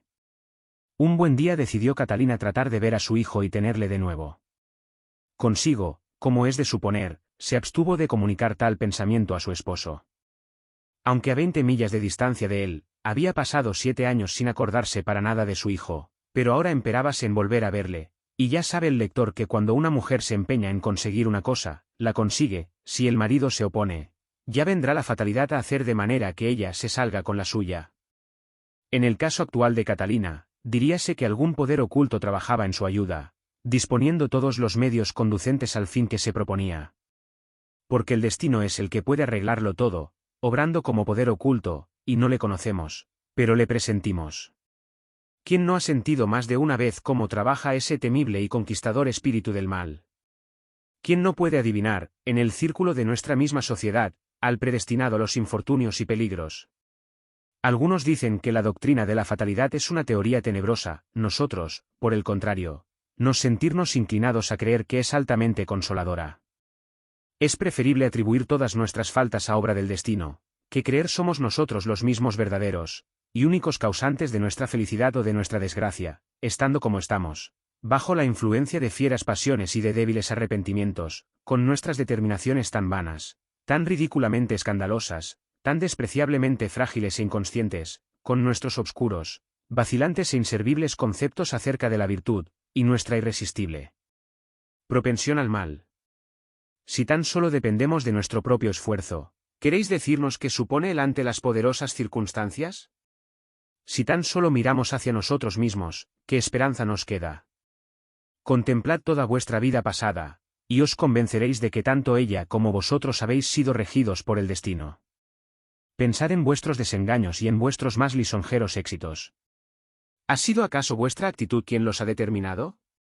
Una simple indigestión basta a veces para influir en vuestro prestigio y dañar vuestra reputación. Un patatazo en la nariz puede encumbraros hasta la admiración de las gentes. Una temporada de pobreza puede convertir en un granuja al que era y sigue siendo una buena persona. Y, por el contrario, unas cartas triunfos o unas cuantas tiradas con suerte a los dados pueden convertir para el resto de sus días en persona decente a quien era, es y seguirá siendo naturalmente un verdadero pillo. ¿Quién envía la enfermedad? ¿Quién enseña a la patata la trayectoria de la nariz? ¿Quién os priva de las bondades terrenales? ¿O quién dispone las cartas para serviros más triunfos, y con ellos honores, virtudes, prosperidades? A esto llamáis casualidad. De tal modo, casualidad es también para el pobre desgraciado que van a ahorcar ver que va a morir, con la cuerda suspendida, al caer la gota en el reloj de agua del santo sepulcro. Y aquí que nosotros, pobres mortales, fiamos en nuestra clarividencia, y no podemos ver la cuerda de que estamos suspendidos, ni el momento en que caerá la gota. Pero dejémonos de digresiones. Volvamos a esa especie de manso cordero, Tomasito, y a esa pobre y descarriada oveja de su madre, Catalina. Como tenemos dicho, habían transcurrido 7 años cuando ella empezó a acariciar la idea de ver de nuevo a su hijo, cosa que, como apreciará el lector, no hubo de resultarle tan difícil. En el mes de julio de 1715 venían carretera abajo, como a 10 millas de Gloucester, 2 individuos algo extraños y un caballo flacucho y matalón, con una silla bastante deteriorada y un gran bulto a la grupa, no pudiendo montar los dos a un tiempo el caballo. Hacíanlo por turno, aunque no riguroso. Uno de los personajes gozaba de estatura mucho más que regular, tenía rojo el cabello, una nariz harto prominente y un uniforme militar bastante estropeado, el otro, más viejo, curtido por la intemperie, con aspecto de hombre sobrio, vestía de paisano, dando, tanto él como su traje, la sensación de haber llegado a edad madura. A pesar de su pobreza, que a la vista saltaba, ambos parecían en extremo contentos. A caballo iba el más viejo de los dos, quien, por lo demás, había cabalgado durante la jornada de cada 3 millas 2. El otro marchaba a grandes zancadas a su lado, pareciendo como si le fuera la cosa más fácil del mundo dejarse atrás al cuadrúpedo, de no haberle retenido a su lado el afecto que experimentaba por su camarada. Poco antes, el caballo había perdido una de sus herraduras, habíala cogido el de a pie y llevábala en la mano, habiéndose decidido parar ante el primer herrador que hubiese para que se calzara nuevamente al jamelgo. ¿Os acordáis de estos sitios, mayor?, dijo el infante contemplando con placer el panorama, mientras chupaba el néctar de una flor, bastante. Más hermosos son estos campos de maíz que aquellas malditas vegas de tabaco, que así arrase el diablo. ¿No he de acordarme?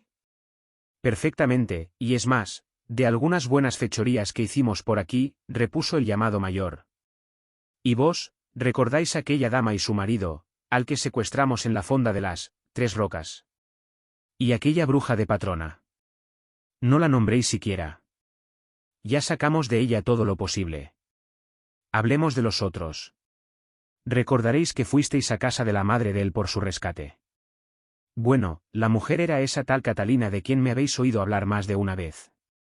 Yo la quiero bien a la pícara, porque casi la he criado, y además vivió 1 o 2 años con ese sinvergüenza de Galgenstein, que ha sido mi ruina. Aquel condenado canalla y rufián. Dijo el más alto con su acento irlandés. Ya es de suponer habrá el lector reconocido a nuestros dos interlocutores. El mismo, pues bien, si mal no recuerdo, me parece que es por estos alrededores donde vivía la nodriza a quien trajimos a criar al niño.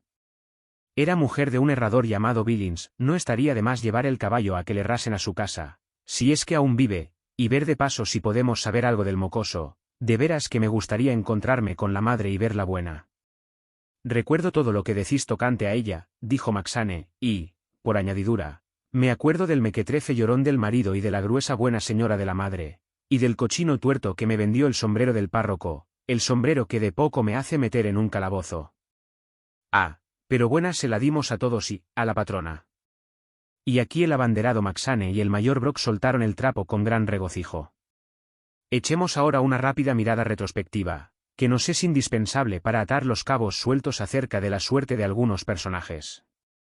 ¿Cómo recordará el lector? La patrona del fonducho de Las Tres Rocas dedicábase al innoble y lucrativo oficio de comerciar con los objetos robados por los bandidos, sirviéndoles al mismo tiempo de banquero. A su custodia habían confiado Brock y sus compañeros 60 o 70 libras, las cuales estaban ocultas en el escondrijo de una habitación, solo conocido de ellos, de la dueña, de Cíclope y de algún que otro facineroso de la partida. Cíclope había sido muerto a tiros una noche al intentar un asalto en el camino. La dueña había sido presa como cómplice de otro robo, de suerte que, cuando, a su regreso de Virginia, nuestros héroes encaminaban sus pasos a Wooster, con la esperanza de tener para una temporada con los fondos ocultos, quedáronse anonadados al conocer la suerte que habían corrido la patrona y los asiduos de sus reuniones secretas en Las Tres Rocas. La casa había dejado de ser una fonda. Para Brock y Maxane tenía capital importancia averiguar si también había desaparecido el dinero, y se decidieron a hacer una escrupulosa investigación personal. Siendo a la sazón una casa particular, Brock, con una concepción genial, digna de envidia, tuvo la idea de visitar al entonces dueño de la misma en calidad de pintor, rogándole le permitiera tomar algunos apuntes desde una de las ventanas de la casa. Llevaba Brock un gran cartapacio bajo el brazo, y acompañábale Maxane con los materiales artísticos, consistentes en un destornillador y una palanca, cuidadosamente envueltos, como si fueran pinceles. Inútil sería decir que se les concedió el permiso que deseaban y que pusieron enseguida manos a la obra, abriendo la puerta de marras, y con gran satisfacción vieron, no ya su dinero, que habíase evaporado en cuanto se supo su deportación, sino monedas y género por valor de 300 libras por lo menos, a lo cual Maxane dijo que tenían honradamente tanto derecho como pudiera alegar cualquier otro, a excepción de los primitivos dueños. Pero, ¿cómo averiguar quiénes eran? Con tan inesperado como agradable botín, emprendieron de nuevo la jornada a la aventura, pues no sabían a dónde dirigirse ni qué hacer. Daba la casualidad de que volvían por el mismo camino y por el sitio donde, poco más o menos, había perdido el caballo la herradura, que resultaba ser cerca de la casa en que vivía Billings, el herrador. Como pasaran a poca distancia por frente a la misma, oyeron unos gritos tremendos que salían del cuarto de la fragua. Un rapaz estaba echado sobre el fuelle, mientras otros 2 o 3 le sujetaban hacia abajo y una porción de ellos contemplaba la escena desde la calle, por la ventana. Dentro, un hombre medio desnudo estaba dándole una paliza con un látigo, arrancándole a calda golpe un grito de dolor que se hacía oír desde lejos de los que transitaban por el camino. Tales fueron los que llegaron a oídos de Brock y Maxane. Cuando el herrador vio acercarse el caballo, suspendió un momento su faena, miró a los recién llegados y continuó azotando al chico con más furia, si cabe, que antes. Una vez terminada tan grata tarea, dirigióse a los venidos, preguntándoles en qué podía servirlos, a lo que Mr. Good, así le llamaremos desde ahora, con una punta de ingenio, respondió que más que a ellos, parecía interesado en querer servir al chico primero. No es para hacer chistes, dijo el herrador, si no le sirvo así ahora, será para cuando crezca. Tendrán que enviarle al patíbulo tan fijo como se llama Bill, bueno, como se llame. Y diciendo, le arreó otro latigazo, que produjo su consiguiente grito de dolor. «Ah, ¿se llama Bill?», dijo Wood. «No se llama Bill», repuso el herrador tristemente, «no tiene nombre, ni corazón tampoco. Mi mujer le tomó para criar hace 7 años, y, como no se supo más de los padres, siguió criándole y educándole, porque la pobre era una santa. Aquí sus ojos empezaron a hacer pucheros, que ya se me ha ido para siempre, y diose a gimotear francamente, al demonio del chiquillo, por la memoria de ella, sigo teniéndole conmigo, y el bribón me está resultando un mentiroso y un ladrón. Figuraos que, para mortificarme a mí y a mis hijos, se le ocurre hoy ponerse a hablar mal de ella. ¿Creéis que lo puedo sufrir? No voy a tener más remedio que matarle. Y acompañaba la acción a la palabra, dejando caer un nuevo golpe en el tundido cuerpo del pequeño Tom, del que éste acusaba recibo por medio de gritos, chillidos y variados juramentos de su precoz repertorio infantil. Vaya, ya está bien, dejad en paz al chico, mi caballo necesita que le pongan la herradura, y el muchacho ya está más que de sobra castigado, basta de tunda. El herrador obedeció, y dejó suelto al chiquillo. La cara que éste puso al alejarse y mirar a su verdugo fue tal que Mr. Good, cogiendo el brazo de Maxane, dijo, es él, no me cabe duda. La misma mirada de su madre cuando le dio el láudano a Galgenstein. ¿Así era? Preguntó Maxane. Y decime, ¿quién era su madre? ¿Quién había de ser, infeliz? Catalina. Pues era de cuidado, a fe mía. Mientras cerraba el caballo, Mr. Good preguntó a Billings varios detalles acerca del pequeño, y llegó a convencerse de que era el fruto de las entrañas de Catalina. El herrador diose después a contarle todas las virtudes de su difunta esposa, y todos los crímenes del chico, cómo robaba, mentía, armaba pendencia y juraba, y cómo, a pesar de ser el más pequeño de cuantos tenía, ejercía la más perniciosa influencia en el resto de la familia. Estaba decidido, dijo, a enviarle a un asilo, pues no pensaba seguir teniéndole en casa. Es un buen cachorro, de los que necesitan los plantadores de Virginia, suspiró Maxane. Crimp, de Bristol, nos daría sus buenas 5 guineas por él, dijo entre dientes Good. ¿Por qué no le llevamos? Sugirió Maxane. Es verdad, ¿por qué no? Dijo Good. Su manutención no puede ser ni 6 peniques al día. Y volviéndose de pronto al herrador, le dijo, Mr. Billings, os vais a quedar asombrados si os digo que conozco todo lo que se refiere a la historia de ese pequeño. Su madre fue una desgraciada señora de gran familia, que ya murió su padre, un noble alemán, llamado conde de Galgenstein. El mismo, dijo Billings, un joven de cabellos rubios que vino aquí a traer el chico, acompañado de un sargento de dragones. El tal era el conde de Galgenstein en persona, el cual me recomendó a su hijo cuando estaba a punto de morir. ¿Y os pagó los 7 años de manutención? Preguntó Billings, a quien solo le preocupaba tal idea. No, por desgracia, murió debiéndome 600 libras, ¿verdad, abanderado? 600, por mi honor. Aún recuerdo cuando fuisteis a su casa con la policía, va, después de todo, ¿qué importa? Cortó Brock, mirando orgullosamente al herrador. Me debe 600 libras a mí, ¿cómo podría pagaros a vos? Pero, en cambio, me pidió me encargara del pequeño, si llegaba a encontrarle, y he aquí que le hemos encontrado, y que, por mi parte, dispuesto estoy a encargarme de él, si me le entregáis. Que venga Tomás, exclamó Billings. Cuando el rapaz apareció de nuevo, enfurruñado y todavía tembloroso, como en espera de nuevo castigo, su padre preguntóle si quería marcharse con aquellos caballeros, o si prefería quedarse con él y ser buen chico. A lo que Tom replicó inmediatamente, yo no quiero ser bueno, quiero irme, no quiero estar más aquí. ¿No te importa dejar a tus hermanos y hermanas? Dijo tristemente Billings. Que revienten. Repuso el rapaz, además no tengo ninguno. Pero has tenido una buena madre, ¿sí o no? Después de una pausa, Tom dijo, sí, pero madre murió, y tú me pegas siempre, yo quiero irme. Entonces haz lo que quieras, estalló lleno de indignación Billings. Anda, y que el demonio te lleve, si este caballero lo desea, puedes ir con él. Después de algunos pormenores, la conversación terminó, y a la mañana siguiente la compañía de Good había aumentado en una persona más, abandonaron aquel sitio, y dirigiéronse por jornadas a Bristol. Asterisco asterisco asterisco creemos haber dicho ya más de una vez que Catalina, atacada súbitamente de un recrudecimiento de amor maternal, quería tener de nuevo a su hijo, y, siendo el destino benigno con todos los deseos de esta apreciable dama, no tardó en complacerla, haciéndole llegar pronto a sus brazos. El pueblo en que vivían ahora los Ayes estaba a pocas millas del camino que conducía a Bristol, a donde se dirigían nuestros personajes en desempeño de la piadosa misión que se habían propuesto, mientras, a la caída de la tarde, acercábanse a la casa del juez Valens, que había estado a punto de ser la ruina de Maxane. Contaba por 100ª vez y con gran contentamiento las circunstancias que se habían juntado para su perdición y la manera como, gracias a la vieja Hayes, habíase salvado. ¿Y si fuéramos a ver a la vieja?, sugirió Good. Nada malo puede sucedernos. Y como su camarada, cual de costumbre, asintiera, encamináronse al pueblo, a donde llegaron a boca de noche. En el albergue en que se detuvieron, Good indagó acerca de la familia de Hayes, averiguando que los padres habían muerto, que John habíase establecido, con su esposa, en lugar de ellos, así como el género de vida que el joven matrimonio llevaba. Averiguado todo lo cual, detúvose a pensar con toda calma lo que debía hacer. Una expresión de sublime gozo y de gran alegría iluminó su rostro.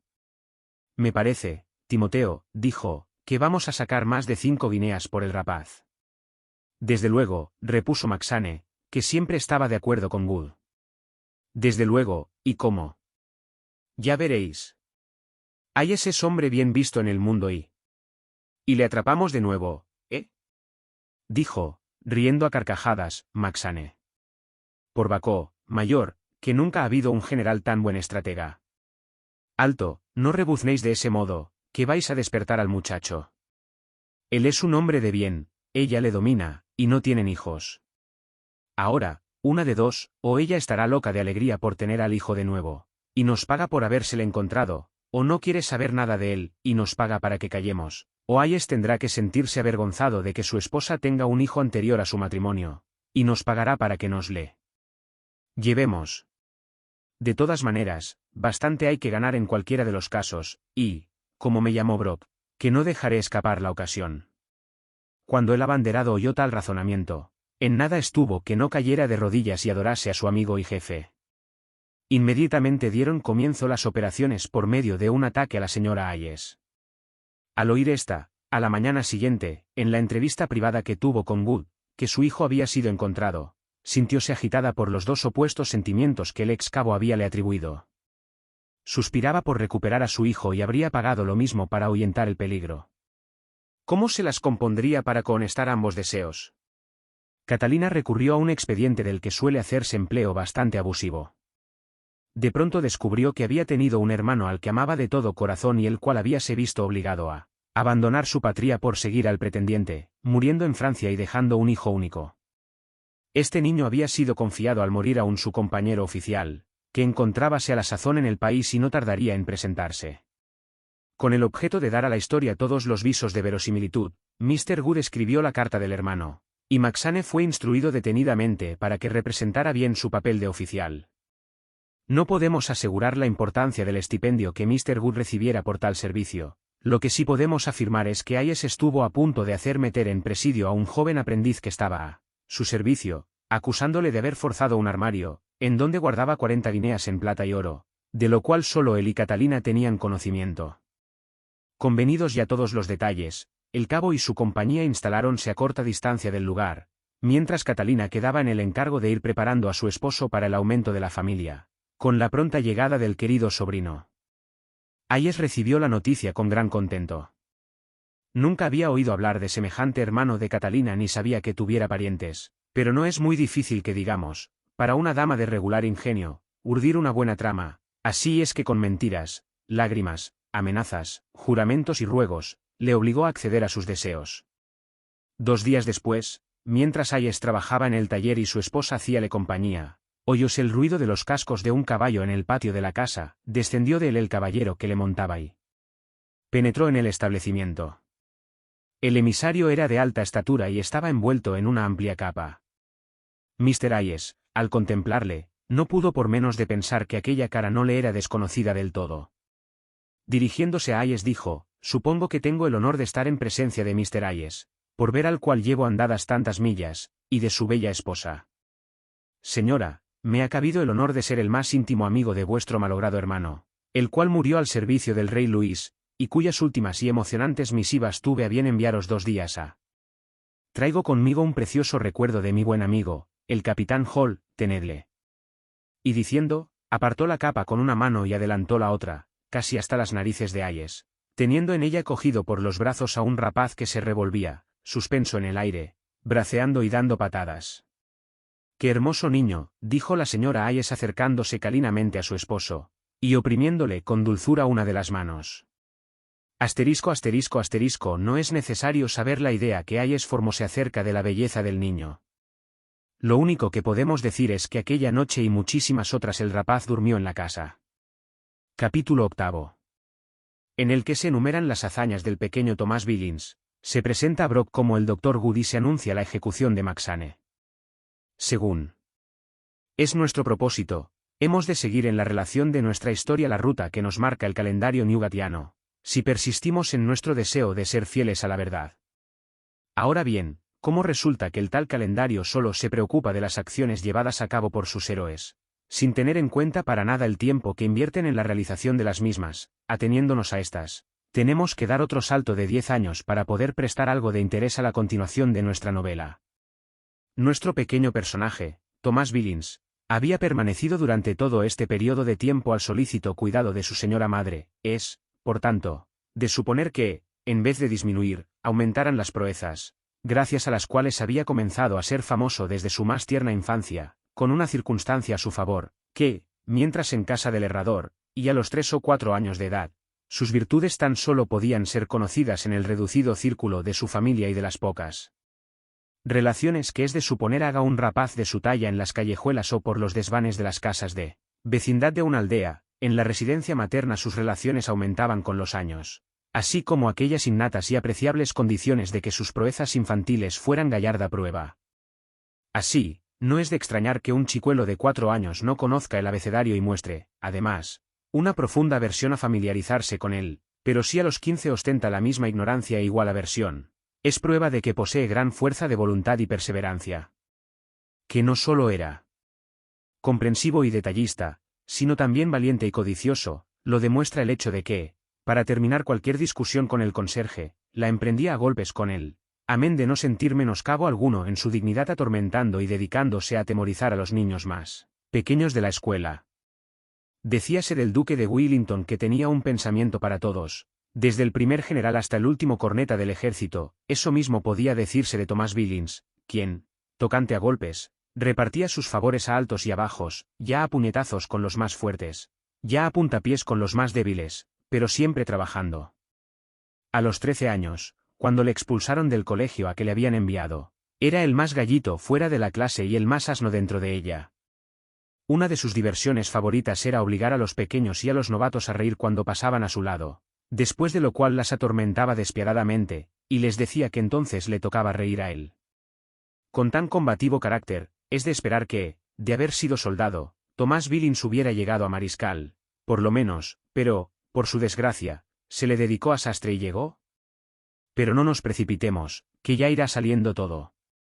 Volviendo a John Hayes, nos encontramos con que no circunscribió sus actividades a la profesión de ebanista ni a permanecer en su pueblo, sino que, inducido por el espíritu intranquilo de Catalina, quiso probar fortuna en la capital, en donde vivió habitando barrios distintos y dedicándose a profesiones varias, unas veces, como verdulero y vendedor de carbón al por menor, otras, como ebanista, agente de funeraria y usurero de pobres, y, finalmente, como arrendatario de una casa amueblada, en donde continuó ejerciendo su caritativa profesión de prestamista. Prestando, como prestaba, sobre prendas y objetos, y obteniendo excelentes beneficios de tal comercio, no tenía por qué preocuparse del origen de las mercancías, ora fueran procedentes de rica vajilla, ya piezas de tela, espadas, relojes, pelucas, hebillas de zapatos, que le llevaban sus amigos y confiaban a su custodia, de lo cual dedúcese que sus amigos tenían plena confianza en él y que gozaba de la estimación de infinidad de personajes, cuyo recuerdo perdura en la historia y produce la admiración de las gentes. Al que más y al que menos le agrada pensar que en el gabinete de la señora Hayes el valiente Turpin departía mano a mano, en intimidad, con Catalina, que acaso el noble Shepherd decía allí sus chistes más ingeniosos o bebía su botella de ron. ¿Quién sabe si también llegaran a sentarse a la mesa de Catalina Mackit y Pablo Clifford? Pero, para quedarse a imaginar lo que pudo haber sucedido, ¿Prescindiendo de la realidad y no dejando reposar en paz a los muertos? No lo sabemos, no podemos evitarlo, como tampoco podemos pasar por la puerta de Camberland, sin que se nos escape un suspiro de añoranza, recordando los esforzados caballeros que pasaban en otros tiempos por aquel camino. Se nos antoja ver a los piadosos sacerdotes que los acompañaban en sus entradas triunfales, sus carros rodeados de relucientes arqueros. Como el esclavo en el carro del conquistador romano iba diciéndolo incesantemente: acuérdate de que eres mortal. Delante del guerrero británico marchaba el sepulturero con el ataúd, recordándole también que había de morir, y era precisamente por estos sitios. 100 años ha, la calle Albion era un verdadero desierto. La plaza de Cannot estaba incompleta y no era nada todavía. El labrador venía a pasar sus ratos de ocio a Knapford Place, por las verdes soledades de la calle Sabrin. La lechera conducía las vacas mugidoras. Aquí, en medio de los verdes campos, fue un día Tyburn, y en la carretera que allí conducía, como para gozar de tan bella perspectiva, estaba la casa de John Hayes. Una hermosa mañana del año 1725, la señora Hayes, que había estado fuera con su mejor sombrero, Mr. Hayes, que por rara casualidad habíala acompañado, y la señora Springat, una huéspeda que, mediante su buena remuneración, gozaba del privilegio de participar de la mesa y la amistad de Catalina, volvían, a eso de las 10:30, con los semblantes arrebolados y sonrientes, de un paseo que habían ido a dar a Bayswater. Varios miles de personas venían, como en rebaño, carretera abajo, por el camino de Oxford, a juzgar por la elegancia y el esmero que todos parecían haber puesto en sus vestidos y la satisfacción que se dibujaba en los rostros, creeríase que todas aquellas personas salían de un sermón reconfortante. Jamás habríase pensado que venían de presenciar una ceremonia algo macabra, la de ver ahorcar a un individuo, espectáculo económico y de que jamás se privaba la familia Hayes.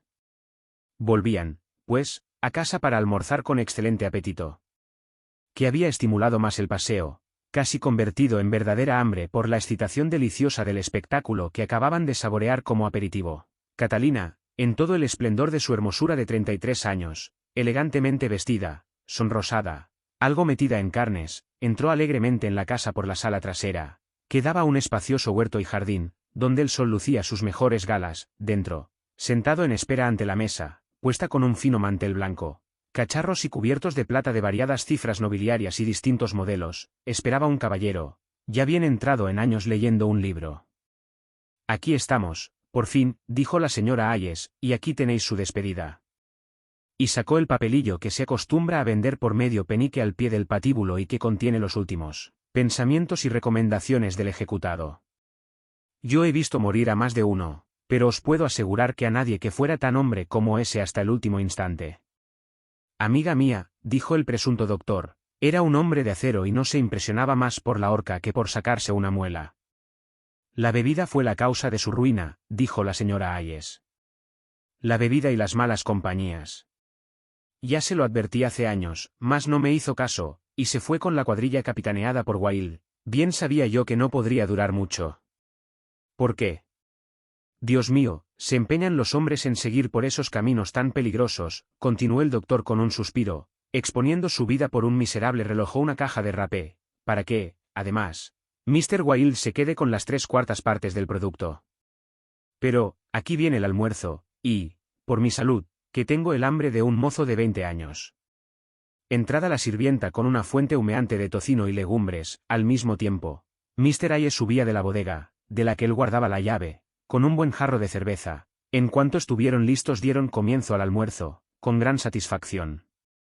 Además del matrimonio Hayes y de su huésped, el doctor Good, estaba la otra huéspeda, la señora Springat, y otro cubierto estaba puesto, pero el comensal no parecía, y alguien dijo: Tom, por lo visto, se habrá encontrado con algunos amigos, y tal vez haya preferido pasar la mañana con ellos. Referíase a Tomás Billings, a la sazón de 16 años de edad, esbelto, elegante, guapo mozo, de 5 pies y 12 pulgadas de altura, de tez pálida y ojos y cabellos negros. Tomás era aprendiz de un sastre de no escasa clientela, con quien entraría en sociedad al terminar su aprendizaje. Nadie ponía en duda que Tom pudiera prosperar en tal negocio, al frente del cual hallábase entonces un individuo llamado Ben Kleiner, alemán. Era este muy inteligente en el oficio, pero harto aficionado a los placeres, y, por ende, muy dilapidador.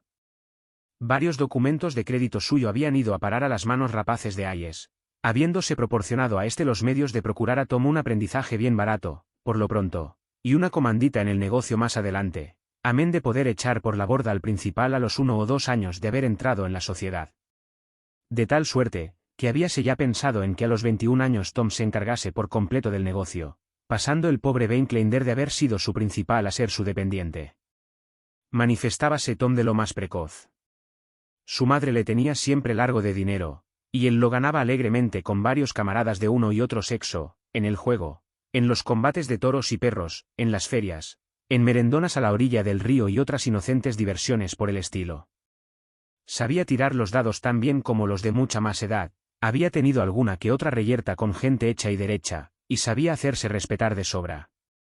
Hayes no estaba muy satisfecho de las bellas cualidades del joven, pero prefería disimular, porque, habiendo querido castigarle en cierta ocasión, no solamente se vio incapacitado para hacerlo, sino que estuvo a merced del muchacho, el cual le dio tan fuerte golpe en la cabeza con una herramienta, que le derribó por el suelo y quiso rematarle.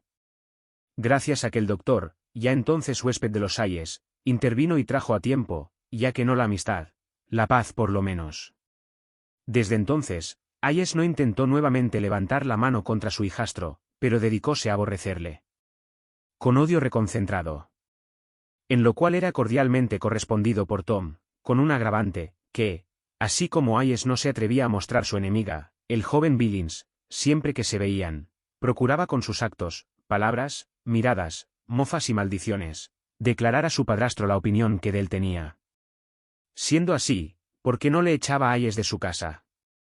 Pues porque temía de veras al mozo, creyéndole capaz del crimen, y porque delante de Catalina temblaba más que tiemblan las hojas ante los vientos del otoño. Ella le dominaba por completo, era dueña hasta del aire que él respiraba, hasta el dinero había ido pasando a poder de Catalina, pues aunque era tacaño y cominero como ninguno, y, por ende, muy ahorrativo, no se sentía con valor para adueñarse de lo que ella había hecho suyo. Ella era quien llevaba los libros, pues para entonces ya había aprendido a leer y escribir, quien realizaba las gangas y dirigía las operaciones de los cuitados pequeños capitalistas. Cuando llegaba la hora de cobrar y los deudores iban a implorar la gracia de nuevos plazos, ella salía del paso echándole a él la culpa, diciendo que era sordo y duro como una peña, y en verdad lo era. Nadie podía decir de él que le hubiese dado a ganar un penique, ni se sabía que hubiera hecho retractarse jamás a los alguaciles en ningún embargo en favor de alguno de sus deudores. El asunto de Ben Kleiner, por ejemplo, mostró bien a las claras las condiciones de cada uno. Hayes estaba a punto de arreglarlo de una manera corriente, pero Catalina supo adivinar las cuantiosas ganancias que tal negocio podría dejarles, y urdió lo del aprendizaje y lo de la comandita a que hemos aludido. Ella le menospreciaba de todo corazón, mientras él la lagoteaba como perro faldero. A ella gustábale divertirse a su manera, y sentía aversión por las mimosidades de que él hacía la objeto. Catalina era la única persona por quien él experimentaba algún sentimiento, aparte de sí mismo, así le profesaba aquel miedo ridículo.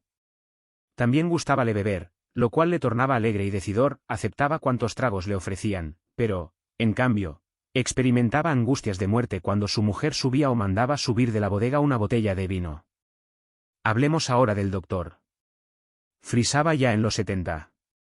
Había rodado mucho por el mundo, tenía aspecto de hombre sobrio y alegre, se vestía con esmero y severidad, llevando un amplio sombrero y un casacón, no frecuentaba más personas que aquellas que veía en el café.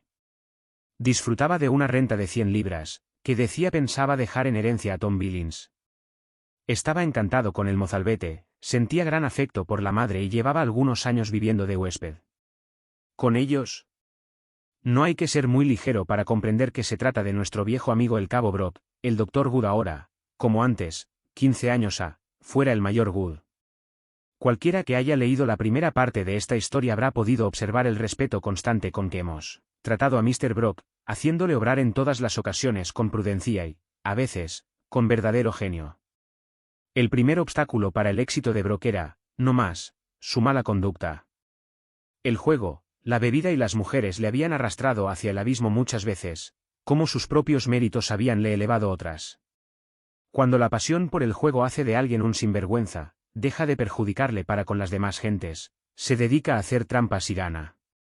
Mas los vicios de Brock habían desaparecido en Virginia, a fuerza de falta de salud, de malos tratamientos, de un trabajo horrible y de una alimentación deficiente. Llegó a olvidar hasta lo que era beber. El ron o el vino le sentaban tan mal que no pudo seguir dedicándose a ellos por más tiempo. Así llegó a curarse de sus 3 vicios. De haber sido ambicioso, seguramente habría podido alcanzar una buena posición a su regreso del destierro, pero entonces sentíase ya viejo y era un filósofo, no se preocupaba de elevarse en el mundo. Como la vida era entonces bien barata y más alto el interés del dinero, una vez que hubo reunido 600 libras adquirió una póliza vitalicia de 72 libras al año, e hizo creer que poseía, además de la renta, el capital. Después de haber dejado a los Hayes en la aldea, volvió a encontrarlos de nuevo en Londres, y de nuevo volvió a tomar hospedaje con ellos, sintiendo, como sentía, gran afecto por la madre y por el hijo. A medida que el doctor vivía más tiempo en la agradable compañía de tan simpática familia, comenzó a deplorar el haber invertido todo su dinero en la compra de la póliza, y no poder, como decía tener pensado, dejar sus ahorros a sus hijos adoptivos. Nada le divertía tanto como presenciar las tempestuosas querellas del matrimonio Hayes. Solía sembrar el enojo en el ánimo de Catalina cuando le parecía que su calma duraba ya demasiado. Gustaba de azuzar las disputas entre marido y mujer, madre e hijo, y disfrutaba con ella lo indecible. Eran su diversión cotidiana, y reía hasta saltársele las lágrimas por las relaciones que hacía Tom de las tretas que jugaba a ministriles y corchetes y de las reyertas con que acompañaba su estancia en las tabernas. Estaban, pues, los comensales haciéndose lenguas de la exquisitez del almuerzo, cuando entró, alegremente Tom, el doctor, que parecía haber estado algo huraño, reanimóse inmediatamente con su llegada, y le hizo sitio entre él mismo y su madre. «¿Qué tal, vejete?», dijo el mozo familiarmente. «¿Cómo va, mamá?». Y diciendo, cogió el jarro de cerveza, quitándole la vez a Hayes que iba a hacer lo propio, y le dio un tiento bastante más que regular. Dijo Tom, chascando la lengua de satisfacción y limpiándose la boca con la manga. «Esto es como un refresco, una bebida de nada, desde anoche tengo la garganta fría, y quiero remojarla con algo más serio». «¿Quieres un poco de vino, hijo mío?», preguntó aquella juiciosa madre. «¿Un vaso de brandy, Tom?», dijo el doctor. «Tu papá te lo subirá de la bodega en un segundo. Antes le vería colgado», repuso Hayes con su poco de miedo. «Vaya, no seáis así, padre descastado», dijo Brock. El oírse llamar padre sacaba a Hayes de sus casillas, así es que replicó furioso: «Yo no soy su padre. A Dios gracias». «Ni de nadie», dijo Tom. Hayes contentóse con murmurar por lo bajo: «Maldito borde». «Su padre era todo un caballero, lo que tú nunca has sido», gritó la señora Hayes a su esposo. «Su padre era un hombre de alcurnia, y no un ruin ebanista.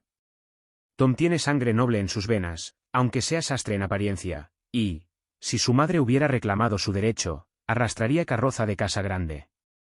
«Yo quisiera poder encontrar a mi padre», dijo Tom, «porque me parece que Pally Briggs y yo luciríamos bien en la carroza». Imaginábase que, si su padre era conde, lo menos que él podía ser era príncipe, y, en efecto, así se hacía llamar por sus camaradas.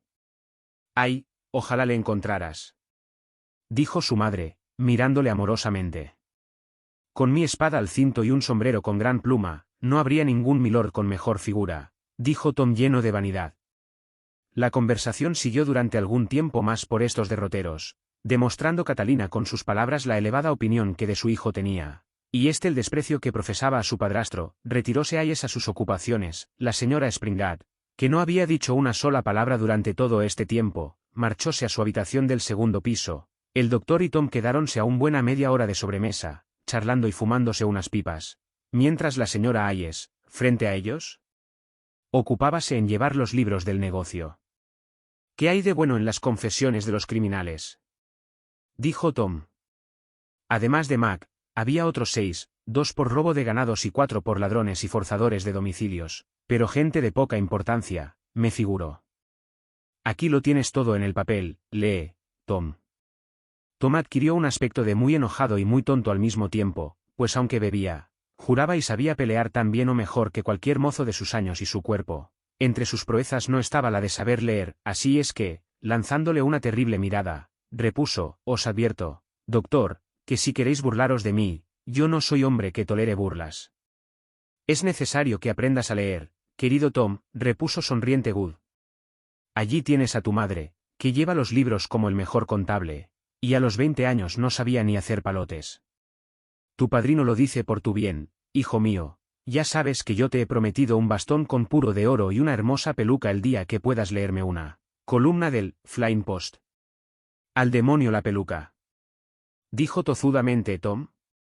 Si el padrino quiere enterarse del papel, que lo lea él mismo. Después de lo cual, el viejo Good se caló las gafas y echó una ojeada al papel, era este de color pajizo, y contenía en la parte superior un dibujo del patíbulo, y debajo las biografías de los 7 individuos que habían sufrido aquella mañana el rigor de la justicia. Prescindamos de las 6 primeras, y oigamos la 7ª, que el doctor Good lee en alta voz, y dice así: Capitán Macsane. La 7ª víctima de sus propios crímenes es el antiguo célebre salteador de caminos Capitán Macsane, conocido por otro nombre como el Fierabras irlandés. El capitán fue al patíbulo con una fina camisa blanca de lino y gorro de dormir, y siendo papista de religión, fue acompañado por el padre O'Flaherty, sacerdote católico y capellán del embajador bávaro. El capitán Macsane pertenecía a una distinguida familia de Clanekilty, en Irlanda, contando entre sus ascendientes a varios reyes del país. Tuvo el honor de estar al servicio de sus majestades el rey Guillermo y la reina María, y de su majestad la reina Ana, en Flandes y en España, llegando a gozar de la gran estimación de Lord Marlborough y Lord Peterborough, por su acreditado valor. Pero, habiendo quedado reducido a la mitad de la paga, al final de la guerra, comenzó a llevar mala vida, haciéndose asiduo concurrente a los lupanares y a las casas de juego, en donde acabó de arruinarse. Encontrándose en tal situación, trabé amistad con el célebre capitán Good, y ambos juntos perpetraron infinidad de latrocinios en el interior del país, pero, siéndoles difícil permanecer en él mucho tiempo entregados a tales desafueros, marcharon al oeste, donde eran completamente desconocidos. Allí, sin embargo, les llegó el merecido castigo, pues fueron presos por robar unos balaustres de bronces, procesados bajo falsos nombres en Exeter y desterrados 7 años a trabajos forzados en las colonias. Lo cual demuestra que la justicia nunca se duerme, y que tarde o temprano, pero siempre, al fin, vence al criminal. A su regreso de Virginia, como surgiera una reyerta entre los dos, a causa del reparto del botín, desafiáronse en las cercanías de Bristol, dando Macsane caballerosa muerte a Good, pero hubo de huir sin apoderarse de la codiciada riqueza, porque, en aquel momento, se aproximaba al lugar del suceso un carro de mercaderías, y hubieran podido verle. Lo cual demuestra que la maldad nunca prospera. 2 días después de esto, Macsane se encontró con la carroza de Miss Macra, una rica heredera escocesa, que iba a baños para la curación del lumbago y de la gota. Al principio pensó en robar a la dama, mas luego cambió de parecer, y se dio tal maña que la indujo a casarse con él. Después vivieron juntos en un pueblo llamado Edinburgh, en Escocia, haciéndose el llamar el coronel Geraldine. Muerta la dama, y habiendo Macsane dilapidado toda su fortuna, vióse obligado a comenzar de nuevo sus fechorías para poder vivir. Lo primero que hizo fue robarle una preciosa tabaquera de concha y oro a un lord escocés, llamado Lord de Vistlevinkie, por el cual crimen fue reducido a prisión en la cárcel de Toulbooth, en Edinburgh, y azotado varias veces en público. Pero el castigo no parecía dar fin a sus perversas inclinaciones, y el día 17 de febrero último asaltó la carroza de su excelencia el embajador bávaro, a su paso por Blackcat, viniendo de Dover, y robó a su excelencia y al capellán que le acompañaba, quitándole al primero el dinero, los relojes, la placa, un manto de pieles, la espada, de gran valor, y al capellán, un devocionario que iba leyendo y una botella de laxante. El embajador bávaro dijo, interrumpiendo vivamente Tom: mi maestro Ben Kleiner era su sastre militar en Alemania, y ahora le está haciendo un traje de gala, lo menos de 100 libras. El doctor Good siguió inalterable leyendo. Y una botella de laxante. Gracias a las gestiones de Mr. Wilde, el famoso criminal fue conducido ante la justicia, pudiendo ser devueltos el devocionario y la botella al padre O'Flaherty. Durante el tiempo de su reclusión en Newgate, Macsane no dio la más insignificante muestra de arrepentimiento por sus crímenes, excepto por el de haber matado a su jefe. Parecía muy apenado por la muerte de Good, diciendo que el aguardiente había tenido la culpa, por lo cual no probó licor alguno durante su encarcelamiento, pidiendo como gracia le dejaran beber una botella la víspera de su ejecución.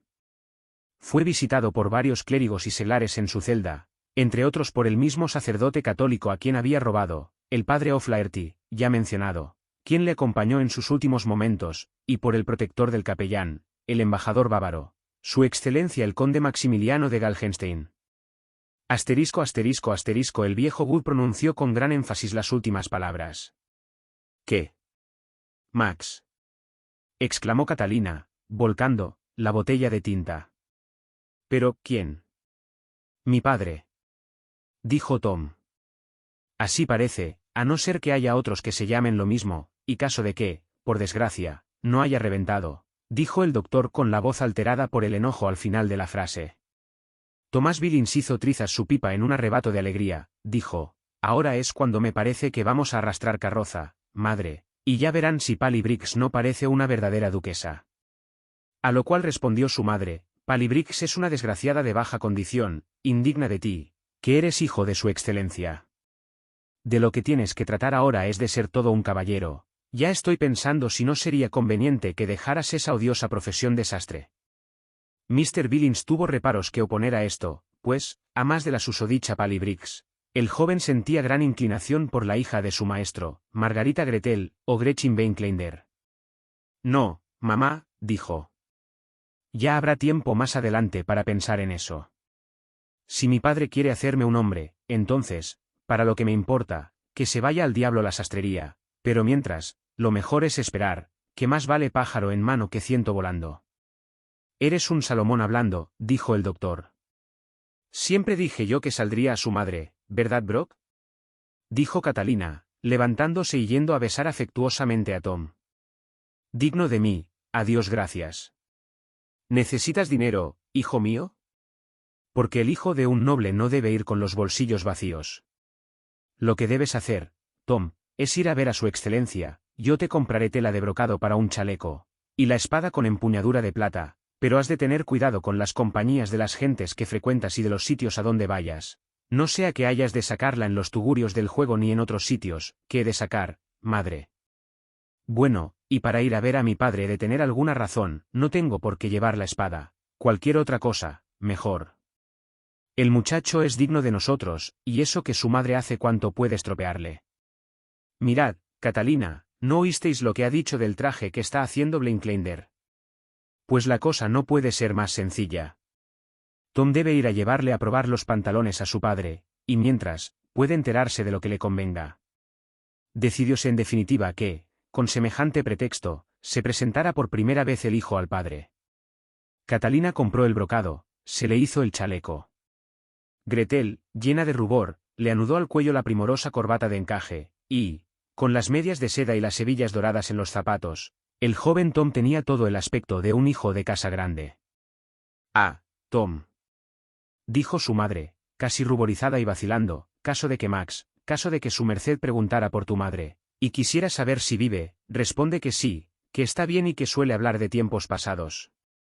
Ah, se me olvidaba, no tienes por qué hablar de ayes para nada, basta que digas que yo estoy bien. Catalina quedóse contemplándole un rato, mientras se alejaba calle abajo. Encantado y contento estaba Tom con sus nuevas galas, y, a decir verdad, parecíase mucho a su padre. Ante la vista de Catalina parecieron ir transformándose todas las cosas, y creyó tener delante unos prados verdes, un pequeño lugar, y en el lugar un mesón. Un muchacho paseaba dos caballos sobre el césped, mientras que, dentro del parador, reposaba un caballero, joven, apuesto y alegre. Ah, qué delicadas eran sus blancas manos, cuán seductoras sus palabras, cuán bellos y dulces sus azules ojos. ¿No era por ventura un gran honor para una pobre paleta de aldea el que un tan noble caballero se dignara mirarla? ¿Qué encanto irresistible no habría de tener para lograr que le obedeciera al murmurarle al oído, sígueme, vente conmigo? Que grabados se quedaron en su imaginación hasta los más insignificantes pormenores del paisaje que viera aquella mañana, cómo se elevaban las espirales de humo de los prados en que se quemaban los rastrojos, cómo saltaban los peces en los riachuelos y chapoteaban en la presa del molino. Allá se alzaba la iglesia con todas las ventanas como encendidas de oro por el sol, y más allá los segadores, haciendo la recolección del maíz. Ella quería cantar cuando iba subiendo la colina. ¿Qué canción? No podía recordarla, pero, en cambio, qué bien recordaba el sonido de los cascos del caballo a medida que se aproximaba más y más. Qué arrogante estaba sobre un caballo tan alto. Iría pensando en ella, ¿o serían acaso palabras engañosas las que habíale dicho, la noche antes, ¿Cómo las que diría a tantas otras para pasar el tiempo y seducirlas? ¿No las habría olvidado ya él? Asterisco, asterisco, asterisco, pero, Catalina, hija, que la carne se enfría, y tengo un hambre del diablo. Exclamó Mr. Brock, alias Capitán Wood, alias Dr. Wood. Mientras desplegaban las servilletas, él, mirándola fijamente, dijo, pensando en eso todavía, criatura. He estado observándoos por espacio de 5 minutos, Catalina, o yo soy un imbécil, o me parece que una sola palabra de Galgenstein bastaría para que le siguierais otra vez como un perrito. Empezaron a almorzar, y aun cuando sobre la mesa triunfaba el plato favorito de Catalina, pierna de cordero con salsa de cebolla, ella no se sintió con ganas ni para probarlo. Al mismo tiempo, Tomás Billings dirigíase a la morada de su excelencia el embajador bávaro, hecho un figurín, con las nuevas prendas que su madre habíale regalado, la nueva corbata de encaje que la rubia Gretel había anudado a su cuello, llevando envueltos en un pañuelo de seda los flamantes pantalones del señor embajador. Pero el joven Billings, sintiéndose algo narciso, quiso ver el efecto que causaba en Pally con su elegante indumentaria, y fue a hacer una visita a Miss Briggs, la cual, después de felicitarle calurosamente por la distinción que con aquellas galas realzaba su persona, invitóle a beber de la bebida predilecta de Tom, mistura de ginebra y frambuesa, y tanta fue la complacencia del joven caballerete, que, al cabo de no mucho rato, a manos de la Briggs había pasado todo el dinero que llevaba en el bolsillo, gracias a la prodigalidad de su buena madre. Sin embargo, supo hacerse el fuerte y desprenderse del encanto que allí le retenía, y, despidiéndose afectuosamente de Pally, marchóse con los pantalones a casa de su padre. Capítulo 9. Donde se narra la entrevista habida entre el conde de Galgenstein y Tomás Billings, cuando éste revela al otro su estrecho parentesco. Ningún espectáculo de este mundo es tan triste de ver como el que ofrece un solterón de 45 o 46 años. Puede decirse que el ejército inglés es la casa cuna de semejantes ejemplares.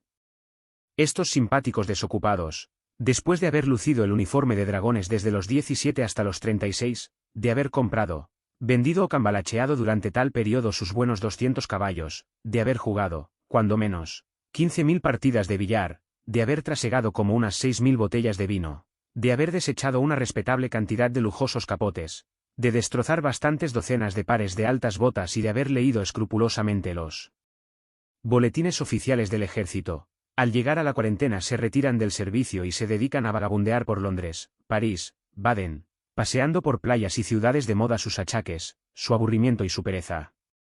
En la primavera de la vida, y mientras se los ve en la grata compañía de sus cantaradas, estas flores tienen una apariencia bastante sonrosada y alegre, pero nada más triste que una de ellas cuando se la ve sola y en el otoño de la vida. Conocemos a uno de tales circunstancias, a quien todos llaman por el título de Papá Pop, el capitán Popjoy. No puede darse un hombre más bueno, sencillo y vacuo que él. Cuenta sus 47 años, y parece un viejo de 60 bien conservado.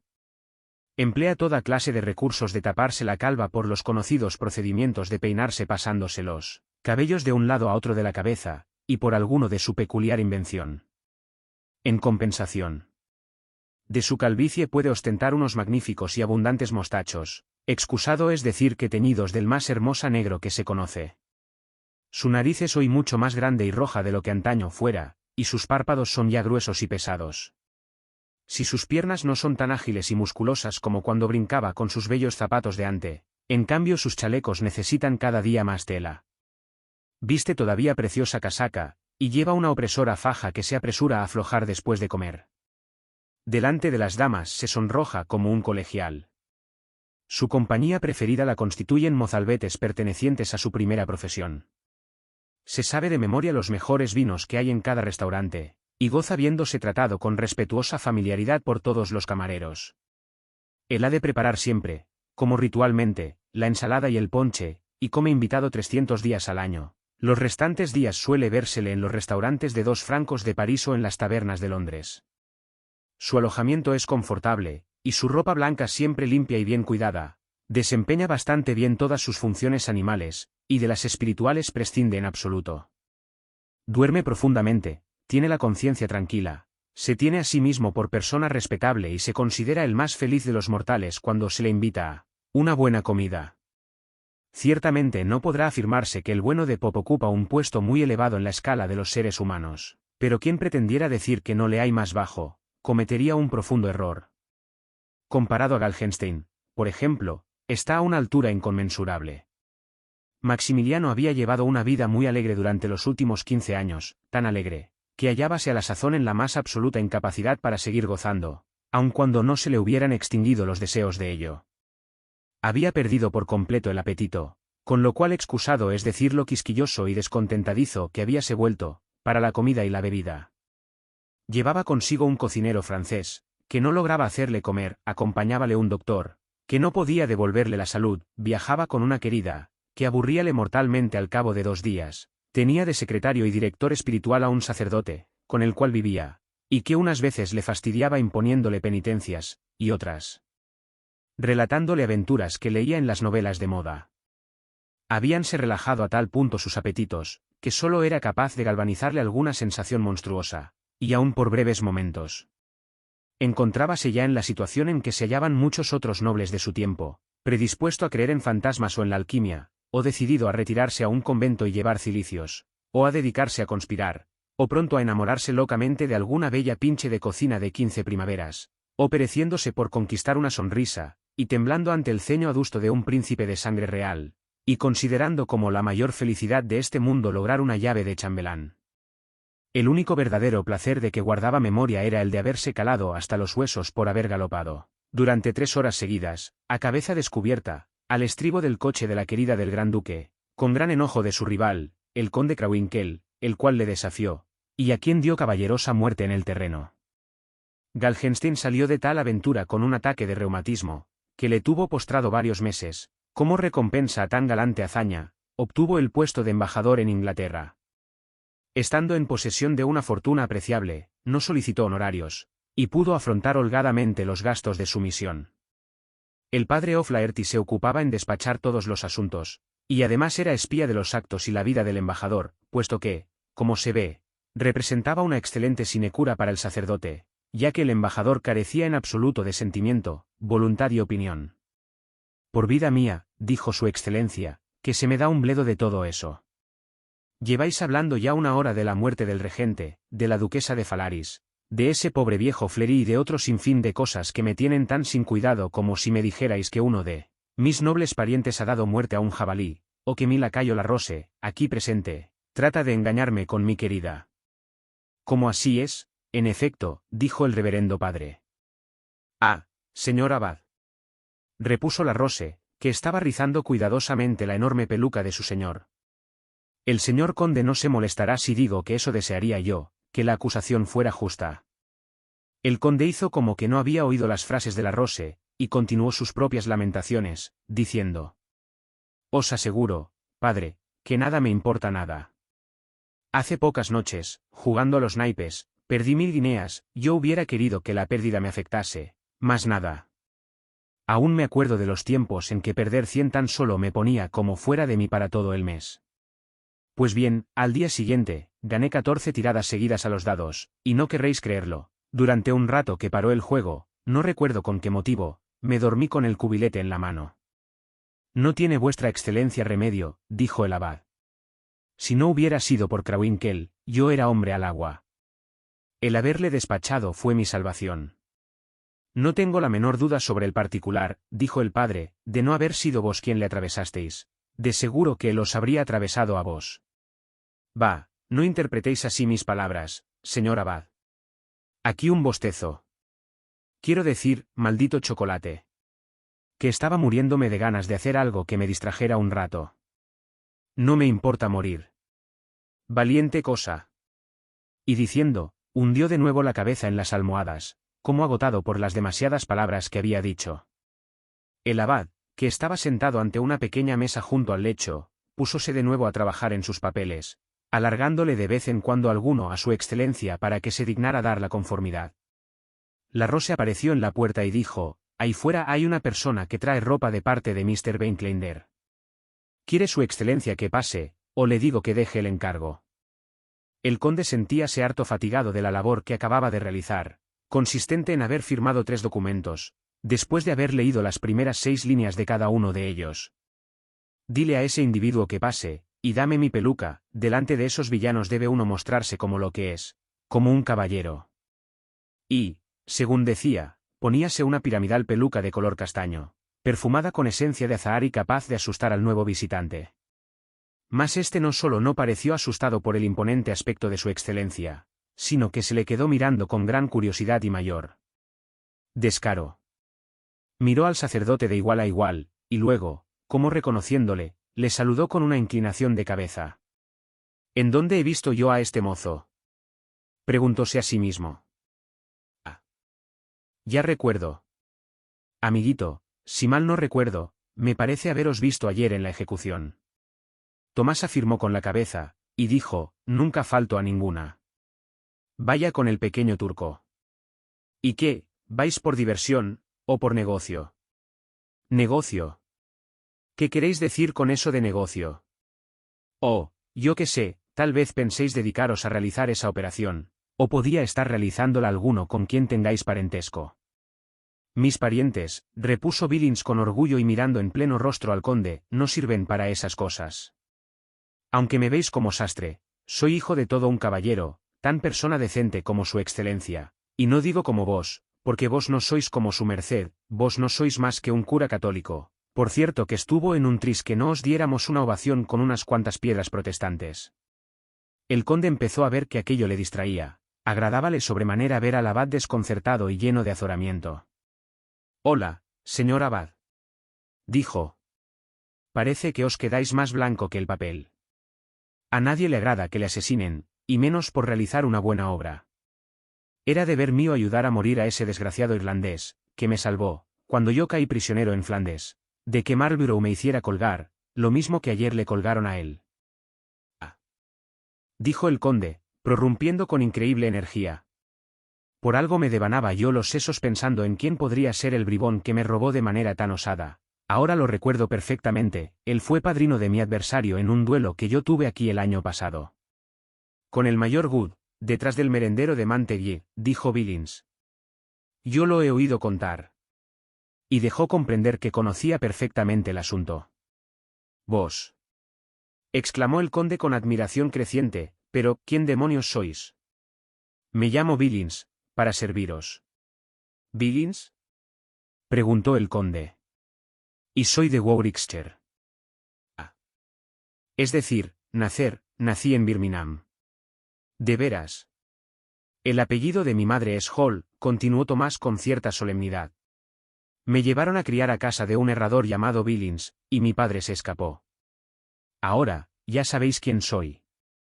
Palabra de honor, dijo el conde, que empezaba a encontrar algún interés en el lance. Palabra de honor, Mr. Billings, no tengo la menor idea. Pues entonces, os lo diré, milord, sois mi padre. Tomás dijo, y dejando caer al suelo el envoltorio de los pantalones, adelantóse teatralmente hacia el conde, y se detuvo, con los brazos abiertos, creyendo, sin duda, que éste iba a saltar precipitadamente del lecho para estrecharle sobre su corazón. Semejante candidez suele ser común a muchos niños, a quienes, a pesar de no importárseles una higa de sus padres, les parece que éstos han de mostrar constantemente por ellos un afecto sin límites. Su excelencia, en efecto, dio un salto en el lecho, pero fue atrás, hacia la pared, y empezó a tirar del cordón de la campanilla, completamente asustado. Teneos atrás, señor, ¿qué pretendéis? ¿Por qué se os antoja que soy vuestro padre queréis matarme? Santo Dios, ¿cómo huele el mozo a ginebra y a tabaco? No, no os vayáis por eso, joven, sentaos ahí cerca. La Rose, tráele un poco de agua de Colonia, y dale una taza de café. Y ahora, vamos, seguid con vuestra historia. Por mi salud, señor abad, que lo que dice el mozo tiene grandes visos de ser la verdad misma. Si es una conversación de familia, creo que debo retirarme. Oh, no, por favor, no me dejéis solo con el muchacho. Vamos, señor. Ah. ¿Cuál es vuestro nombre? ¿Queréis seguir con vuestro relato? Tom estaba horriblemente desconcertado, la actitud del conde echaba por tierra todos sus planes y los de su madre, pues tanto ella como él tenían la casi absoluta seguridad de que, tan luego como el conde le viera, le reconocería, instituyéndole heredero de sus bienes y su título, mas, Habiéndose ya desengañado a este respecto, prosiguió su narración de mal talante, contando muchos detalles de los que ya nos son familiares. El conde le preguntó el nombre de la madre, y, al saberlo, pareció que le volvía la memoria de aquel episodio de su vida. «De modo que sois hijo de Catalina. Si la hubierais conocido, señor abad. Una criatura preciosa, pero una fiera completa». «Ah, sí. Ahora me acuerdo perfectamente. Es una muchacha pequeña, fresca, morena, ¿verdad?, con una nariz respingada y cejas espesas, ¿eh? Ah, sí, sí. Ahora me acuerdo de ella. En Birmingham fue donde la vi por vez primera, era dama de compañía de Lady Tripit, ¿verdad? Ella no ha sido nunca nada de eso, repuso Tom enojadísimo. Su tía era dueña del mesón en que ella servía y donde vos la sedujisteis. ¿Seducida por mí? Oh, sí, ahora caigo, así fue. Recuerdo que la hice montar a la grupa de mi negro caballo, y, me la llevé. Cómo Eneas arrebató a su mujer del sitio de Roma, ¿qué tal, mi buen abad? Las circunstancias fueron justamente las mismas, dijo el abad. Tenéis una memoria admirable. Siempre me he distinguido por ella, prosiguió su excelencia. Bueno, ¿en dónde estábamos? Ah, en lo del caballo negro. Pues bien, la hice montar en él y me la rapté al galope, llevándola a Birmingham, donde vivimos juntos largo tiempo, arrullándonos como dos tórtolos. Como iba diciendo, vivimos juntos en Birmingham, mientras yo estaba para casarme con una rica heredera. ¿Qué diréis se le ocurre al enterarse de mi proyectado matrimonio? Pues se le ocurre matarme, trata de poner su idea en práctica y me desbarata la boda.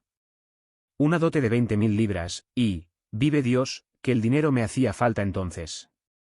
Decime, ¿no era un monstruo abominable vuestra madre, joven? ¿Cómo decís que os llamáis? Hizo bien. Prorrumpió Billings, con una gran exclamación, sin poder contenerse. ¿Qué es eso, caballerete?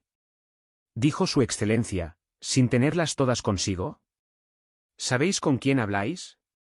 Con un caballero de 78 nobles antecesores, un conde del Sacro Imperio Romano, con el representante de un soberano.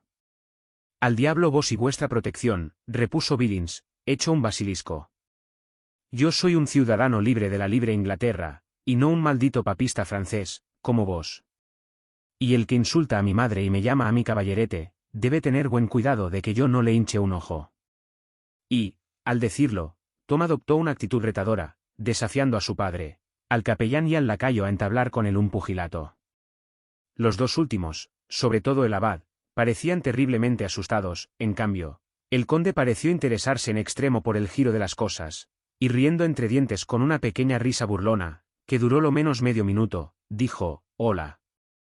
Esas tenemos». «¿Con qué, bravucón?» «Hace mía que sois un joven de empuje, algo de vuestro padre ha renacido en vos, lo reconozco por esas amenazas. Tal era yo a los 16, jurando como un marinero del Támesis, exactamente lo mismo que este muchacho. Chocad aquí, valiente, no, aún no, besad mi mano, es lo mejor». Y sacó una mano, que apareció asomándose, pálida y descarnada, entre los encajes amarillos de la manga, con los dedos cubiertos de fulgentes anillos. «Bueno», dijo Billings, «si no habéis de continuar faltando a mi madre, ni a mí, no tengo inconveniente en que choquemos, no soy orgulloso». El abad rió con gozo indecible esta baladronada del jovenzuelo, y aquella misma noche envió a la corte una versión cómica por demás, y picante, del encuentro feliz del padre y el hijo, en la cual decía que Tom era el discípulo predilecto del verdugo de Londres, y otras donosuras por el estilo, con las que tanto gozó la amante del duque, que se dijo era necesario darle un obispado al abad para premiarle los buenos ratos que la hacía pasar. El conde y su hijo habían por fin hilvanado una cordial conversación. El progenitor informó a su tierno retoño de todos los achaques que padecía, de los procedimientos curativos con que los combatía, el gran predicamento de que gozaba como chambelán del duque de Baviera, del aire con que llevaba sus trajes de gala y de un polvo que había inventado para el cabello, como, a los 17 años, se había escapado con la esposa de un sacerdote, que fue después encerrada en un convento, en donde llegó a engruesar de una manera descompasada, cómo aún se acordaba del tiempo en que las damas no llevaban lunares, etcétera, etcétera.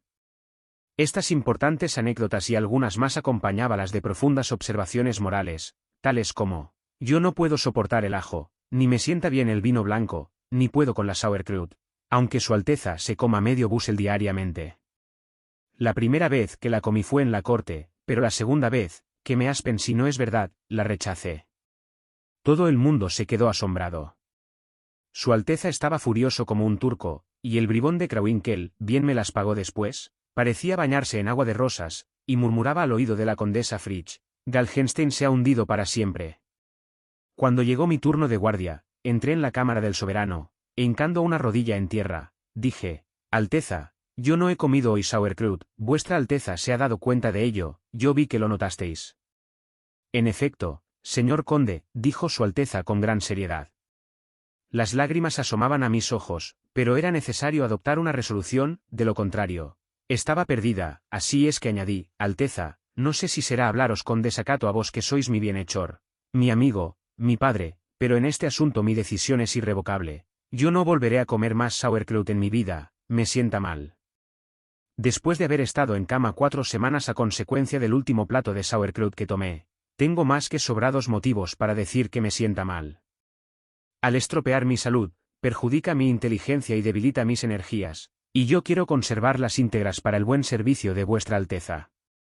Tad, tad, tad, dijo Su Alteza por toda respuesta. Pedime que os defienda con la espada o con la pluma, y veréis cuán dispuesto me hallo a serviros, pero un gran príncipe como vos debe compadecerse de la débil salud de uno de sus más fieles súbditos, que no puede pasar la sauerkraut.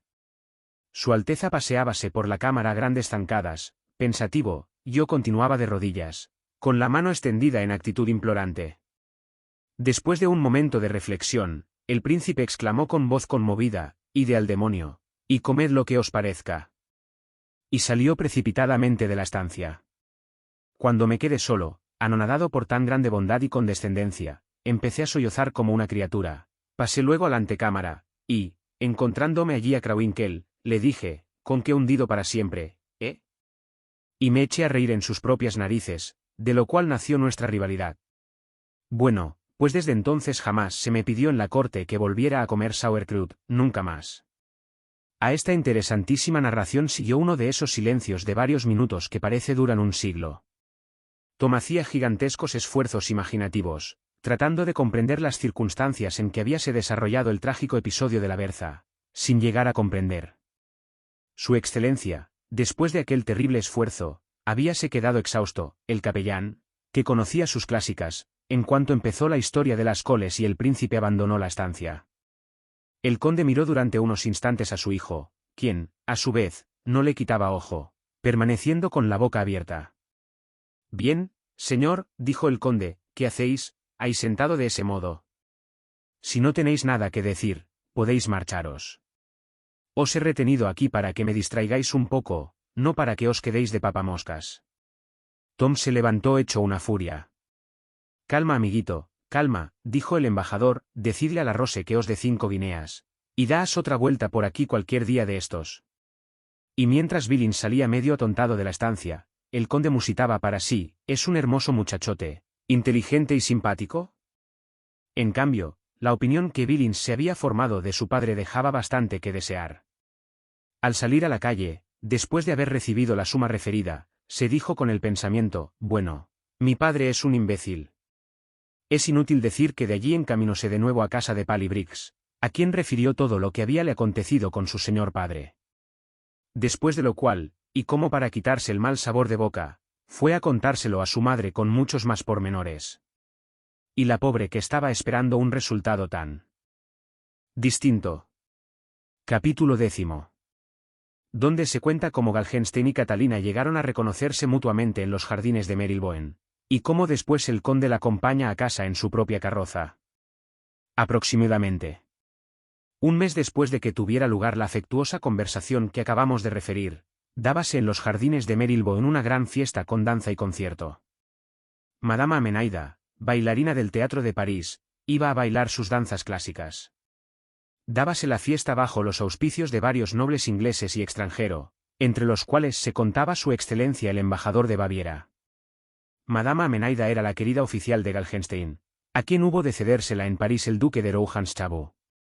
Cuando la fiesta alcanzaba su mayor esplendor, después de la música, de las danzas y de los fuegos artificiales. Galgenstein sintió algo parecido a los agradables y tenaces dolores que suelen preceder al apetito. Encantado con tan favorables premoniciones, decidióse a saciar sus deseos. Hallábase ocupado en meterle el diente a un pollo frío, en compañía de varios amigos y unas botellas de champaña, cuando le llamaron la atención sobre una persona, muy hermosa al parecer, de no muy elevada estatura, metida en carnes, con un lujoso corpiño de brocado y tiesa falda de lo mismo, que vagaba indolentemente arriba y abajo por el paseo, de frente al sitio en que hallábase su excelencia, y que le favorecía con miradas continuas. La dama, quienquiera que fuese, ocultaba su rostro con un antifaz, como solían hacer por aquel entonces las mujeres de alta como de baja condición, al presentarse en público, y se hacía acompañar por un joven de no más de 17 primaveras. Admirablemente vestido, el cual no era otro que el propio hijo del conde, a quien su cariñosa madre había regalado por fin la espada y la peluca prometidas. En el transcurso del mes, Mr. Billings había menudeado las visitas a su padre, pero, aun cuando él, por consejo de su madre, hacía frecuentes alusiones a esta, el conde no mostraba ni por un momento el deseo de renovar sus relaciones con ella, la cual, cuando quería verle, había de hacerlo a hurtadillas. El hecho es que desde que Billings relatara a su madre su primera entrevista con el embajador, que concluyó en nada, como todas las que siguieron, Catalina empezó a vagar con cierta frecuencia por los alrededores de la morada de Galgenstein. 4 o 5 veces por semana, al ir a tomar su excelencia el carruaje, hubiera podido observar a una mujer envuelta en un manto negro, que le miraba fijamente a los ojos, pero los ojos del conde parecían siempre distraídos, y las visitas de Catalina acabaron por resultar completamente inútiles. Aquella noche, sin embargo, las continuas miradas y el porte de la dama habían llegado a impresionar al conde, favorablemente predispuesto por la alegría comunicativa de la bebida. El reverendo O'Flaherty observó la persona de la capa negra, la reconoció o creyó reconocerla, y dijo: «Es la mujer que espía continuamente a vuestra merced. Va con ese aprendiz de sastre al que le divierte ver ahorcar a sus semejantes, el hijo de vuestra excelencia, según dice». Estaba ya el abad para advertir a su excelencia de la conspiración que él creía evidente habíase tramado en contra suya, induciéndole a creer que el hijo había llevado a la madre para que desempeñara su papel en la misma. Estaba tratando de hacerle ver la ligereza y el peligro que suponía reanudar la antigua intimidad con una mujer como la que el embajador había descrito, cuando éste levantóse rápidamente, e interrumpiendo con brusquedad a su consejero y dejándole con la palabra en la boca, dijo: «Por Bacó, señor abad, tenéis razón. Es mi hijo con una hermosa criatura, por cierto». Vos. ¿Cómo os llamáis? Tom, ¿pero no conocéis a vuestro padre, bribonzuelo?, dijo. Y echándose al lado el sombrero, empezó a seguir, contoneándose con garbo, en pos de Billings y la dama. Era la primera vez que el conde reconocía a su hijo. Detúvose Tom hasta que el conde se hubo aproximado. Vestía un elegante traje de terciopelo blanco, lleno el pecho de condecoraciones, llevaba una sencilla peluca, con bolsa, y medias de seda de color de durazno, con aplicaciones de plata. La dama dio como un respingo al aproximarse su excelencia. «Calma, madre, no tembléis así», dijo Tom. Pero la pobre no podía por menos de temblar como una azogada. Por fin llegó el espléndido conde.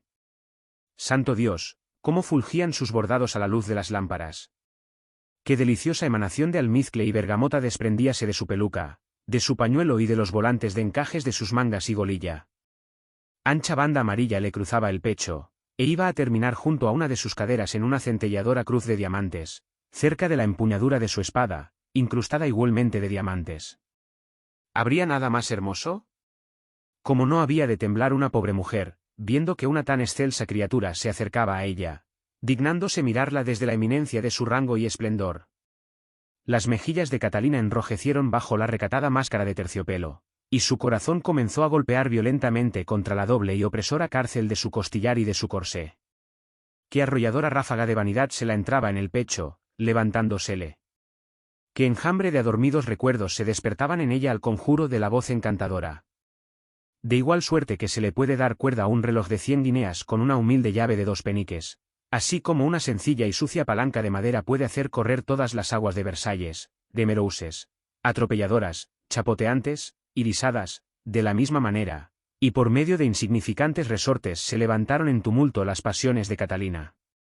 Como hemos dicho, el conde acercóse a Tom, y, después de decirle «¿Qué tal, Tom?», prescindió de él en absoluto, y pasando al lado de la dama, exclamó con estas frases llenas de espiritualidad: «Hermosa noche, ¿no os parece, señora?». «Vive Dios que lo es». Por poco si desfallece Catalina. Era la antigua voz adorada. Allí le tenía otra vez a su lado, después de 17 años. Aquel «vive Dios» la retrotraía a los antiguos y felices tiempos de su unión pasajera. Catalina sintió que le amaba como el primer día, así es que, reuniendo todas sus energías, pudo tener el valor de contestar: «Sí, pero hace un calor que achicharra». Y diciendo, hizo una graciosa reverencia. «El bochorno me amodorra», añadió su excelencia. «¿Qué os parecería, señora, que nos sentáramos a descansar en uno de los puestos y bebiéramos algo fresco?». «Señor», dijo ella retrocediendo. «Oh, sí, algo de beber», exclamó Tom, que parecía víctima de una sed perpetua. «Vamos, señora Hayes, tanto como os gusta el ponche frío, os advierto que el ron de aquí es de primera». La dama del antifaz accedió, no sin gran dificultad, a los deseos de Tom, y fue conducida por los dos caballeros a un reservado, en donde, después de haber tomado asiento entre los dos, y haberse encendido los candelabros, sirvióse el ponche. Ella bebió 1 o 2 vasos con verdadera ansia, para calmar su excitación, igualmente bebieron ellos, aunque dejando traslucir por sus codiciosas miradas que no habían menester de tales estímulos. El conde, bajo la influencia del champaña, necesario es confesarlo, habíase altamente escandalizado, y experimentaba un profundo desagrado al notar la osadía de Billings, presentándose en público del brazo de una dama. Fácil es comprender que tenía entonces la embriaguez de la moral, tanto que, al abandonar su sitio, no sentía tan solo el deseo de conocer al acompañante de Billings, sino también de propinar a éste algunas sanas observaciones morales por atreverse a adquirir tales relaciones, en una edad tan prematura. Claro es que lo primero que hizo al unírseles fue examinar a la dama, pero también es cierto que, cuando estuvieron sentados ya un corto rato y saboreando el ponche, le participó a su hijo el propósito que allí le retenía, y empezó la lección de moral. Como para muestra basta un botón, y ya conoce el lector la manera de expresarse de Galgenstein. No creemos necesario reproducir aquí sus conceptos. Baste decir que fueron estúpidos e insoportables, tan egotísticos como fuera la conferencia que dio a Tomel. Día de su presentación, y todavía infinitamente más prosaica y llena de divagaciones. De haber estado Catalina en posesión de sí misma, habríase convencido en 5 minutos de que su antiguo amante era un perfecto badulaque, y le habría abandonado con desprecio, mas se hallaba bajo el encanto de los antiguos recuerdos, y el sonido de la necia voz la resultaba de una mágica armonía. En cuanto a Billings, dejaba a su excelencia que siguiera en su insulsa plática, amoscándose de vez en cuando, bostezando y jurando alguna que otra vez, pero sin dejar de beber continuamente. Cuando el conde se cansó de reprender a Billings por la inmoralidad de sus prematuros enredos, comenzó a hablar de sí mismo, contando las 1000 proezas amorosas que le habían tenido por héroe, la que realizó con una hija del burgomaestre de Ratisbona cuando él se hallaba al servicio del elector de Baviera, después, la de la esposa del médico, en Bonn, que quiso suicidarse por él, vuelta a contar la de la fuga con la del sacerdote, ya conocida, etcétera, etcétera. Y es el caso que todas eran ciertas. Sabido es que un hombre inteligente y feo puede lograr algún que otro éxito con las mujeres, pero un tonto guapo es irresistible. Catalina escuchaba con religiosa atención. Y pensar que ya había escuchado otras veces las mismas narraciones. Recordaba incluso las fechas y los lugares en que se las había referido. El jardín estaba repleto de gente de todas clases, que discurrían a cada momento por delante del puesto en que estaba sentado nuestro trío. Media hora después que el conde le abandonara, el padre O'Flaherty dióse una discreta vueltecita para averiguar qué hacía y decía su jefe diplomático. Vio que Catalina escuchaba con sus 5 sentidos, que Tom hacía dibujos en la mesa, con el ponche vertido, y que el conde hablaba sin cesar. El confesor detúvose a escuchar por unos momentos, al cabo de los cuales, profiriendo algo semejante a una maldición, encaminóse hacia la entrada de los jardines, en donde la dorada carroza del conde, con sus 3 palafraneros, le aguardaba para regresar a Londres. El reverendo sabía de sobra que cuando su señor la tomaba con la esposa del médico tenía para rato, en atención a lo cual desapareció, en unión de los otros personajes que habían estado antes acompañando a su excelencia. En un grupo de personas que acertaron a pasar por delante del conde y contertulios, iba Pally Briggs, en compañía de otras dos damas y apoyada en el brazo de un mozalbón de anchas espaldas, sombrero de grandes alas y bastante derrotado de aspecto. Llamábase el tal Mr. Muffet, y tenía a la sazón el empleo de conserje de una casa de juego en Covent Garden, en donde, a pesar de ver a diario ingentes sumas de dinero, su sueldo seguía estacionario, insuficiente, desde luego, para mantenerse con el decoro que él deseaba. Esto no empecé para que Mr. Muffet hubiese llegado a recibir hasta 12 guineas en el transcurso del mes, gracias a las cuales permitíase aquella tarde obsequiar a Polly con toda esplendidez. No estará de más advertir que por una de esas casualidades de la vida, las susodichas 12 guineas habían salido del bolsillo de Polly, quien a su vez habíala recibido de Tom. Pasaba, pues, el grupo berreando, que aquello no era cantar una de las canciones populares más en boga, haciendo de tal suerte que todos se fijaran en quienes le componían. Así hubo de sucederle al joven Billings. Este, al verla, exclamó, diantre, sí es Polly. Salió del reservado como alma que lleva el diablo, y se lanzó en seguimiento de la Briggs, dándola a conocer su presencia tocándola con los dedos en la espalda, y poniéndose de un brinco delante del grupo, lo que hizo retroceder a quienes le formaban. «Oh, Mr. Billings», exclamó Polly con fingida frialdad. «¿Sois vos? ¿Quién había de pensar en hallaros por aquí? ¿Quién es ese jovenzuelo?», preguntó con altivez Mr. Muffet. «¿No le conocéis, querido primo?» «Es Mr. Billings, un buen amigo mío», repuso Polly con acento de súplica. «Pues si es un amigo tuyo, primita, lo menos que debiera aprender es a conducirse correctamente contigo. ¿Acaso sois maestro de baile para tener que presentaros haciendo cabriolas delante de los hombres?», gruñó Muffet, que ya detestaba a Billings por el simple hecho de que vivía mejor que él. «¿Yo bailarín?», replicó Tom, comenzando a enardecerse. «Si me lo llamáis nuevamente os aplasto las narices». «¿Cómo?», rugió Muffet. «A mí mis narices. Si os atrevéis a dar nada más que un paso, os corto el pescuezo, vive Cristo».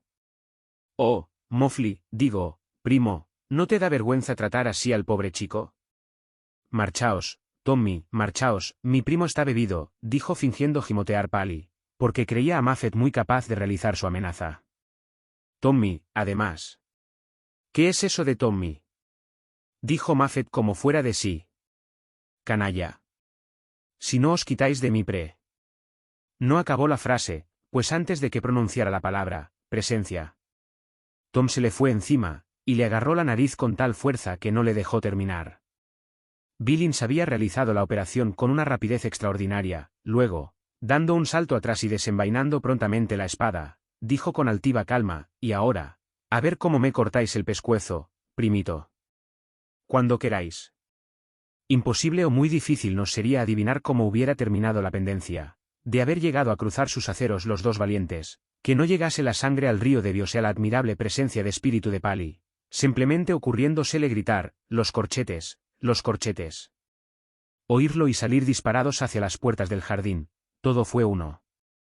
Polly conocía a su gente, y sabía de sobra que la presencia de los representantes de la ley no despertaba las más fervientes simpatías. Mr. Billings creyó prudente detenerse después de una carrera regular. El bravo Muffet y Polly se habían evaporado. Tom se dijo que lo mejor sería ir de nuevo en busca de su madre, pero a la puerta le fue negada la entrada, al no poder satisfacer el chelín de su importe.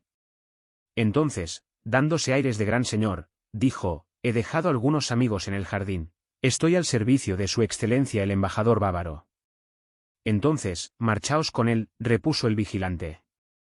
«Pero si os digo que le he dejado en la gran rotonda con una dama, además, en uno de los bancos de una avenida, la más estrecha, he olvidado mi espada de puño de plata». «Oh, milord, yo iré a avisarle, si queréis esperar», dijo uno de los porteros. Billings sentóse en uno de los bancos de piedra, cerca de la entrada, a esperar la vuelta del servicial portero. Este fuese derecho al sitio que había indicado Tom y halló su espada, pero en vez de devolvérsela, el muy descortés lo que hizo fue partirla por junto a la empuñadura, tirar la hoja en medio de un macizo de plantas y guardarse el argentino puño en el bolsillo, hecho lo cual, y para evitar complicaciones, se las guilló por una puerta privada de uso exclusivo de servidores y musicians, mientras Tom esperaba sentado. Nada nos agradaría tanto como poder referir con todo detalle la conversación que en el reservado sostuvieron los Dignos padres del no menos digno y simpático Tom. Como la ignoramos, hemos de atenernos a la fidedigna referencia del camarero, el cual contó que había servido 2 poncheras y bizcochos al noble conde extranjero en el reservado número 3, que en dicho sitio estaban con él un joven, que pronto los abandonó, y una dama enmascarada, lujosamente vestida, que cuando quedaron solos la dama se apartó, retirándose al extremo opuesto al que ocupaba el conde, y hablaron mucho y animadamente, que, por fin, cediendo a los insistentes requerimientos de su excelencia, quitóse ella el antifaz, diciendo, «¿Me conoces ahora, Max?», ante lo cual él exclamó, «Catalina mía, estás más guapa que nunca», tratando de arrodillarse ante ella y jurarle amor eterno, de lo cual desistió, porque ella rogóle no se entregara a tales transportes en lugar visible para todo el mundo, que, convencido de la prudencia del ruego, su merced pagó y abandonó los jardines con la dama, la cual volvió a ponerse el antifaz. Al salir de los jardines, el conde gritó con voz enronquecida por las libaciones, «Hola, José Larrose, mi coche». Llegaron presurosos los que estaban esperándole con la carroza. Un joven que descabezaba un sueño cerca de la entrada despertóse bruscamente a la luz de las antorchas y por el ruido que armaban caballos y palafreneros. El conde ofreció su brazo a la dama enmascarada, la cual penetró en el carruaje, y estaba hablándole por lo bajo a Larrose, cuando el mozuelo que estuviera dormitando lo tocó en el hombro y le dijo, «Vamos, conde, me parece que también podréis llevarme a mí hasta casa». Y se coló en la carroza. Cuando Catalina vio a su hijo, arrojóse en sus brazos y empezó a besarle y a llorar en una explosión de llanto histérico, cuya razón no se le alcanzaba a Tom ni con mucho. El conde, bastante desconcertado, los secundó en las demostraciones afectuosas. Y así llegaron a la puerta de la casa de ella, en donde estaba esperando Mr. Hayes con el gorro de dormir ya encasquetado y sin salir de su asombro al ver el boato con que volvía a casa su amada esposa. Capítulo 11. De algunas domésticas disputas y de las consecuencias que originan. Un ingenioso escritor que hubiese vivido en la época de Brock y del duque de Marlborough habría gustado de comparar el proceder de este último en la guerra al de un ángel en el desempeño de la divina misión de castigar a un pueblo, y en realidad, hacíase acreedor a tal título, pues, en medio de tales escenas de luchas, su espíritu elevábase tranquilo y poderoso, cerniéndose con majestad sobre las densas nubes de la batalla, desencadenando a su placer o amansando la poderosa tempestad de la guerra. Nadie podrá impedirnos que aprovechándonos de este bello símil, podamos aplicarle a las pequeñas contiendas familiares, en que solo toman parte 2 o 3 guerreadores, como si se tratara de una gran trifulca entre naciones, amenizada por las tonantes voces de unos cuantos cientos de cañones de cada parte. El ingenioso escritor antes aludido habría acabado por confesar que el don que poseía el duque de Marlborough en alto grado era el de poder causar el mal a su antojo. Nuestro buen amigo Brock Ogut tenía igualmente la misma habilidad, jamás estaba tan satisfecho como cuando se dedicaba a la tarea de enzarzar a los demás. Su espíritu, de ordinario huraño, alegrábase y se colmaba de buen humor. Cuando la batalla decaía indecisa, la reanimaba en el acto. Cuando, pongo por caso, los batallones de bellas palabras de Tom eran rechazadas por la artillería gruesa de las no menos bellas frases maternas, unas cuantas insinuaciones de burla o de animación por parte de Gut devolvían a la batalla toda su fragorosa actividad, o cuando los ya cansados batallones de la injuria, lanzados contra los cuadros de Tom, se replegaban ante la obstinada resistencia de éste, deleitábase Brock en auxiliar al primero y ayudarle otra vez a la carga. Malos eran aquellos personajes, pero, bajo la influencia de Brock, tornábanse mucho peores. Muchas de las odiosas palabras y bajas pasiones, de las falsedades y bellaquerías por parte de Tom, de la crudeza, del desprecio y de los celos del lado de Hayes y Catalina, hay que atribuirlos a la obra de este viejo y encanecido tentador, cuyo placer y única ocupación era promover y dirigir las querellas domésticas y los vendavales de la familia de que formaba parte. No va a tachársenos ahora de pretender usar palabras rimbombantes, porque hemos comparado estos bribones a poderosos ejércitos, y Mr. Good a un notable mariscal. Cuando se conoce bien el mundo, mucho nos engañamos, o el que más y el que menos se forja un verdadero embrollo con lo sublime y lo vulgar, lo bajo y lo excelso. Nosotros, por nuestra parte, aún no sabemos a qué atenernos. Pues bien, la tarde en que Catalina había ido a solazarse a los jardines, Mr. Good creyó oportuno distraer su aburrimiento induciendo a beber a su marido, de suerte que, cuando ella llegó a casa, Mr. Hayes salió a su encuentro, mostrando en su talante que no solo estaba furioso, sino borracho también. Tom descendió de la carroza el primero, Hayes, con un terno por saludo, pregúntale dónde había estado. El joven Billings devolvió cariñosamente el terno a su padrastro, acompañado de otro más pintoresco todavía, negándose, por lo demás, a contestar a su pregunta. El viejo está bebido, madre, dijo ayudándola a bajar del coche. Conviene consignar que, para poder hacerlo, hubo ella de arrancar violentamente su mano de las del conde, que la tenían aprisionada. Hayes, para darles a entender que sospechaba fundadamente, dio a Tom y a su madre con la puerta en las narices cuando fueron a entrar en la casa. Y cuando Catalina, según era su costumbre, quiso reconvenirle en tono desabrido y altanero, Hayes supo responderla con igual altivez, de dónde provino la indispensable reyerta. Por aquellos tiempos no se andaba la gente con grandes remilgos respecto a las formas de expresión, y usaba palabras y giros que hoy no son tenidos por correctos, de suerte que sería peligroso pretender dar ahora, en 1840, una relación de los términos de mutuo reproche que se cruzaron entre los esposos Hayes en 1726. Mr. Good, que estaba sentado cerca de ellos, se reía las tripas. Mr. Hayes juró que su esposa no volvería a ir más a los tés en públicos jardines en busca de nobles pontificios, a lo cual repuso ella que Hayes era un miserable embustero, un vil pelafustán, y que iría donde tuviera por conveniente. Hayes replicó que si seguía hablando de aquella forma iba a darle con un palo en las costillas, y ella, que, si osaba tal, le cosería a puñaladas. Good, con la religiosa intención de azuzarlos más, dijo, por Bacó, así me gusta. Mr. Hayes adoptó la estrategia de los argumentos prudentes, y dijo, es que los vecinos tendrán que hablar, señora. ¿Y qué hablarán? No hay duda, dijo Good. Dejadles que hablen, repuso Catalina, que nos importan los vecinos. ¿No tuvieron de qué hablar cuando metisteis en la cárcel a la pobre viuda Wilkins? ¿Es que hablaron poco cuando dejasteis en la miseria al pobre viejo Thompson? Entonces no pensabais en los vecinos, ¿verdad? Los negocios son los negocios, señora, arguyó Hayes, y si me vi obligado a tratar sin piedad a Thompson y a encerrar a la Wilkins, me parece que tanta parte como he tenido yo habéis tenido vos en ello. La verdad es que sois tal para cual, intervino Wood. Lo que vuestra merced ha de hacer es darse punto en boca. Aquí no hacen maldita la falta ahora ni su opinión ni su presencia, dijo Catalina con gran dignidad. A lo que Brock contentóse con replicar, silbando, yo he rogado a este caballero que pasara la velada conmigo, y hemos estado bebiendo juntos, aventuró Hayes. Así es, confirmó Wood, mirando a Catalina con aire socarrón. Digo, señora, que hemos tenido el placer de libar juntos. Y una vez que hemos bebido juntos, el que bebe conmigo es mi amigo. Por tanto, el doctor Good es mi amigo, señora, el reverendo doctor Good, ¿oís? Hemos pasado la velada muy entretenidos, señora mía, hablando de lo que hablan los hombres serios, de política y de renglón. No se nos ha ocurrido irnos a vagar por los jardines públicos, para asaetear a miraditas a los hombres. Mentís, gritó Catalina. He ido con Tom, bien lo sabéis, el chico no me dejó en paz hasta que consiguió que le acompañara. Al demonio con el chico. Ya no le puedo ver ni en pintura. Siempre ha de ponerse en mi camino, dijo Hayes. Pues no tengo más amigo que él en el mundo, y es el único a quien quiero algo, para que os enteréis, respondió Catalina. Es un vago desvergonzado, un bribón incapaz, que ojalá se lleve algún día el castigo que se merece, exclamó John. Bueno, aparte de esto, ¿qué carruaje es ese en el que habéis venido? Estoy seguro de que no habréis pagado una friolera para que os conduzca. Mentís, otra vez.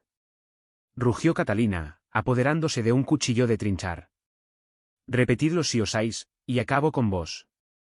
¿Qué acabáis conmigo? Por vida de, contestó Hayes, poniéndose a tono y empuñando un palo, envalentonado por la bebida. ¿Creéis que voy a tener miedo de un bigardo y de una? No acabó la frase, pues Catalina le interrumpió, precipitándose sobre él como una fiera, blandiendo el cuchillo. Él pegó un salto atrás, dando terribles palos en el aire, hasta que la alcanzó en mitad de la frente, tirándola al suelo sin sentido. Afortunado golpe para ambos, porque le salvó a él de una muerte probable, y a ella, de cometer un crimen. Esta trifulca, aunque no era más violenta que otras que la habían precedido, entre los amantes esposos, estuvo a punto de originar importantes cambios en la vida de la desgraciada pareja. Hayes experimentó profunda alarma en los primeros momentos de su triunfo, creyó haber matado a su mujer. Good levantóse precipitadamente, con alguna intranquilidad, pues compartió un momento tal temor. Pero ella empezó bien pronto a volver en sí. Se trajo el agua de rigor, se la roció y vendó la cabeza, y al rato Catalina se deshacía en un mar de lágrimas, que contribuyeron no poco a aliviarla. Hayes no pareció afectarse gran cosa de verlas, satisfecho como estaba de haber llevado la mejor parte, y aun cuando Catalina le rechazó, cuando él mostrara cierto leve deseo de reconciliarse, no por eso le guardó rencor, limitándose a sonreír, y guiñándole el ojo a Good, como satisfecho de sí mismo. El muy cobarde estaba orgulloso de su victoria, cuando, al irse a acostar, vio a Catalina dormida, o como si lo estuviera, tranquilo, no tardó él en dormirse también como un tronco, disfrutando por añadidura de los más placenteros sueños. Mr. Good, sintiéndose casi dichoso, subió a su habitación en busca del lecho. La contienda había constituido una insuperable distracción para su habitual aburrimiento, excitándole, cosquilleándole de placer en todo el cuerpo y poniéndole de muy buen humor, y aún más, prometiéndoselas muy felices para cuando Tom se enterase de todos los pormenores de la querella. Por lo que a su excelencia el conde respecta, diremos que el regreso de los jardines y el tierno apretón de manos que Catalina habíale permitido en la carroza, habían a tal punto reavivado su pasión que, después de haber dormido sus buenas 9 horas y tomado su chocolate como de costumbre, hizo esperar una hora a una vendedora de Cornhill, que traía para enseñarle preciosos encajes de malinas, mientras ponderaba al capellán los encantos de la señora Hayes. En cambio ella, sin poder pegar los ojos, pasó toda la noche al lado de su esposo, moviéndose intranquila y dando vueltas en el lecho, con el corazón batiéndola violentamente, el pulso acelerado y escuchando el lento sonar de las horas, hasta que el día, atisbando con su faz soñolienta por entre las cortinas, la halló todavía despierta y rendida. Catalina, como ya hemos podido averiguar, jamás había estado muy enamorada de su esposo, pero entonces, a medida que con la claridad del día iba distinguiendo sus facciones, comenzó a mirarle con más desprecio y repugnancia que nunca desde que estaba casada. Hayes dábase el sonoro placer de roncar profundamente, a su lado, en la mesilla de noche, en un recio y grasiento candelero de hoja de lata, había casi derretida una escuálida vela de sebo, coronada de un apagador, al pie del mismo, las llaves, la bolsa y la pipa, tenía los pies metidos en unas gastadas fundas, la cabeza y parte del cetrino rostro, cubiertos con un colorado gorro de dormir, de lana, la barba, crecida de varios días, la boca, abierta de par en par, para dar salida a tremendos ronquidos. Jamás el sol alumbró al amanecer a criatura más despreciable. Y a tan sórdido pingajo se había unido Catalina. Para siempre. Qué admirable vida de bribón podía leerse en sus libros comerciales. De qué tesoro eran celosas guardadoras aquellas llaves. Ni un solo chelín encerraban que no hubiera salido de los bolsillos de los miserables, arrancados de necesidades trágicas y perentorias, obtenidos trujando sin piedad al hambriento. Un imbécil, un miserable, un cobarde. Pensaba Catalina. ¿Por qué se me ocurriría unirme con este guiñapo? Yo, que soy de espíritu refinado, y hermosa, no dícela así. Yo, que, habiendo nacido una mendiga, me he elevado por mi propio mérito, y habría llegado quién sabe dónde si mi mala fortuna no hubiera puesto siempre estorbos en mi camino. Si nos fijamos con la debida atención en los personalísimos razonamientos de Catalina, observaremos con cuánto ingenio se las componía para echar la culpa de todo a su marido, sin olvidar deducir consecuencias favorables para su propia vanidad. Asimismo hemos hecho todos 1000 veces. Toda esa lógica argumentación que Catalina supo forjarse, mientras yacía en el lecho sin poder conciliar el sueño, se resolvía en definitiva en la creencia de su triunfo. Fuerza es reconocer, sin embargo, que nada estaba tan bien justificado como la idea que Catalina habíase formado de la vileza y bribonería de su esposo. Estaba dotada de un espíritu perspicaz y observador, y bastábale, para convencerse de la justicia de sus apreciaciones, con tender la vista alrededor. Pues estaban yaciendo en un amplio y valioso lecho de nogal macizo, con gastadas colgaduras de seda, que había sido arrebatado a una respetable anciana en garantía de un préstamo que habíasele hecho a su hijo. Las paredes ostentaban magníficos tapices antiguos, representando escenas de la Sagrada Escritura, entre otras la de Judith y Hillefernes, procedentes de empeños realizados por cantidades irrisorias, y cuyos plazos ya expiraron, un enorme y pesado reloj negro, tapando justamente la cabeza del pobre Hillefernes, producto igualmente de una transacción usuraria, y así del resto de los muebles y objetos que llenaban la habitación, y que solo contribuían a hacerla mucho más lóbrega. Catalina sentóse en el lecho, mirando fijamente a su esposo. No cabe duda de que hay una magnífica influencia en los ojos despiertos cuando miran con fijeza a una persona dormida. ¿Quién no recuerda, de niño, haber despertado, en las claras mañanas de verano, bajo la cariñosa mirada de su madre, después de haberla sentido inconscientemente infiltrarse en todo nuestro ser, antes de despertar, aromando nuestra alma como un perfume de paz, amor y sana alegría? Pues tal influjo magnético ejercían las miradas de Catalina en su esposo. Al sentirse penetrado por ellas, comenzó a revolverse inquieto en la cama, a hundir más la cabeza en la almohada y a exhalar gemidos y gritos inarticulados, como los que se perciben junto a los enfermos febriles. Eran aproximadamente las 6 de la mañana, y el reloj empezó a hacer oír esos ruidos tristes y rechinantes con que suelen anunciar que van a dar la hora, y que se asemejan al estertor de la muerte. La campana dio por fin el primer tañido. Hayes abrió los ojos a la luz, y vio a Catalina mirándole fijamente. Sus miradas se cruzaron por unos momentos, y Catalina, súbitamente enrojecida, volvió al otro lado el rostro, como si la favoreciera haber sido sorprendida al ir a perpetrar un crimen. Una especie de temor invencible sobrecogió el ánimo de Hayes, helándole los huesos un horrendo miedo, y el presentimiento del futuro peligro, pues Catalina volvió a mirarle. Rápidamente reconstruyó en su imaginación los incidentes de la noche anterior, la riña conyugal y su sangrienta terminación. Habíala ya maltratado de hecho muchas veces, inundándola además bajo una verdadera lluvia de improperios, y otras tantas veces, a la mañana siguiente, ella no le guardaba rencor, la riña habíase olvidado o, cuando menos, no se le había hecho el menor caso. ¿Por qué no habría de suceder lo mismo con la de la noche anterior? Hayes trató de ilusionarse a este respecto, aventuró una sonrisa, dijo: yo creí que ya seríamos otra vez amigos, Catalina. Ya sabes que anoche estaba borracho, y frenético además por la pérdida de esas malditas 50 libras. Te digo que acabarán por arruinarme, ya lo verás. Catalina dio la callada por respuesta. Hayes prosiguió, sacando su voz más halagadora: ¿no te gustaría volver de nuevo al campo? Hace tiempo que estoy pensando en liquidar todos nuestros negocios en dinero efectivo, que, gracias a ti, ha aumentado bastante, y puede pasar hoy de 2000 libras. ¿Qué te parecería que volviéramos a Warwickshire? ¿Compráramos allí una finca y viviéramos tranquilos? ¿No te gustaría volver a vivir hecha toda una señora a tu país natal? Habría que ver cómo se quedarían en Birmingham. Y diciendo, Hayes inició un leve movimiento para coger la mano de su esposa, pero ella se la rechazó violentamente, respondiendo: cobarde. Necesitas emborracharte para tener valor, y solo para pegar a una mujer.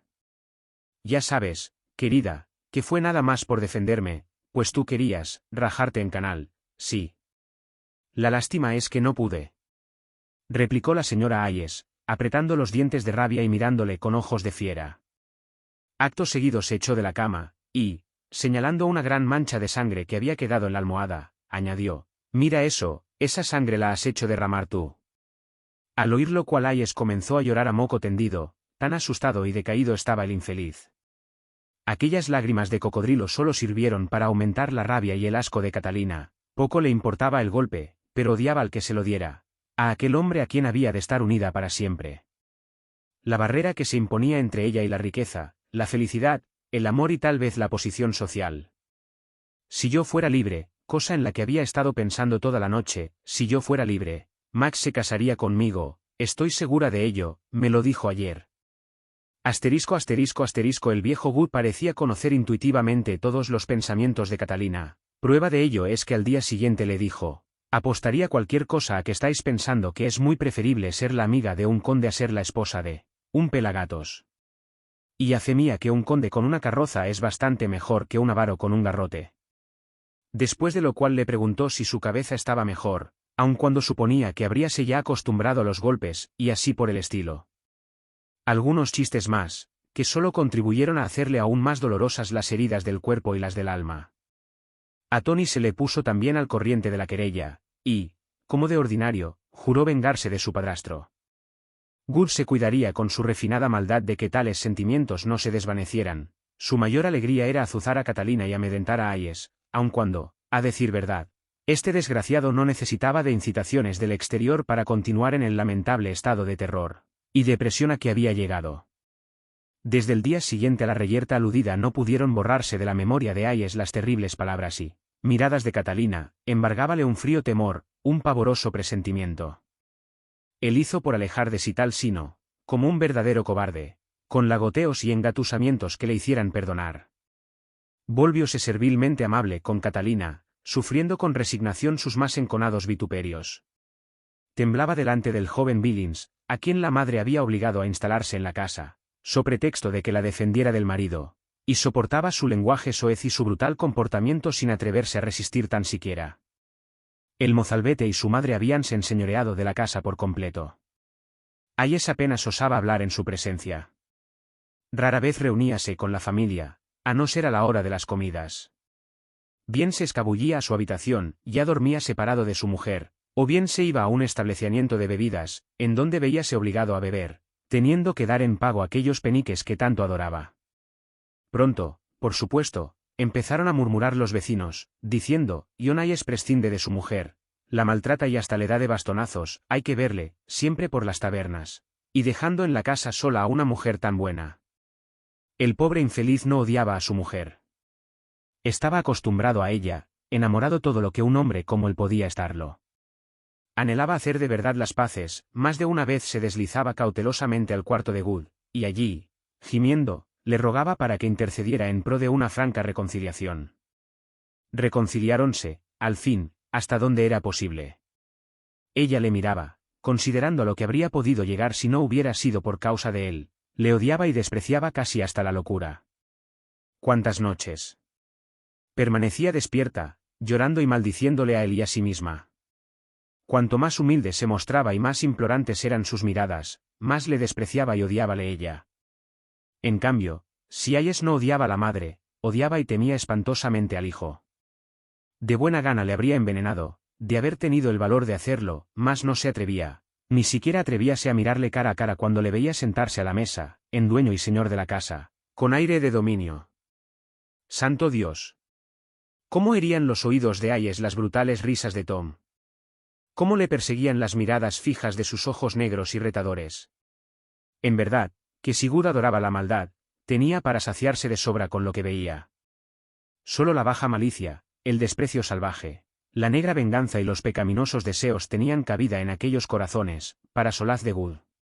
Como es sabido, la profesión oficial de Hayes era ebanista, pero desde que, hacía algunos años, dedicárase a prestamista, los trabajos de ebanistería fueron siendo poco a poco abandonados, por ser la otra ocupación mucho más provechosa. Catalina había contribuido con gran éxito al incremento de los negocios del marido. Era resuelta, lista, tenía buen ojo, y, aunque no adoraba el dinero, quería ser rica para poder abrirse camino en el mundo. Pero había resuelto no ocuparse más de los asuntos de su esposo y dejarle que se las compusiera como le fuese posible. Sentíase separada de él para siempre, y no podía seguir considerando sus propios intereses confundidos en los de su esposo. Hayes era de lo más a propósito para las minucias y cominerías de su despreciable tráfico, así es que el abandono de su mujer prodújole una viva satisfacción, y dedicóse a recoger todo su dinero, aconsejándose solo de su abogado, y siendo él mismo el cajero, el tenedor de libros, el dependiente, todo. Antes le asustaban espantosamente algunas especulaciones llevadas a cabo por su mujer, y las autorizaba porque no se atrevía a oponerse al juicio y autoridad superiores de ella. Comenzó a no prestar más dinero, ya no podía sufrir que se alejara de su vista. Su único placer era encerrarse en su cuarto, y dedicarse allí a contarlo una y otra vez. Al instalarse Tom en la casa, Hayes había ocupado la habitación inmediata a la de Good, creyendo así estar más seguro y protegido, toda vez que Good solía reprender al mozo por el mal trato que daba a su padrastro, y que veía la deferencia y respeto con la cual trataban al viejo, tanto Catalina como su hijo. Por fin, después que hubo cogido una fuerte suma de dinero, Hayes empezó a argumentarse a sí mismo de la siguiente manera: ¿para qué he de permanecer aquí, expuesto a que ese mozo insolente me atropelle o quiera matarme cualquier día? ¿Qué le importa a él, cometer un crimen? Y decidió escapar. Pensó que no abandonaría a Catalina y le enviaría dinero todos los años. Después se dijo que, dejándole la casa puesta, podría alquilar la amueblada, con lo cual podría mantenerse.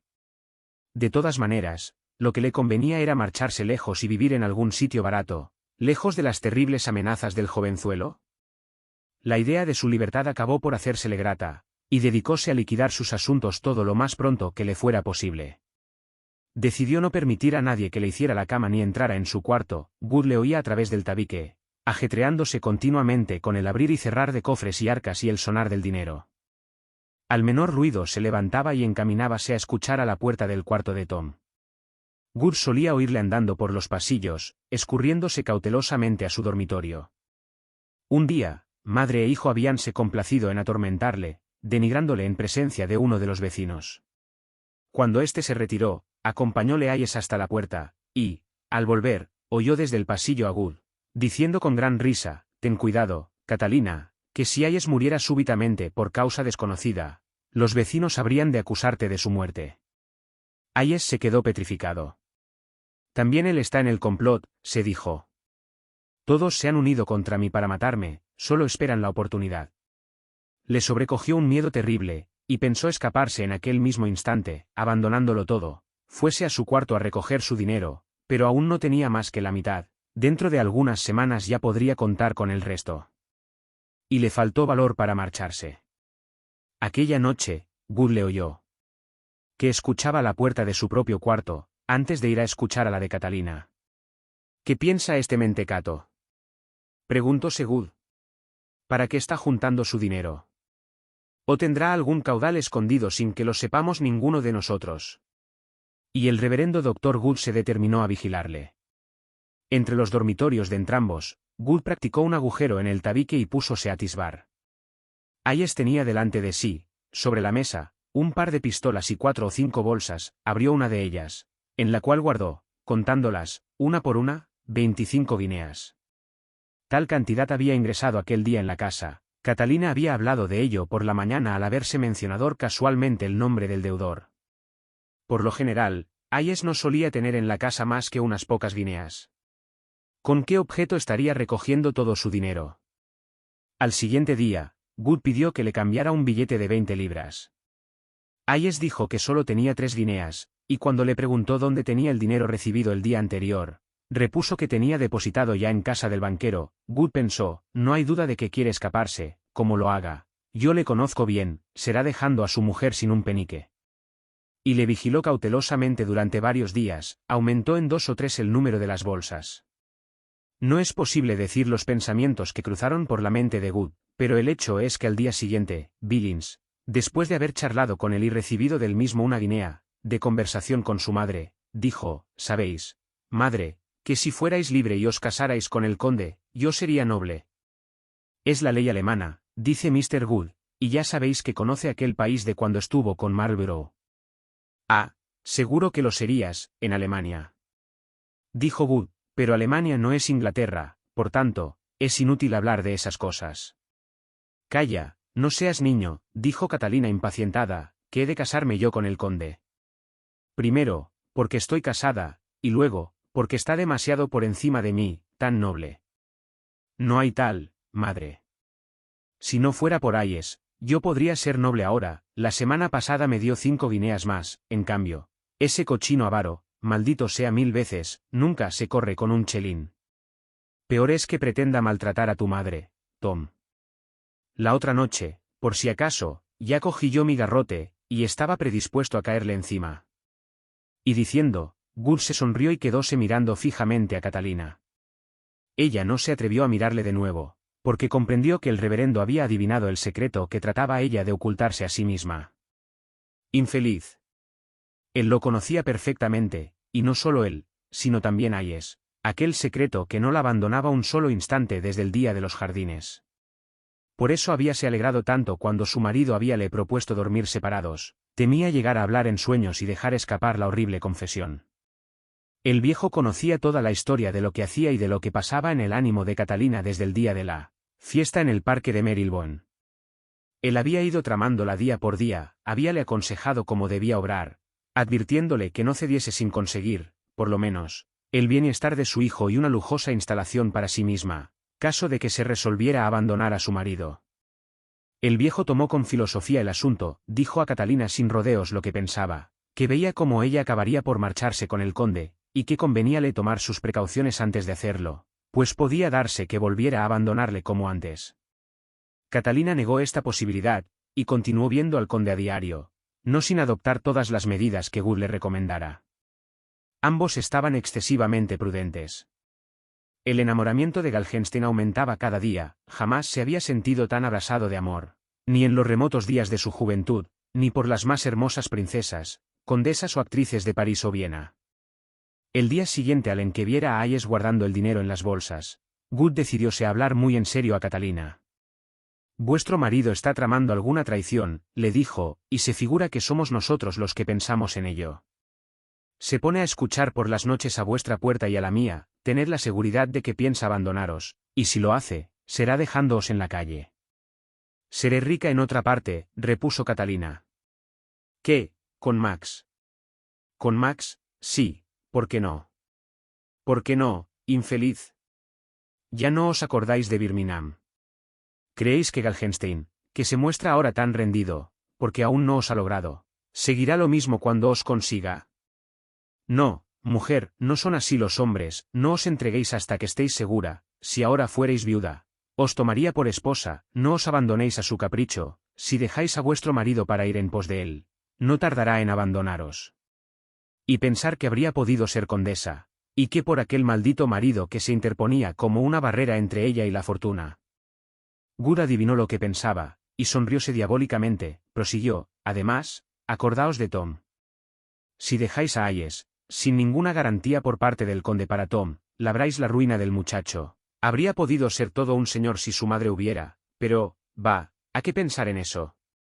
Por el muchacho no hay cuidado, ya puede andar solo por el mundo. Ya conoce demasiados pícaros, y le gustan demasiado la mujer y la ginebra para poder resistir a la tentación el día en que se vea en un apuro. Eso es verdad, dijo Catalina. Tom es tan decidido, que lo mismo servirá para dar el alto en un camino que para lucir el garbo en un paseo. Cuidado, que a esos se acaba por colgarlos, dijo Wood. Ah, doctor. En fin, lo cierto es, dijo Wood, golpeando la pipa contra la palma de la mano para sacarle la ceniza, que es una verdadera lástima ver a ese viejo avaro cruzado en el camino de vuestra felicidad y la del muchacho, y además dispuesto a dejaros en la estacada. Catalina se retiró cabizbaja, como habíalo hecho ya Billings, una sonrisa infernal de triunfo, iluminó el venerable rostro del doctor Wood, el cual se lanzó a la calle a disfrutar de aquel bello día londinense. Capítulo 12. Que trata del amor y prepara para la muerte. De ninguna manera mejor podríamos empezar este capítulo que transcribiendo parte de una carta del abad O'Flaherty, a la señora condesa de X, en París. Dice así, señora, el correo últimamente llegado me ha traído un precioso paquete con cartas vuestras, bastantes para hacer feliz a cualquier mortal que no sea yo, pues a mí me hacen aún más desgraciado. Pienso en el querido París, y en algo que me es más caro aún que París entero, y de lo cual no quiero seguir hablando, pienso en París y me encuentro con este lóbrego sitio, donde, cuando se abre un claro en la niebla, solo me deja ver un poco del limoso Támesis, tan distinto de vuestro plateado y alegre Sena. No creáis que exagero si os digo que daría de muy buen grado mis grandes salones, colgaduras, dorados, palafreneros, fiestas, criados, embajadores y todo lo demás, a cambio de una casita desde donde se vean las Tullerías o mi pequeño cuarto del Irlandois. Supongo que mis últimas misivas os habrán dado una idea clara de las públicas gestiones de nuestro embajador, por lo que a su vida privada respecta. Aquí van algunas ligeras referencias de un pequeño escándalo secreto que le concierne. Figuraos que su excelencia está ahora completamente enamorado de una rubia que sacó hace largos años de un antro horrendo, la adorada cuenta ya sus buenos 40 años, y fue su amante cuando él era capitán de dragones en Inglaterra, como algunos 60 o 70, o 100 años atrás. Con la cual tuvo un hijo, muy listo mozo por cierto, aprendiz de un sastre de nombre, que tiene el honor de hacerle los calzones a su excelencia. Desde la tarde fatal en que volvió a encontrar a la rubia en cierto parque de pública diversión, llamado Jardines de Marylebone, nuestro buen hombre está como salido de sus casillas. El amor le ha sorbido por completo el seso a este embajador, que no tiene sesos, y sus tonterías me proporcionan constante motivo de diversión. Ahora mismo, por ejemplo, está sentado frente a mí, a la misma mesa, y, ¿qué diréis que hace? Escribir una carta a su Catalina, carta que copia de una novela sentimental aquí en gran boga. Necesita recurrir a estos expedientes porque, como sabéis, No está muy fuerte en asuntos de escribir ni pensar por sí mismo. La rubia Catalina, debo deciros que no es sino la mujer de un ebanista, una burguesa acomodada, que vive en el camino de Tyburn. Encontró a su antiguo amante poco después de nuestra llegada, y experimenta un anhelo desmedido de ser condesa. En verdad, es una linda criatura la tal Catalina. Hasta ahora, la cosa no ha pasado de billetes amorosos, almuerzos, paseos románticos, regalos de estofas de seda y satín, porque la condenada se las da de tan virtuosa como la misma Diana, y ha resistido hasta ahora a todas las zalamerías del conde. El cuitado ha llegado a contarme, con lágrimas en los ojos, que podía habérsela robado la primera noche, pero que se interpuso el hijo en el camino, y que desde entonces él o algún otro no ha tratado más que de desbaratarle sus planes, porque es el caso que ella nunca se presenta sola. Yo creo que esta increíble castidad de la dama es lo que ha provocado la no menos increíble castidad del caballero. Por lo pronto, ella anda ya buscando un digno alojamiento, quién sabe si para después de casarse con el conde.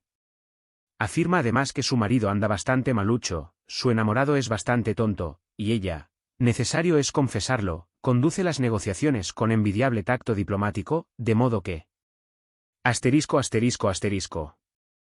Esta es la parte de la carta que interesa a nuestro personaje, el resto está dedicado a relatar otros chismes de corte, y en la postdata dice el reverendo que esta información le ha sido suministrada por el hijo de su excelencia, Mr. Billings, aprendiz de sastre. Billings visitaba, en efecto, con bastante frecuencia la morada del embajador, a presencia del cual, según sus órdenes recibidas, era siempre admitido. Por lo que a las relaciones entre Catalina y su primer amante respecta, la versión del abad era perfectamente exacta, no podría afirmarse que ella era infiel a su marido, a no ser en espíritu. Pero le aborrecía, anhelaba abandonarle y amaba al otro, el final acercábase a pasos agigantados, y cada uno de los nuevos actores y actrices del drama estaban a punto de hacer su aparición antes de la catástrofe definitiva. Como ha podido observarse, Catalina había seguido fielmente las instrucciones de Good en su trato con el conde, el cual volvíase cada día más tierno y descorazonado, a medida que se retrasaba la satisfacción de su deseo y que sus apetitos eran más aguijoneados por la resistencia pasiva. Buena prueba de ello la da la siguiente carta, a la que antes aludiera el capellán, como copiada de una novela y dirigida por él a ella, del infeliz Maximiliano a la injusta Catalina. Señora, es fuerza que os ame más que nunca, ya que, a pesar de vuestra injusticia llamándome pérfido, no os amo menos que antaño.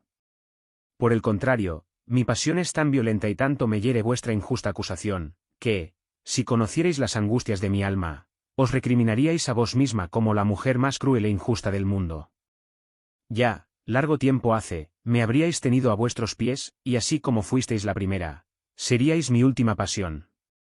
De hinojo he de deciros, a la primera oportunidad, que la inmensidad de mi pasión solo puede ser igualada por vuestra belleza, a tal extremo me ha arrastrado, que ya no es posible ocultar mi desventura. Seguidamente ha querido el lado adverso, para ponerme a prueba de rigores, disponer ese matrimonio por el que estáis unida a un ser infinitamente inferior a vos. De estar ya rotos esos lazos matrimoniales, yo os juro, señora, que mi mayor felicidad habría sido ofreceros esta mano, como os he ofrecido tiempo a mi corazón.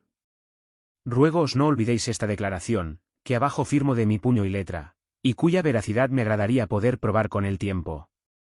Creed, señora, que nadie en el mundo pone tan en alto vuestra virtud ni desea vuestra felicidad con mayor anhelo que Maximiliano.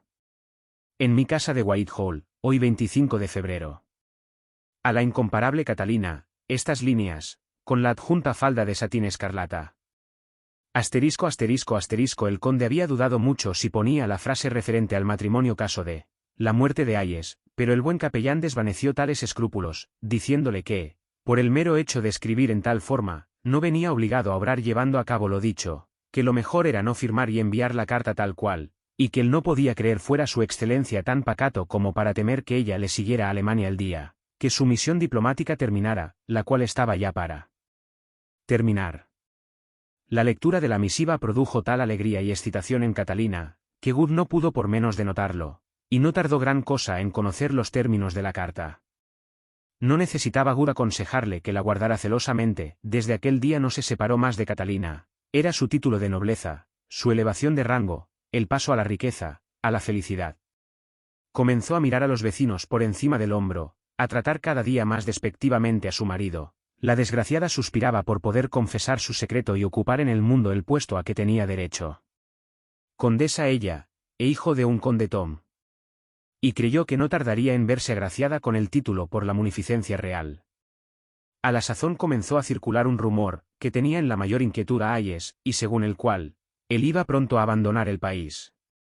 La noticia corrió de boca en boca, y las gentes se mofaban de él cuando le veían llorar, negándolo, y volverse pálido como la cera.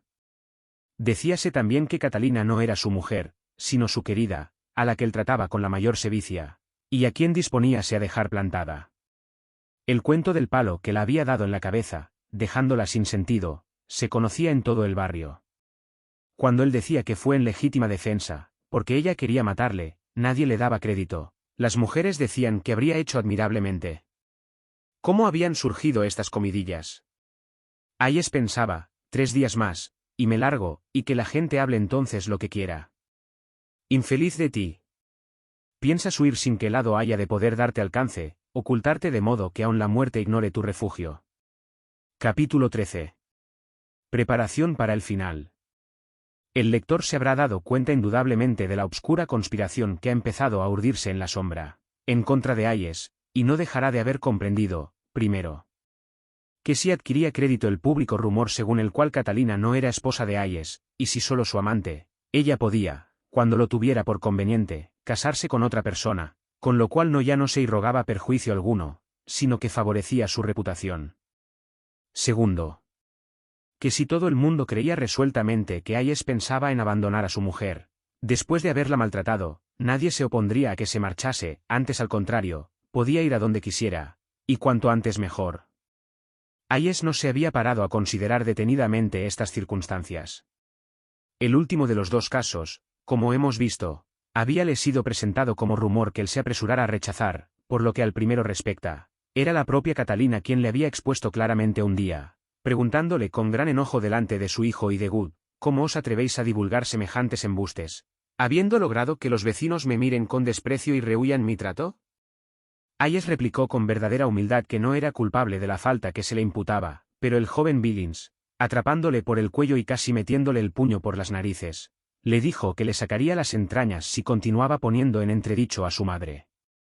Catalina trajo entonces a colación el rumor público de que Hayes pensaba abandonarla, y Tom juró que, si tal hacía, él le seguiría hasta el fin del mundo para arrancarle el corazón y beberse su sangre.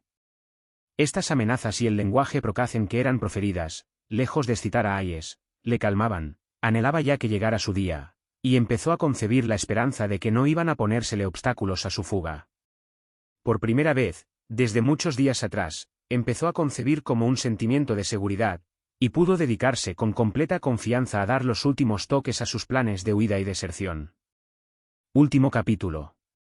Sería inocente presumir que Hayes no se había percatado del afecto de Galgenstein por su esposa, no tenía más remedio que notar cómo cada día estaba más alegre, vestíase con más coquetería y se ausentaba más de lo corriente, además, cosa que le alegraba, no pudo por menos de extrañar que, desde el día de la última pelea, su esposa no hubiera vuelto a pedirle un chelín para el gasto de la casa.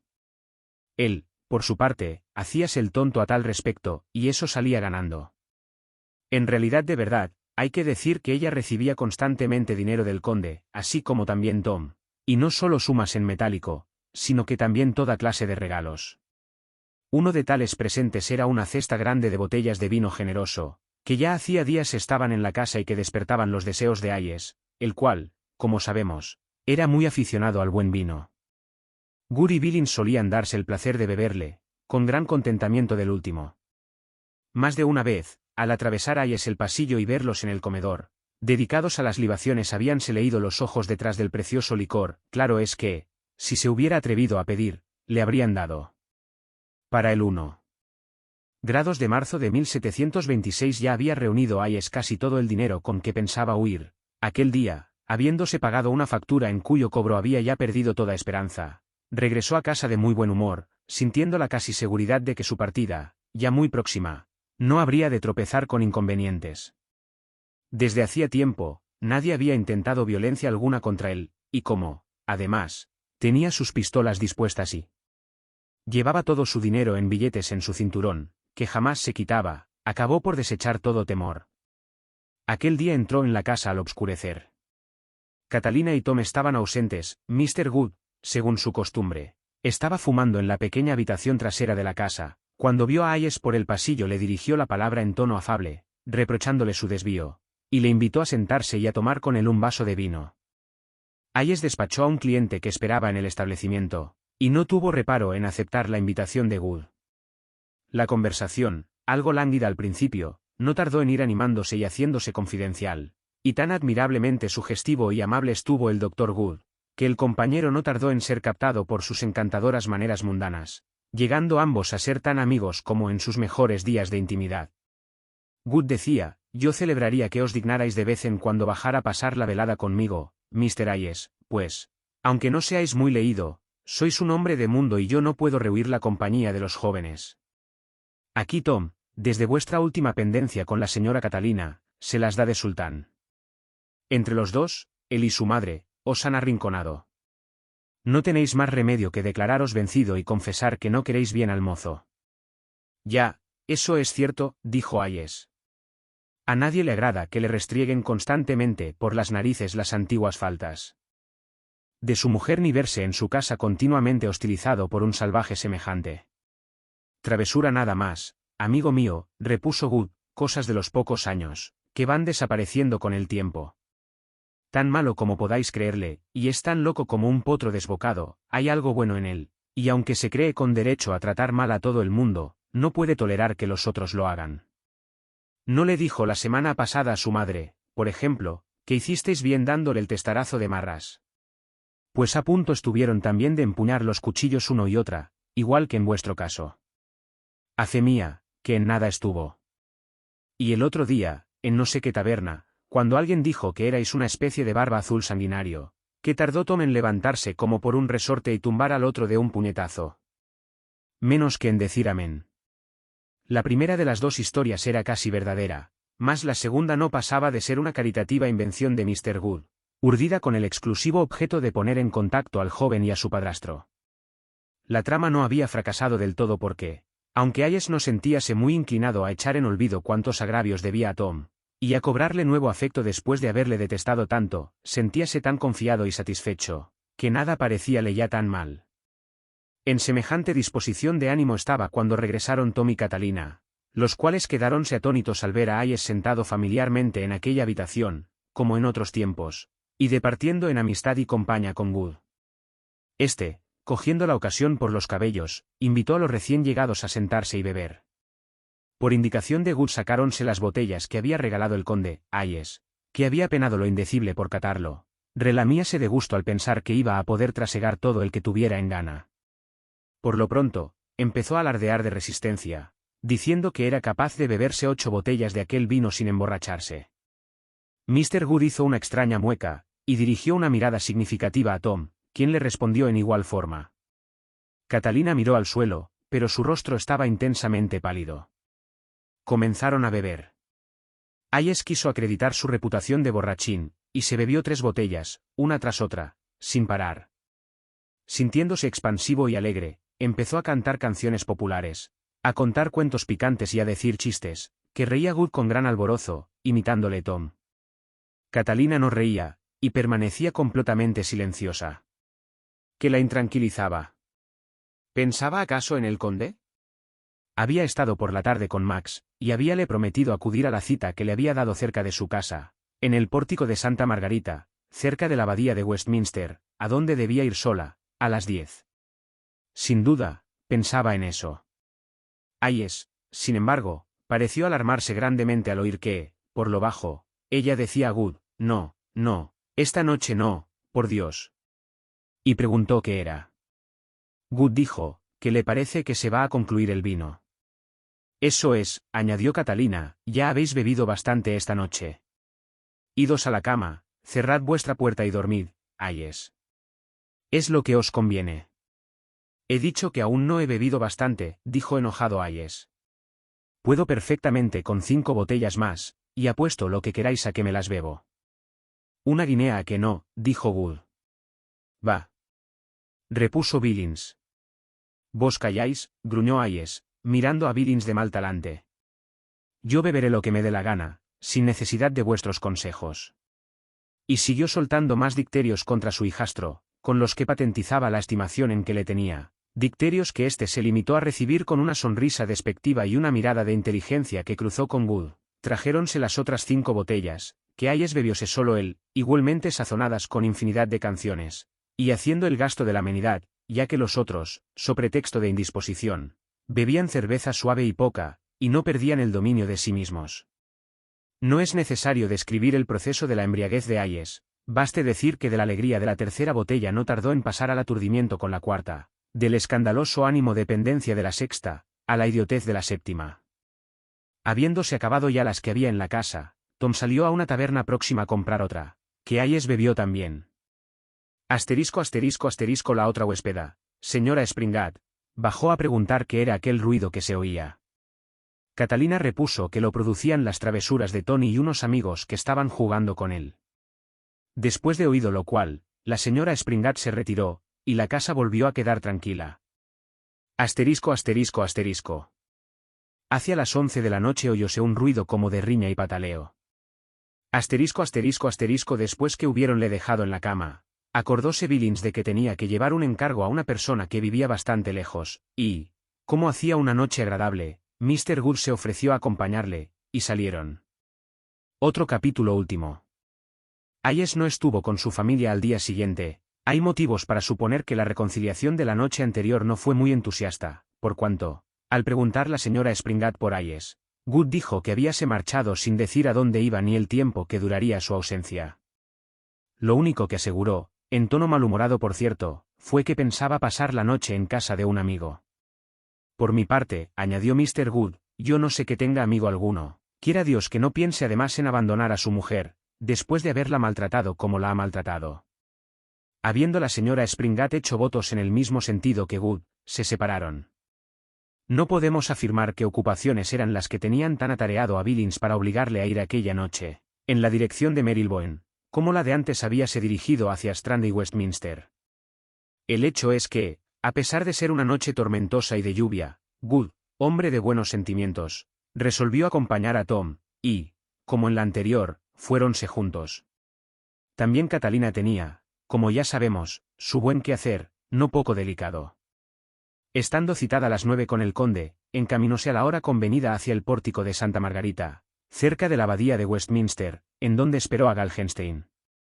El sitio en cuestión era de lo más a propósito por su soledad, al par que por hallarse cercano a la morada de su excelencia. Llegó el conde algo retrasado, pues, a fuer de entusiasta librepensador, creía firmemente en toda suerte de fantasmas y demonios y no experimentaba gran placer en atravesar solo el pórtico de una iglesia. Sin embargo, experimentó no ligero alivio en sus temores al ver una mujer cubierta con una capa, la cual se adelantó a él frente a la puerta, y, tendiéndole la mano, le dijo, ¿sois vos? El conde, después de estrecharla, notando lo fría y viscosa que estaba, por indicaciones de Catalina hizo retirar al lacayo, que acompañábale con la antorcha encendida, y quedóse a solas con su amada. Al retirarse el lacayo con la antorcha quedaron en la obscuridad, y penetraron en el pequeño cementerio, andando con gran cuidado para no tropezar en las tumbas. Sentáronse en una de ellas, bajo algo que parecía ser un árbol.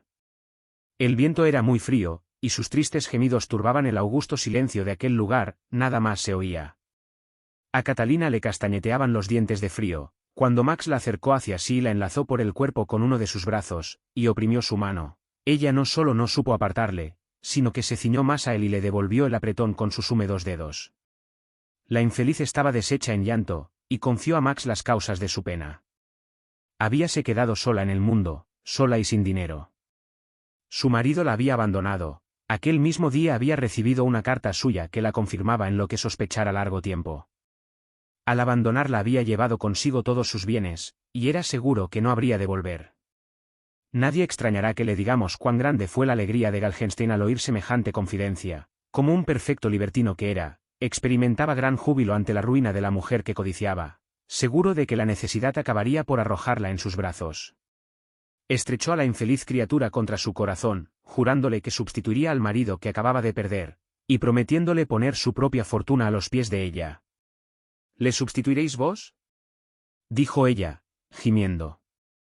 Absolutamente en todo, menos en el nombre, mi adorada Catalina, y cuando él muera, hasta en el nombre, os juro que seréis condesa de Galgenstein. ¿De verdad juráis? Exclamó ella con vehemencia. Por lo más sagrado, si fuerais libre ahora, os lo juro por la vida de nuestro hijo, seríais mi esposa enseguida. Ya hemos visto repetidas veces que a Galgenstein se le daba una higa hacer más o menos juramentos, por mucha trascendencia que tuviesen. Suponiendo que Hayes habría de vivir tanto como Catalina, tanto, por lo menos, como durasen sus relaciones con ella, nada tenía que temer, pero, al jurar, fue cogido en su propia trampa. Catalina le tomó la mano, comenzó a besársela con exaltación y a oprimirla contra su propio pecho, diciendo, Max, soy libre. Sé mi esposo y te amaré con toda mi alma, como lo he hecho tantos años. Max se levantó lleno de sobresalto, dijo, ¿qué? ¿Ha muerto? No, no ha muerto, mas no era mi marido. Él abandonó la mano de Catalina, e interrumpiendo bruscamente, le dijo, de suerte, señora, que si ese ebanista no era vuestro marido, ¿por qué he de serlo yo? Si una dama que ha sido durante 20 años la querida de un miserable patán no puede aceptar la protección de un noble, representante de todo un soberano, debe pescar su marido donde sea, mas no en mi casa. Yo no he sido amante de nadie más que de vos, repuso Catalina, retorciendo las manos e implorando tristemente, pero bien merecido lo tengo. Yo era una niña cuando vos me visteis, os seguí y causasteis mi ruina, abandonándome, y porque llena de dolor y de arrepentimiento quise reparar mi crimen casándome con el hombre que me amaba con toda su alma, cuando veis que él también me deja, porque os he amado con locura durante 20 años y he llegado a degradarme cediendo a vuestro deseo. No merezco siquiera vuestro respeto, y me pagáis con el desprecio. Oh, es demasiado, Dios mío. Y la infeliz vaciló, a punto de caer desmayada. Max, casi asustado por tal explosión de dolor, quiso sostenerla, mas ella le apartó de sí, y, sacándose una carta del seno, dijo: Si hubiera luz ahora, veríais, Max, que cruelmente me ha traicionado el hombre que se llamaba mi esposo. Antes de casarse conmigo, se había casado con otra, dice que esta mujer aún vive, y que me deja para siempre y se va con ella. Y aún no había acabado de decir, cuando la luna, que había permanecido detrás de la abadía de Westminster, comenzó a elevarse sobre la negra mole del histórico edificio, y esparció sus rayos de plata sobre la pequeña iglesia de Santa Margarita y el sitio en que se hallaban los amantes. Max estaba a corta distancia de Catalina, andando caviloso de aquí para allá por el sendero entre las tumbas. Ella permaneció en donde estaba, junto a lo que pareció en la obscuridad ser un árbol, y que ahora, a la luz de la luna, resultó una columna funeraria.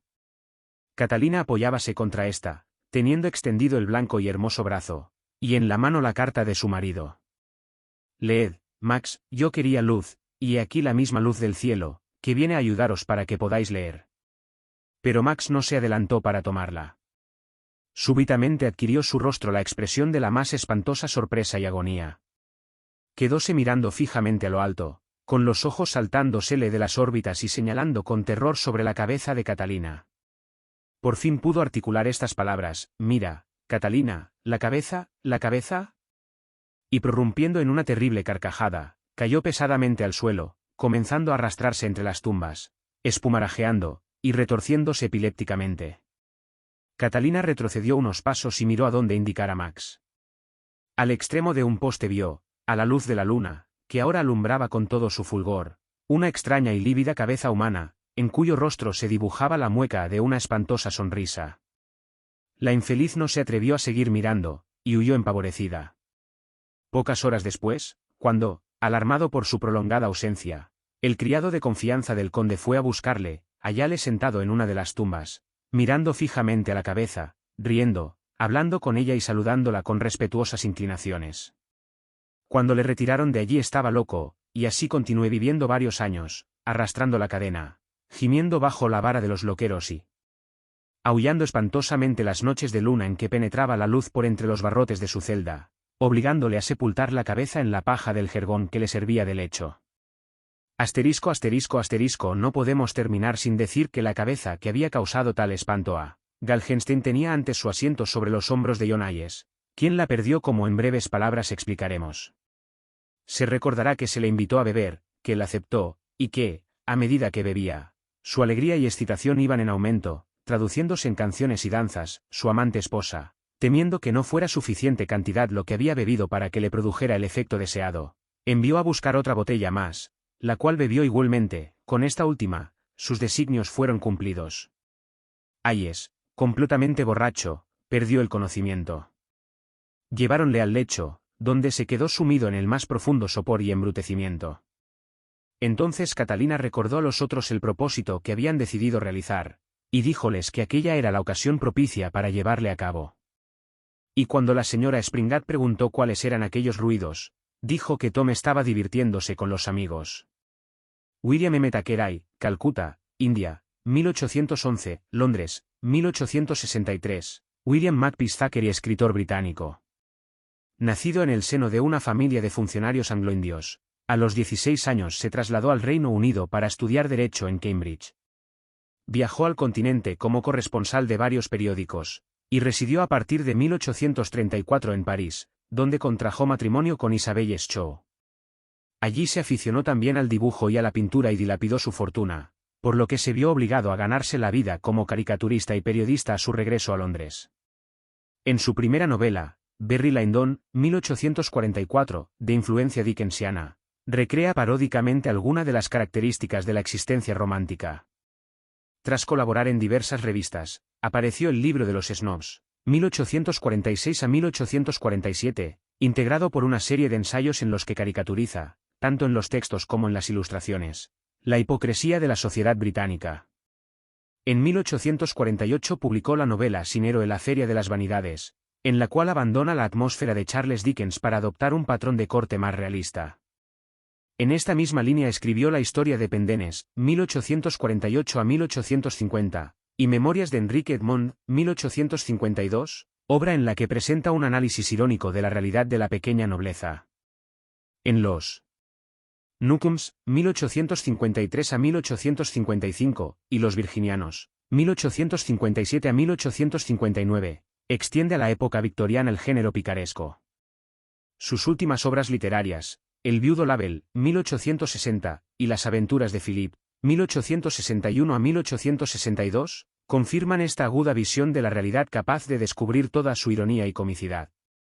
La vanidad e hipocresía de la sociedad victoriana son el objeto de la sátira constante de Thackeray, lo que le convirtió en un escritor polémico en su tiempo.